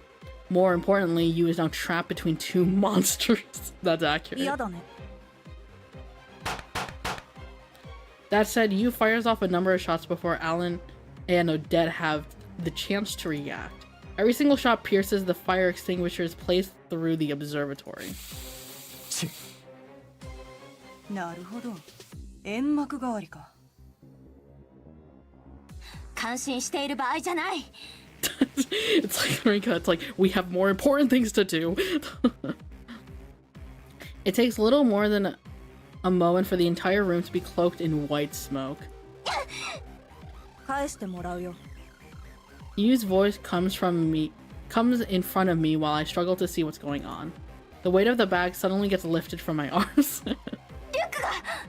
明日の朝、今度こそ君と決着を。 I don't have time to respond. I'm too busy panicking about what to do. 僕たちも限界だ。逃げるぞ。面倒なルールがなけりゃよ。Aw. Alan takes my hand in his before dragging me along with them because I'm still too shaken up to move on my own.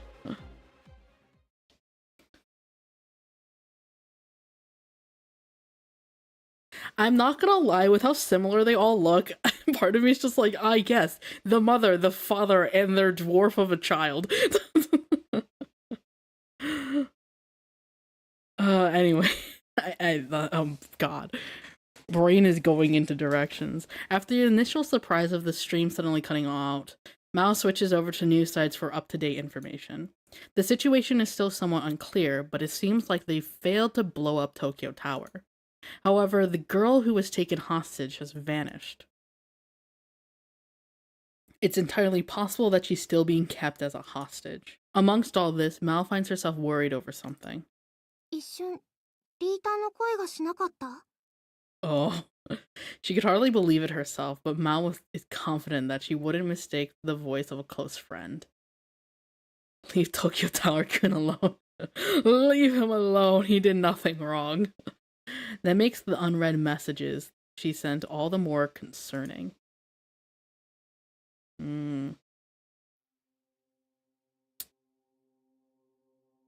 Things get crazy at Tokyo Tower thanks to the police and fire brigade's arrival. We are able to make our escape while the police are busy arresting Yu's comrades. Fortunately, we could get out via the emergency staircase with relative ease thanks to the flood of people entering the place. Once out, we make our way back to our base in Yokohama. ほれ。ありがとう。いただきます。 It's like, guys, we did it. We did a raid. She hands me a bag filled with fast food. A burger and fries, to be precise. Next to her sits a bottle of alcohol she got from a convenience store. I take a bite of the comically oversized burger. The viscous ketchup and warm meat fill my mouth. The overwhelming flavors are somehow more delicious than I remember. Maybe it's due to how tired I am. Come to think of it, this is the first thing I've eaten today. My heart's still racing from all that's gone down. I guess I never had time to think about it, let alone actually get some food. やはりユウも捕まっていないようだな。Yeah. ま、私の前から逃げ出したんだ。そう簡単に捕まえられてたまるかっての。Yeah, no, considering he can take being punted like a soccer ball and be able to walk around is already... It speaks levels for how resilient he is to pain. Aldette munches away on her burger and fries while she responds. I figured her palate would match her taste and knowledge for coffee, but nope. She just seems to love the act of eating. There's something pleasant about the glee with which she does so. Especially when you factor in that this is her third burger. しかし、てめえの演技は案外いけたな。必要ならするまでだ。These two have the same exact like hand up like claw grip thing. 痩せ我慢もか？ God. 分かっていたから思ったより痛みはなかった。These two are the same person. Look at this family hold on. Family photo, everyone. Look at them. I'm sorry. Anyways. いや、断る。私だったら反撃しちまうよ。Yeah, don't test your guns here. I mean, adrenaline carries you far. It does, but even then, it would, like, even adrenaline, I don't think could quite help all the way after getting, like, fully punted into the air and then, like, away. That's a really hard force to, like, your rib cage. That would affect your breathing. I wasn't able to get Yu's regret card. He turned out to be a much tougher opponent than I had assumed. I did get to hear about his past, though. He is Delulu enough and Anki. And a trained war mercenary. I'm finally able to understand the foundation behind his and his organization's beliefs. リンカ、あのガキの演説の効果はどうだったんだ？ネットではユウの昔話をきっかけに議論が起きてる。もちろん火の多い賛否両論だけど。Yep. でもユウ本人に同情している声は多いみたい。It's safe to say his stream worked. All the news channels are reporting on what happened today. While it's fortunate that there were no victims, the influence it's having on the world at large can't be understated. ユウが脱落したらかなり大きな世界の改変が行われるだろうな。Oh yeah. If things get reworked so that he died during a suicide attack on the Yamanote line, then it's likely that both his attack on Amecha and what happened today will be undone. Society's become far more alert due to the recent string of attacks. People are even starting to feel bad for the perpetrators after seeing Yu's stream. His actions instilling fear in a great number of people have no doubt affected society as a whole. Will that be undone through his elimination as well? We won't know until it happens. しかし、どうしたもんかね。見事に逃げられちまったもんだから追いようもねえ。僕の情報網でも彼の動向はまだわからない。ヌル日本支部は今日をきっかけに事実上壊滅状態になるだろうが、ユウは爆弾を持っている。Yeah. 爆弾一つでも人の命を奪うことはできる。ユウは止まらないだろうな。彼はきっと明日動きます。心当たりでもあるのか？ I swallow a chunk of my burger before continuing. ユウは私に言った。明日の朝、今度こそ運命に決着をって。だから明日も動くのは間違いない。Yeah. そうか。でもそれしかわからない。一体何をしようとしているのか。Let me look at the log. Or oh wait, no, there's no dialogue log. I forget. そうか。だからユウは私に言った。 With fate. でもそれしかわからない。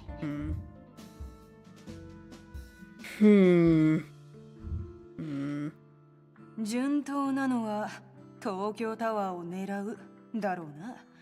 警備が厳重になっている中でやり遂げたらさらに効果は上がるさ。True. I figure that to be the likely scenario myself. His beliefs are steadfast, yet they don't tie into his desire for me to kill him. He's been oddly focused on the idea of settling the score with fate too. What does he mean by that? 明日も早朝から東京タワーへ向かおう。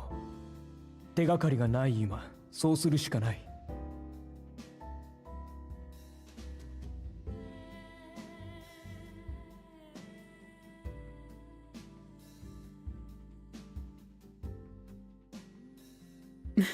They don't have dialogue histories. It's fine. Like, I don't mind it too much because I can just scroll back.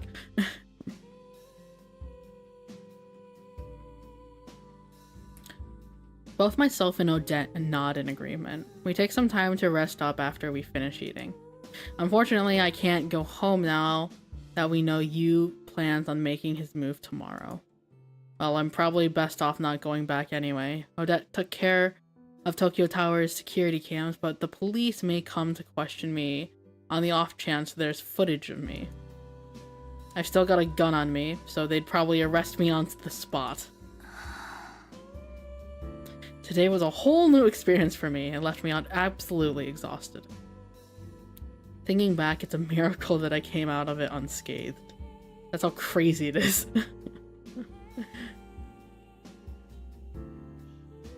And we got the smooth jazz in the background. Really nice. There's a public bathhouse about 20 minutes away on foot, so the three of us make a trek to get washed up.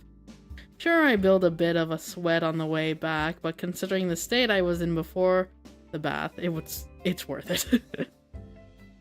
Once we return, we go straight to sleep. We're going to be getting up just as early as we did today. What's more, tomorrow's likely to take even more of a toll on us, considering we don't know what Yu's planning. Odette falls asleep first this time, probably because she was drinking. But knowing her, she'd probably spring right up if you even thought about approaching her. I wouldn't be surprised, not after witnessing her fight with Yu this afternoon. Now I'm thinking of the JoJo's you're approaching me. But like with her and Yu, as also with her and Alan, Odette is truly in the embodiment of that. 起きているのか? Oh, CG of Alan. Looking very nice, my good sir. Even though you're terrifying. 早く寝た方がいい。 That's all he says before he covers his face again. I want to thank him for accepting the role he took on today, but I hold my tongue. We're just using one another for our own benefit. He didn't do it for my sake. This is the same guy who took babies as hostages. I can't forget that. Just as I try to fall asleep, he poses a question to me in a hushed tone. 人を殺すことは罪だと思うか? A question that doesn't even need an answer at that. Even so, I reply with a nod. なら、選定で人を脱落させるのは罪か? Oh. それはそうだと思う。 Both Naomi and myself treated it that way whenever we talked about divine selection. But now Naomi's gone. I don't have any choice but to commit that sin if I want to get her back. 僕はそうは思わない。女神の選定で脱落させることは本来の死の運命に戻すこと。 True. あるいは最後の一人になり死の運命を乗り越えてしまうことの方が罪かもしれないとも思う。Huh. Interesting mentality here. そうなると結果的に最後の一人になるために女神の選定で他人を脱落させるという行為は罪になる。 Huh. His own statements are contradictory. 何が言いたいの？最近はそういうことをよく考える。Huh. は？ His response doesn't even come close to answering my question. He doesn't say another word though. I realize something important just as I'm about to fall asleep though. The Alan I've come to know isn't the type of person to say something like that. In that case, why would he let me see this other side of him? I just can't figure it out. Huh.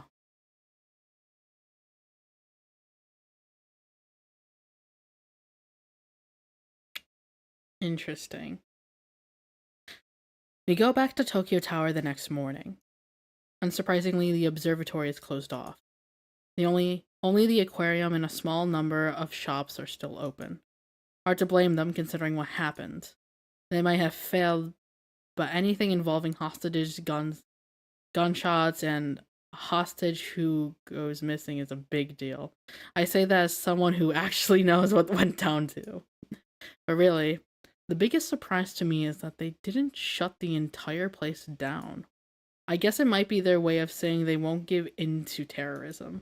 しかしまあ、これじゃ奴もことを起こす意味がない。True. でも必ず何かすると思う。じゃないと運命に決着をなんて言わない。心当たりがないのか、もう一度よく考えてみろ。He poses his question in a composed manner. There's a certain strength behind it too, nothing like the weak side he let slip yesterday. I honestly don't know though. Times like this demand that I think things through from the beginning. Starting with the connection between me and you. Naomi was at the core. He took her life at Amecha. All for the sake of making me eliminate him. I'm still not sure what he wants me to do. However, I'm sure he left me with a hint in that speech of his yesterday. Become a hero through death. Giving one's life to accomplish something earns one the title of hero. That's what he was saying. Why am I the one he's so focused on then? There are others who could eliminate him, so... A spark of fire lights up my mind all of a sudden. Fire like the one that engulfed us back then, the fateful exchange that it overheard us have. You won't become a hero. You're not even human. You're just a puppet. I was the one bold enough to proclaim that to him with my dying breath. My thoughts led me to the most logical conclusion.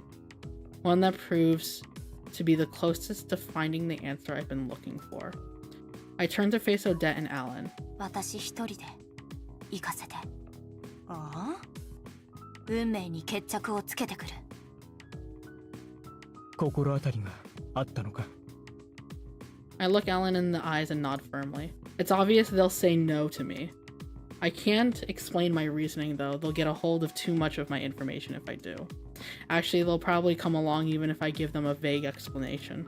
There's no guarantee I'm right, but it's not like they have any other leads. They don't have much of a choice. I can't let them come though. I won't be able to reach the answer I'm looking for if I don't do this on my own. 好きにしろよ。逃げるやつの目じゃねえだろ。同感だ。He peers deep into my eyes before offering his consent. A brief pause follows before he closes his own eyes and continues. 僕たちは各自調べる。協力関係もここまでだ。まあ悪くはなかったよ。なかなか楽しめた。Alrighty. いいの？仮に君が逃げようとしていたところで、僕たちから逃げられると思うか? No, I don't think so. その方が落ち着きます。ジョーちゃんもなかなか嫌味な性格になったもんだ。Don't say that, Odette. 誰のせいだと。次に会うときは敵同士だ。Yeah. 今だって十分敵だよ。あたしらは。敵同士が一時的にお手手をつないでただけなんだからな。True. I can feel my heart racing. Working together with those twos was strangely exhilarating. Following that, the three of us all go our separate ways. Being able to work together with those twos as equals have given me strength. I always thought we belonged in different worlds, but that's not the case. They may outclass me when it comes to physical prowess and combat ability, but I prove that we can stand toe-to-toe when it comes to our determination. 行くよ。 Alrighty, here we go. We just hand-holding. Lewd. How lewd. Those words represent my determination. Oh boy, here we go. Confrontation. Yep.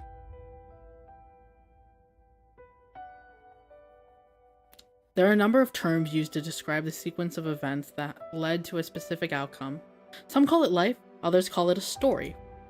One is responsible for much during the sequence, such as choices picked, relationships built, and mistakes made, all for the sake of proceeding along a predetermined path.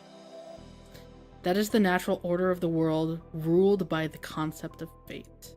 Fate never strays from its course, regardless of how cruel it may be. There was a time when I truly believed all that. But now I know, you don't just let fate run its course, you shoulder it yourself. That's why I'm going to settle the score. I'll change fate itself. I make my way to the station closest to Tokyo Tower, then take the train to Shinjuku. Once there, I rush to where this all began. The place that led me to losing my life. A visual novel, oh boy. I've been here a number of times since Divine Selection began. This is the time that truly matters, though. いる。 The train is already sitting at the platform. The signal for its imminent departure rings out just as I spot him. Oh, and he's in the fit this time too, with his bag and his hat. He's in disguise as well, from what I can tell. I can barely make out his outline from here, but I know it's him. The hair, those rabid eyes, and the keychain on his bag. Those all stood out. He seems to have noticed me. His cold gaze sends a shiver down my spine. It's possible he's been waiting here for my arrival. In fact, that's definitely the case. He turns and boards the train. I jump into the car closest to me so I don't miss it.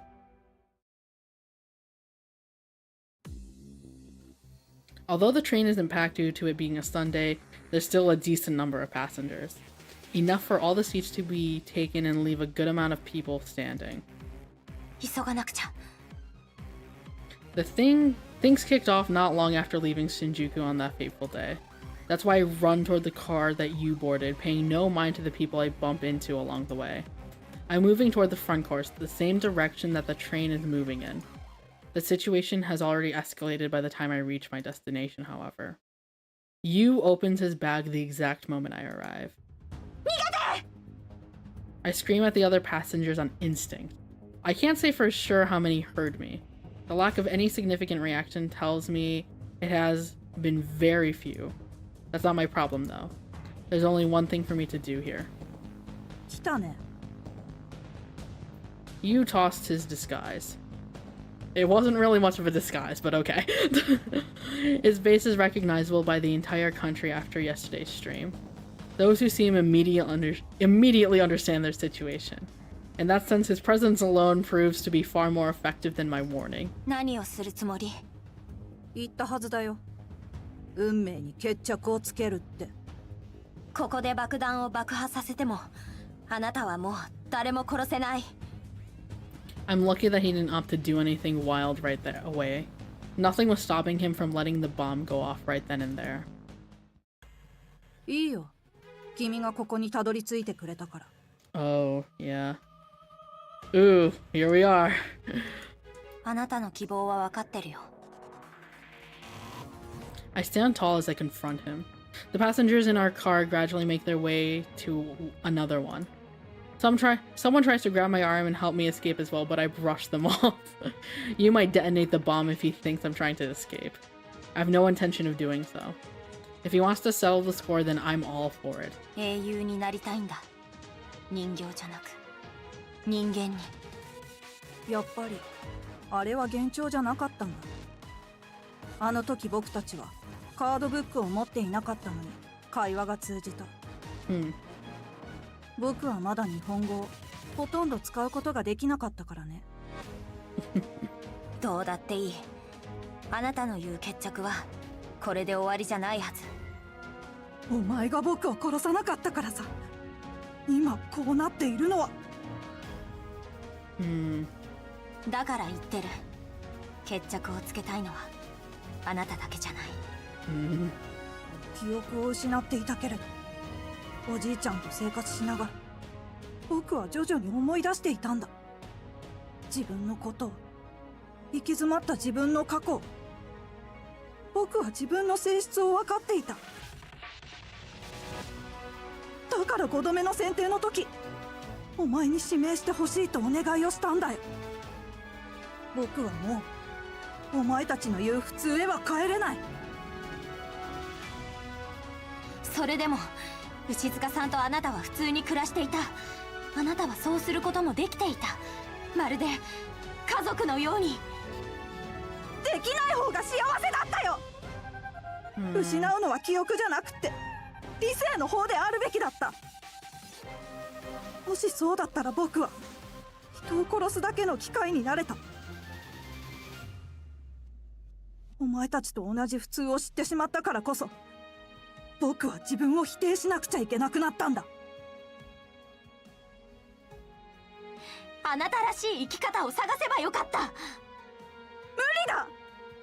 おじいちゃんだってそんなこと教えられない。言葉にしなくても伝わると思ったから。あなたを信じていたから。牛塚さんはあなたに決めてほしかった。生き方を選んでほしかった。あなたが道を選べるようにお金だけを残したんでしょ。そんなの僕には。無理じゃない。あなたは自分の意志で自分が人形になるのを選んだんでしょ。僕は人形じゃない。だったら。だからこうしてお前に殺されるようにしているんだ。お前に殺されて英雄になるんだ。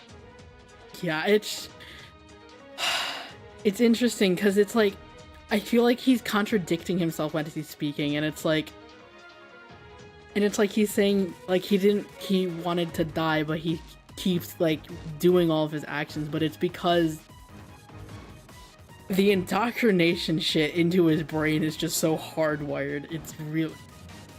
His thinking is just very, very influenced at this point. あなたの言う英雄って何？あなたにとっての英雄って本当は空虚な幻想なんじゃないの？ Cancel, yeah. 何かを成し遂げて死ぬこと、死んで永遠になることだ。僕はおじいちゃんがいなくなったから自分の意志で元の仕事をこなすことを決めた。自分の意志で世界へ抵抗することを決めた。自分の意志でお前に殺されることを望んだ。だから自分の意志でお前の大切なものを奪った。殺した。自分の意志で行動したんだ。僕は自分の意志があることを証明できた。成し遂げたんだ。I'm gonna have to remove that. Please do not bring up actual real world things. Like don't just please don't.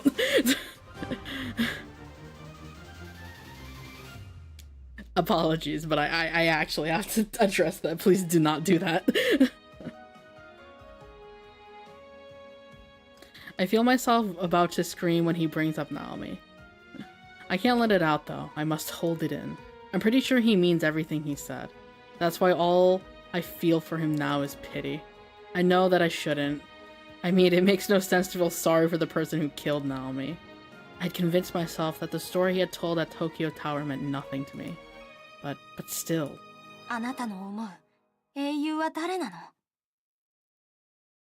I have to ask him. 僕の思う一番の英雄？決まってる。それはママだ。その人はあなたに何を与えたの？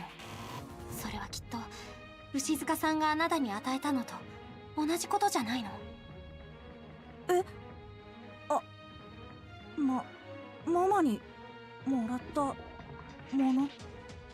牛塚さんはあなたに誰かに何かを与えられる人になってほしいと願っていた。その理想はあなたの言うママと同じはず。でもその何かは恐怖や絶望、怒りや悲しみなんかじゃない。そんなこと誰も望んではいないはず。ユウ、あなただって。僕はあなたが牛塚さんのつけてくれた名前を受け入れたのはそれが分かっていたからでしょ。ユウっていうのはね、優しくて勇ましいってこと。あなただってそうなりたいから、今だって自分のことをユウって思ってるんでしょ。だってあなたの使命のカードは消えていない。あなたの本当の意志は英雄になんてなりたがっていない。自分と向き合うことから逃げるな。黙れ、もう喋るな。 He cuts me off with a rabid scream. There is more to it than just his words, though. His animosity toward me is palpable. He's become nothing more than a desperate child. He rips the bag open while screaming. Inside is the exact same bomb he used on the day we died. He's not doing this to kill others. He's trying to hurt himself. This is his solution to escape the contradiction within himself. I dash toward him in response. I do it instinctively. My reasoning behind my action doesn't matter right now.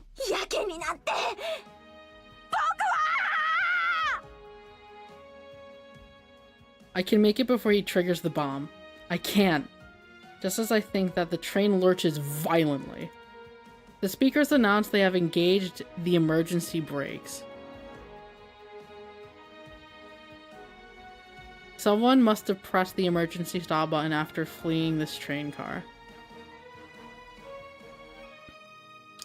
Face yourself sounds like they would be some nice words if she wasn't about to be eliminated next round. True, but I mean, if we think about it in like the present, like they're living in the present in that sense, it is consolation.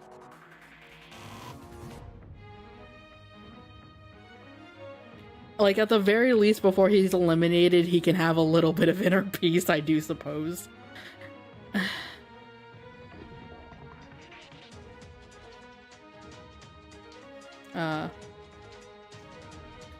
Okay, hold on. Emergency brake. Someone must have pressed the emergency stop button after fleeing this train car. As a result, I throw all my weight back in order to keep myself from face planting as I run at you. The recoil on top of this shift throws me back against the door connecting this car to the next.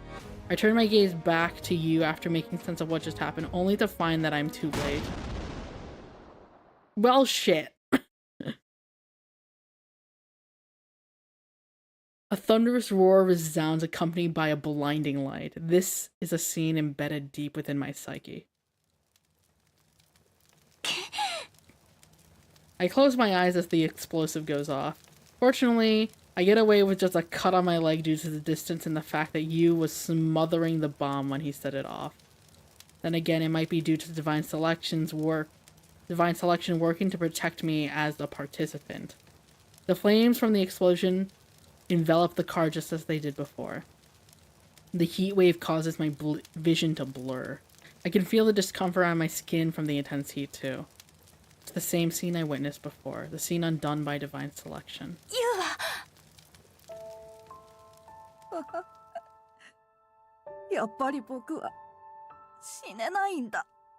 Oh! Oh god. Oh, he is burned like crazy. Oh, and there's glass in his shoulder. His hair's on fire and stuff, and oh god. I turn my eyes from you the moment he enters my line of sight. The explosion has roasted him alive. Fragments of the bomb are lodged in his body, exposing raw muscle. Oh, wait. Oh, his arm is like gone. Or like, no, it's there. It's just like exposing raw muscle. He is bleeding profusely. I only look upon him for a second, but I will never forget that sight. The smell of burnt flesh wafts throughout the car with the smoke. I'm glad this... Yeah, somehow his hair is just there. It's just limp. I mean, yeah, granted, I don't think the visual novel would go that graphic because that would be a bit much for how this is not like, you know, corpse party or something like that. I look back toward him slowly. こっちへ来て。そんな怪我じゃすぐ手当てすればまだ。僕を手当てしてどうするつもりだい？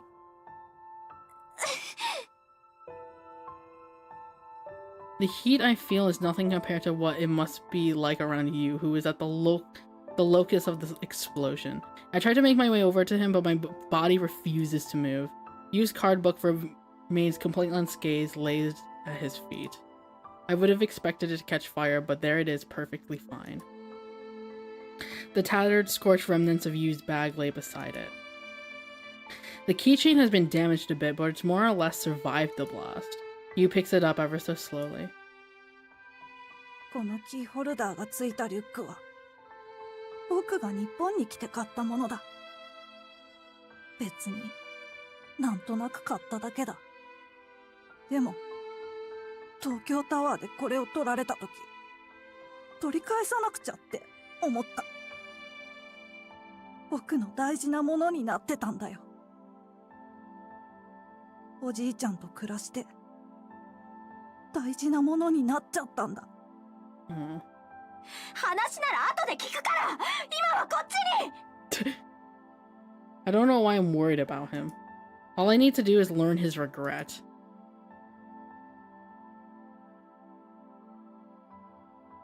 But I can't settle down seeing him like that. おじいちゃんは誰かが家にいるときは鍵をかけなかったけど、出かけるときは鍵をかけた。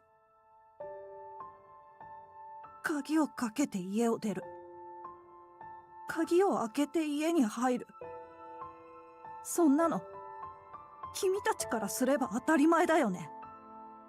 その当たり前が欲しくなっちゃってたんだ。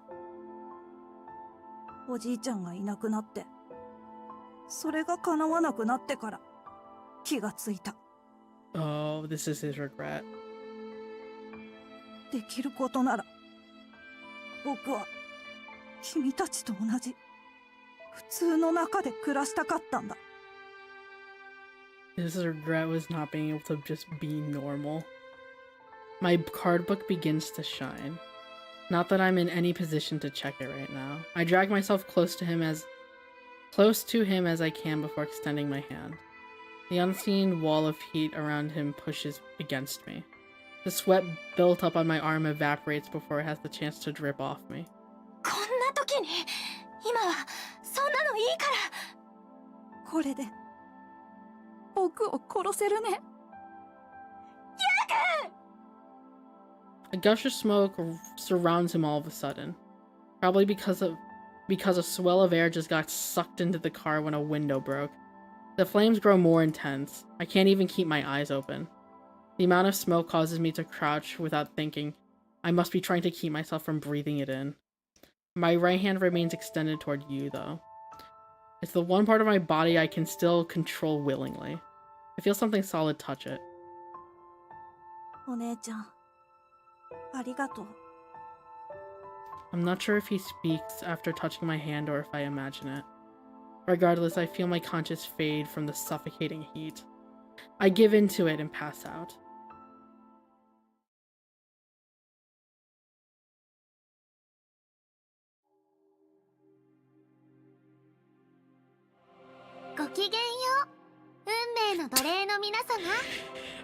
Well, what a way to get into the fucking... here. Jesus. The next thing I hear when I regain consciousness is that ever so haughty voice. Hi, Parka, you bitch.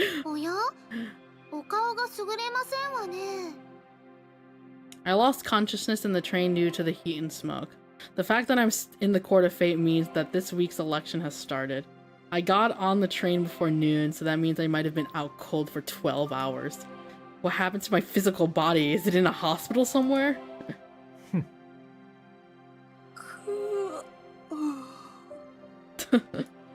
Eleanor and Odette looked as unfazed as ever, as always. Odette even has the luxury of yawning. Odd considering you can't actually be tired in the dream world. Meanwhile, Skell lets out a dramatic sigh. I'm not really sure what he's thinking based off his ambiguous expression. As for Federico, he seems awfully restless. He's tapping his finger and tutting. I don't know how things stand between them, so all I can do is guess based on what I see. At the very least, Odette's probably still working on her own. And Miharu. Miharu seems somewhat relieved after giving me a quick once-over. Maybe she learned that I collapsed in the train somehow. Her not saying anything probably means she's still cooperating with the others under pretense that we're no longer friends. お姉ちゃん And you look fine now because yay the fate. I turned my attention to numeral 4. We're not even addressing it. There you stands unscathed. Based off this and Federica's case, I have to assume that our state in the real world truly is not reflected in the dream world. An odd sense of relief washes over me when I see him like this. I'm not sure why, considering I'm about to elect him. 私は I open my card book. All the cards in my possession fly out upon doing so, including the most recent one I gained. Hold on, let me see if I can see it here.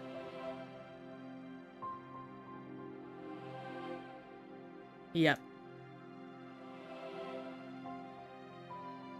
Daily routine. Oh, interesting. We have the exact same regret. That's in numeral 4 regret. It's use regret card. なんだかとても険悪な雰囲気ですわね。私が皆様を和ませてあげられればいいのですけれ Shut ど。 the hell up, Parka. But it's interesting in context that we have the same regret, but the contextualization behind what the regrets actually mean are very different.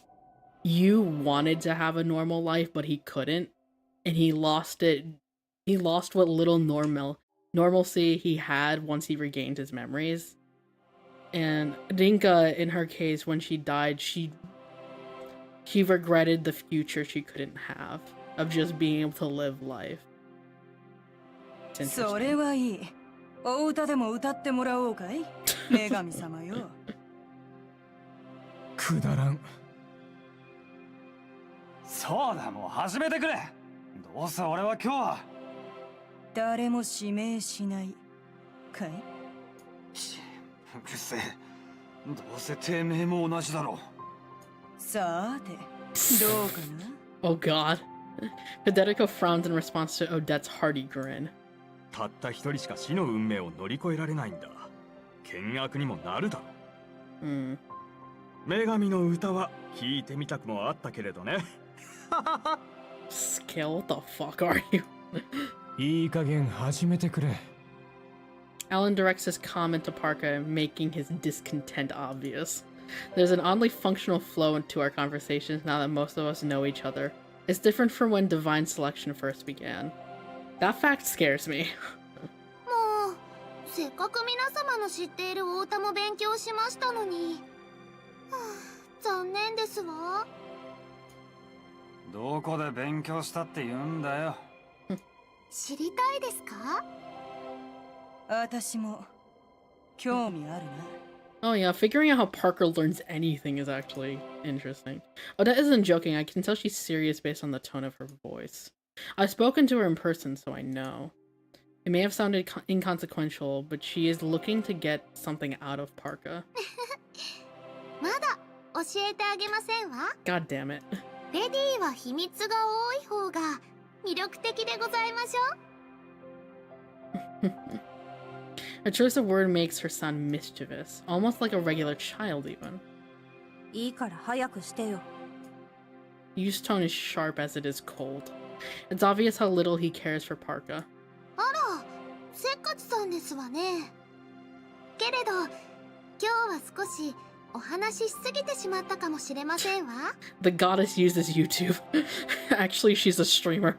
Actually, she's a VTuber. それでは、今宵も女神の選定を始めますわ。Alright, Parka. 回りなさい。運命の大時計。Her stock phrase signals the beginning of tonight's election. The clock hand at the center of the court of fate begins to revolve. Nothing she does is any different from normal, but tonight sounds completely different to me. The reason is simple. Tonight will be the first night I elect someone. でも You can do it, Rinka. You gotta do this. I'm conflicted over what to do even now. Electing someone is the same as stripping away their right to live. It's no different from killing them.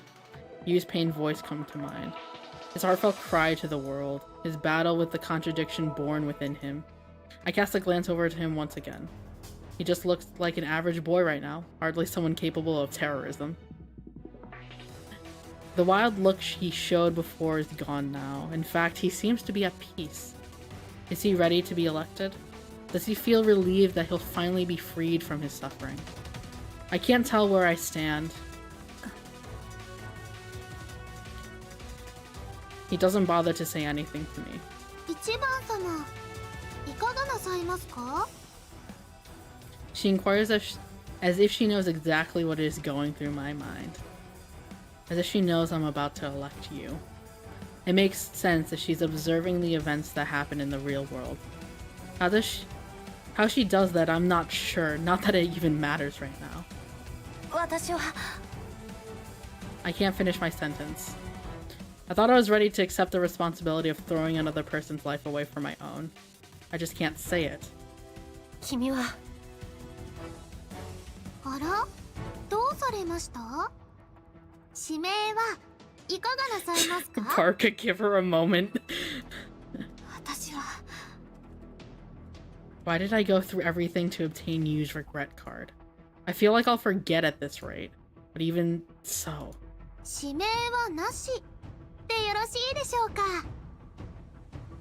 待って Naomi's face comes to mind. Yu's action will be undone with his elimination. That means what happened at Amita will also be undone. If that can happen, then Naomi will. Pull yourself together, Rinka. Pull yourself together, woman. I mutter my own name under my breath. That's not a good reason. We can't shoulder anything together if I let such thoughts spur my action. I'd just be using her name as an excuse for my own weakness. I remind myself to make my decision based solely on my own judgment. If I'm going to eliminate him, it's because I choose to. My own regret comes to mind. I swore that I'd live my life out. 指名するよ あら、 I straighten my back and regain my posture. My eyes fall directly on you following that. He still has the same gentle expression from before. It's the same expression from back then when he first ate the dinner I made for him. Even so. 私は4を指名する I have to utter those words no matter what. 承りましたわ。 Parker proceeds to question the other participants. I almost break out in a cold sweat when Odette's turn comes around and goes without incident. That would have been the moment I got elected if I had given in to her demands on Friday. Yeah, I would have been dead. In the end, the clock doesn't stop at anyone else. I'm the only one electing someone tonight. それではこれより1番様による4番様のご指名を開始いたしますわ。 Oh boy. And once again, ooh, Rinka gets to okay, this will be interesting. My platform begins to move in tandem with her statement. Yu's platform does the same. Both of us ascend to the upper stratum of the Court of Fate. Right.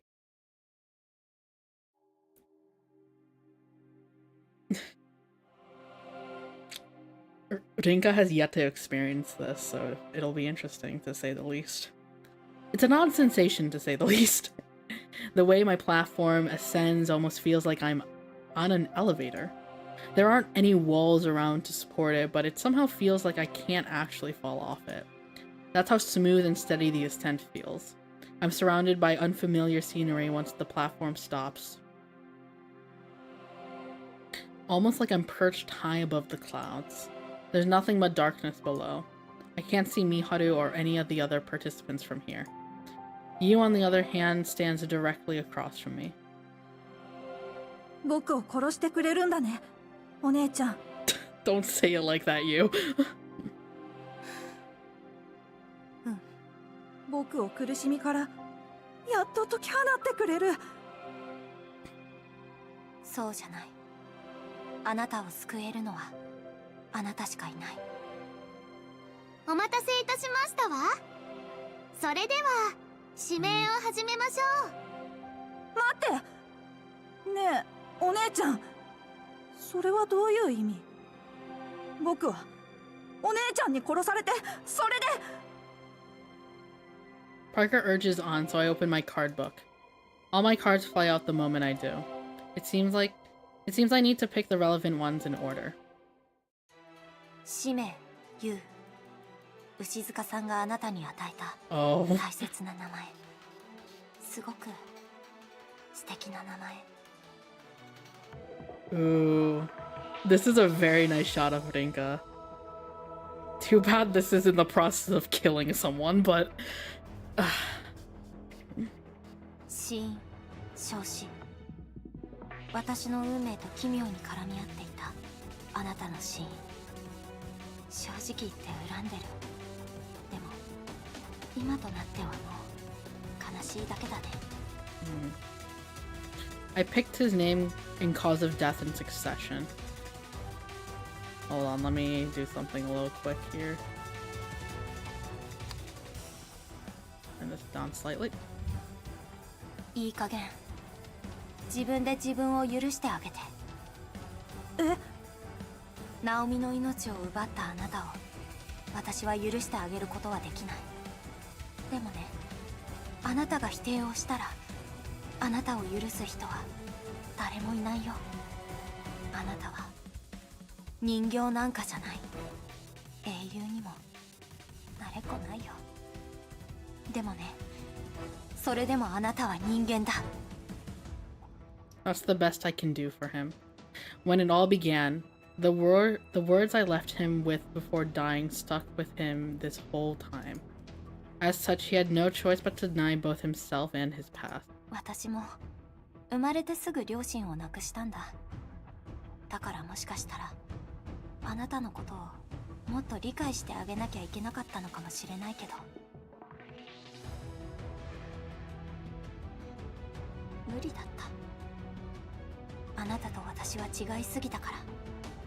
私がいろんな人にいろんなものを与え続けられて育った反面、あなたはいろんな人にいろんなものを奪われながら育った。にもかかわらず牛塚さんと出会って与えられる幸せを知ってしまった。可能性を見せられてしまった。あなたの未練、普通の日常という可能性を。その普通はあなたにとってではなくて牛塚さんや私の思う普通だった。I take all 3 of his cards in hand. だから辛かったんだよね。結果だけ与えられちゃってもどうやったら普通になれるかわからない。だから普通を否定することしかできなかった。ユウ、あなたのことは忘れないよ。僕たちは絶対に理解し合うことはできない。その理由が今分かったよ。僕たちの始まりは同じだったんだね。残酷だね、あんまりに。でも最後に人間として死ねる。これって普通のことだよね。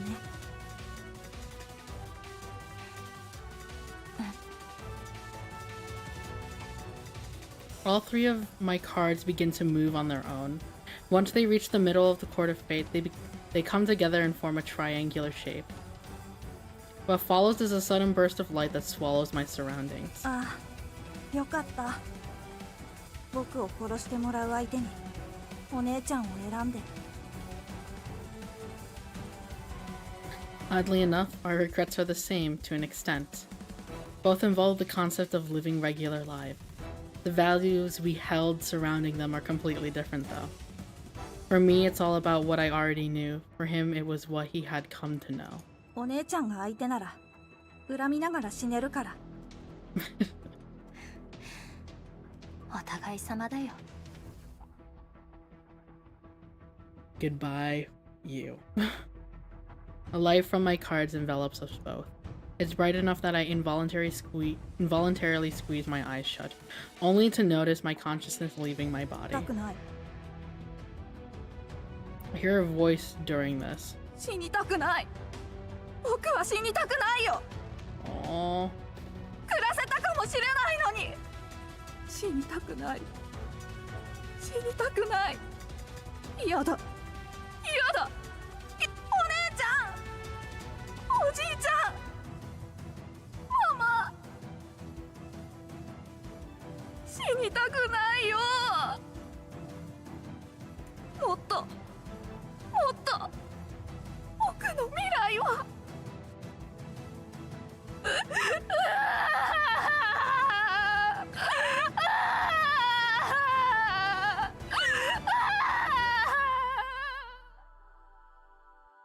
His voice becomes more and more distant. All I can do is listen. I listen to him reveal his true feelings then and there, during his final moments.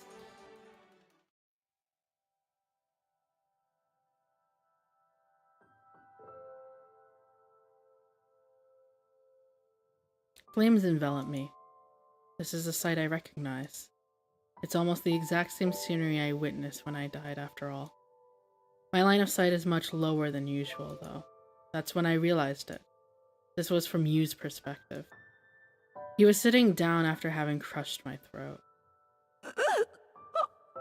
僕は人間だ。 His lungs had lost their function. His skin was charred, his very cells had been obliterated. そして僕は英雄になった。 His words fell on deaf ears. これでよかった。 As much as he tried to breathe, his blood refused to carry the oxygen. Not like the air could even reach his lungs at this point. よかったんだよね。ママ。 It was doubtful that he could even speak properly at this moment. That wasn't a concern of his, though. He just did everything he could to speak his last words. He did it to convince himself, to reassert himself. 本当の。 But that effect didn't last for long. いや。 His lungs were shot, he couldn't speak anymore. やだ。やだ。やだ。やだ。やだ。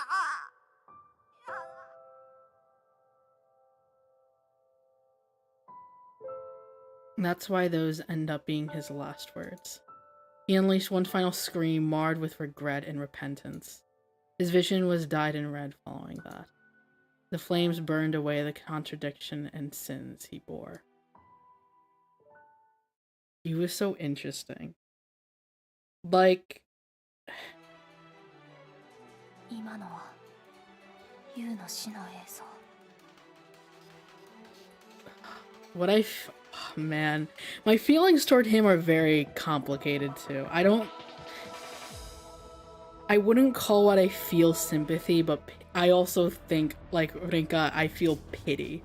because it's like his situation, it was really, everything about him was like unfortunate in so many ways. And it's like, you think about, it's like, what if he had the chance to actually just be a normal ass person? Because he could have, if he just wasn't in where he was born. It's like every situational thing that happened that just molded him into that. He is definitely extremely misfortunate, if anything. It doesn't like excuse what he had done. Like, his actions are inexcusable, but it's still just like, God. Yu has already disappeared by this point. His final words to me were full of resentment. That's fine by me, though. I had everything he lacked, everything he wanted, and yet I still find myself clenching my fist. If an afterlife really does exist, then at the very least I can pray that it's the place where our growths during divine selection aren't forgotten. That might be even more painful for him. Knowing what we consider to be regular life might cause him to panic and question himself. So long as he has the freedom to figure things out, he should be fine.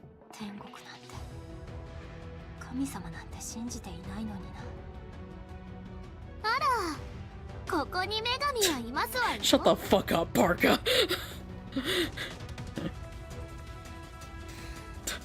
黙っててよ。恐ろしいですわね。それでは4番様の持っていたカードをあなたにお見せします。Oh yeah, we get a new ど card. れを自分のものとするか仮想へ戻るまでに考えてくださいませ。 Oh boy, here we go.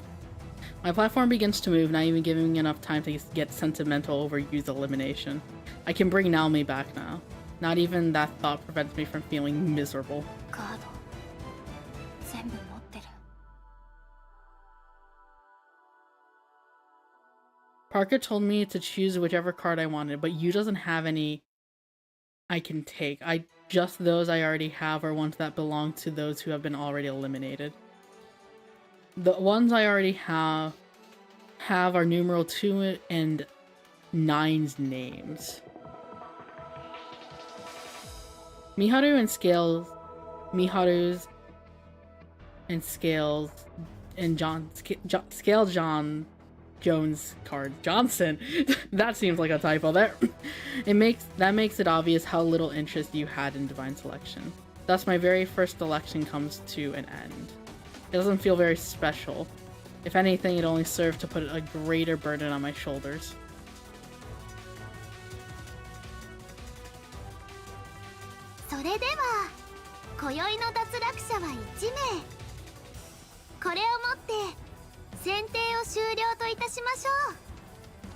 I look over to the empty platform on which Yu once stood. I don't look at just his platform though. Numeral 5, Shigetsugu's platform. Numeral 8, Keiko's platform. Numeral 10, Sonya's platform. Even the platforms for numeral 6 and 7, which belong to people I never got to know. I find myself brooding over each and every one of them. 7th week's election concludes. We survived! And also, we're saving here, and we will be ending the stream here because that was a lot longer than I was expecting. And I was like, I didn't want to stop because, like, all the tension was happening, and it's like, I didn't want to end there. I wanted to, like, get through it all. But, oh, wow, that was interesting. That was so interesting. Like, really interesting color. Like, we got some really interesting perspectives from all characters. A bite, even if I didn't agree with everyone's mentalities, of course. That's more particularly aimed at you, but of course, considering Yu's, like, situations, it made it interesting to learn, like, and just to see how his behavior was affected by his environments. And then, of course, we got the entire 40 chess gang over here They were playing so much 4D chess with each other, with all those alliances and betrayals, but who knows what's gonna happen after this with all of those. But anyways, I'll be ending this here. We have a Zestiria stream coming up, as well as the mystery stream, which I am no longer sure about what I'm doing, actually. So, we'll see. But anyways, thank you guys so much for stopping by. I'm gonna be quick with the ending here because I need to sleep. Hope you guys had as much fun as I did, and I will see you in the next one. Tsume Shiro! See ya.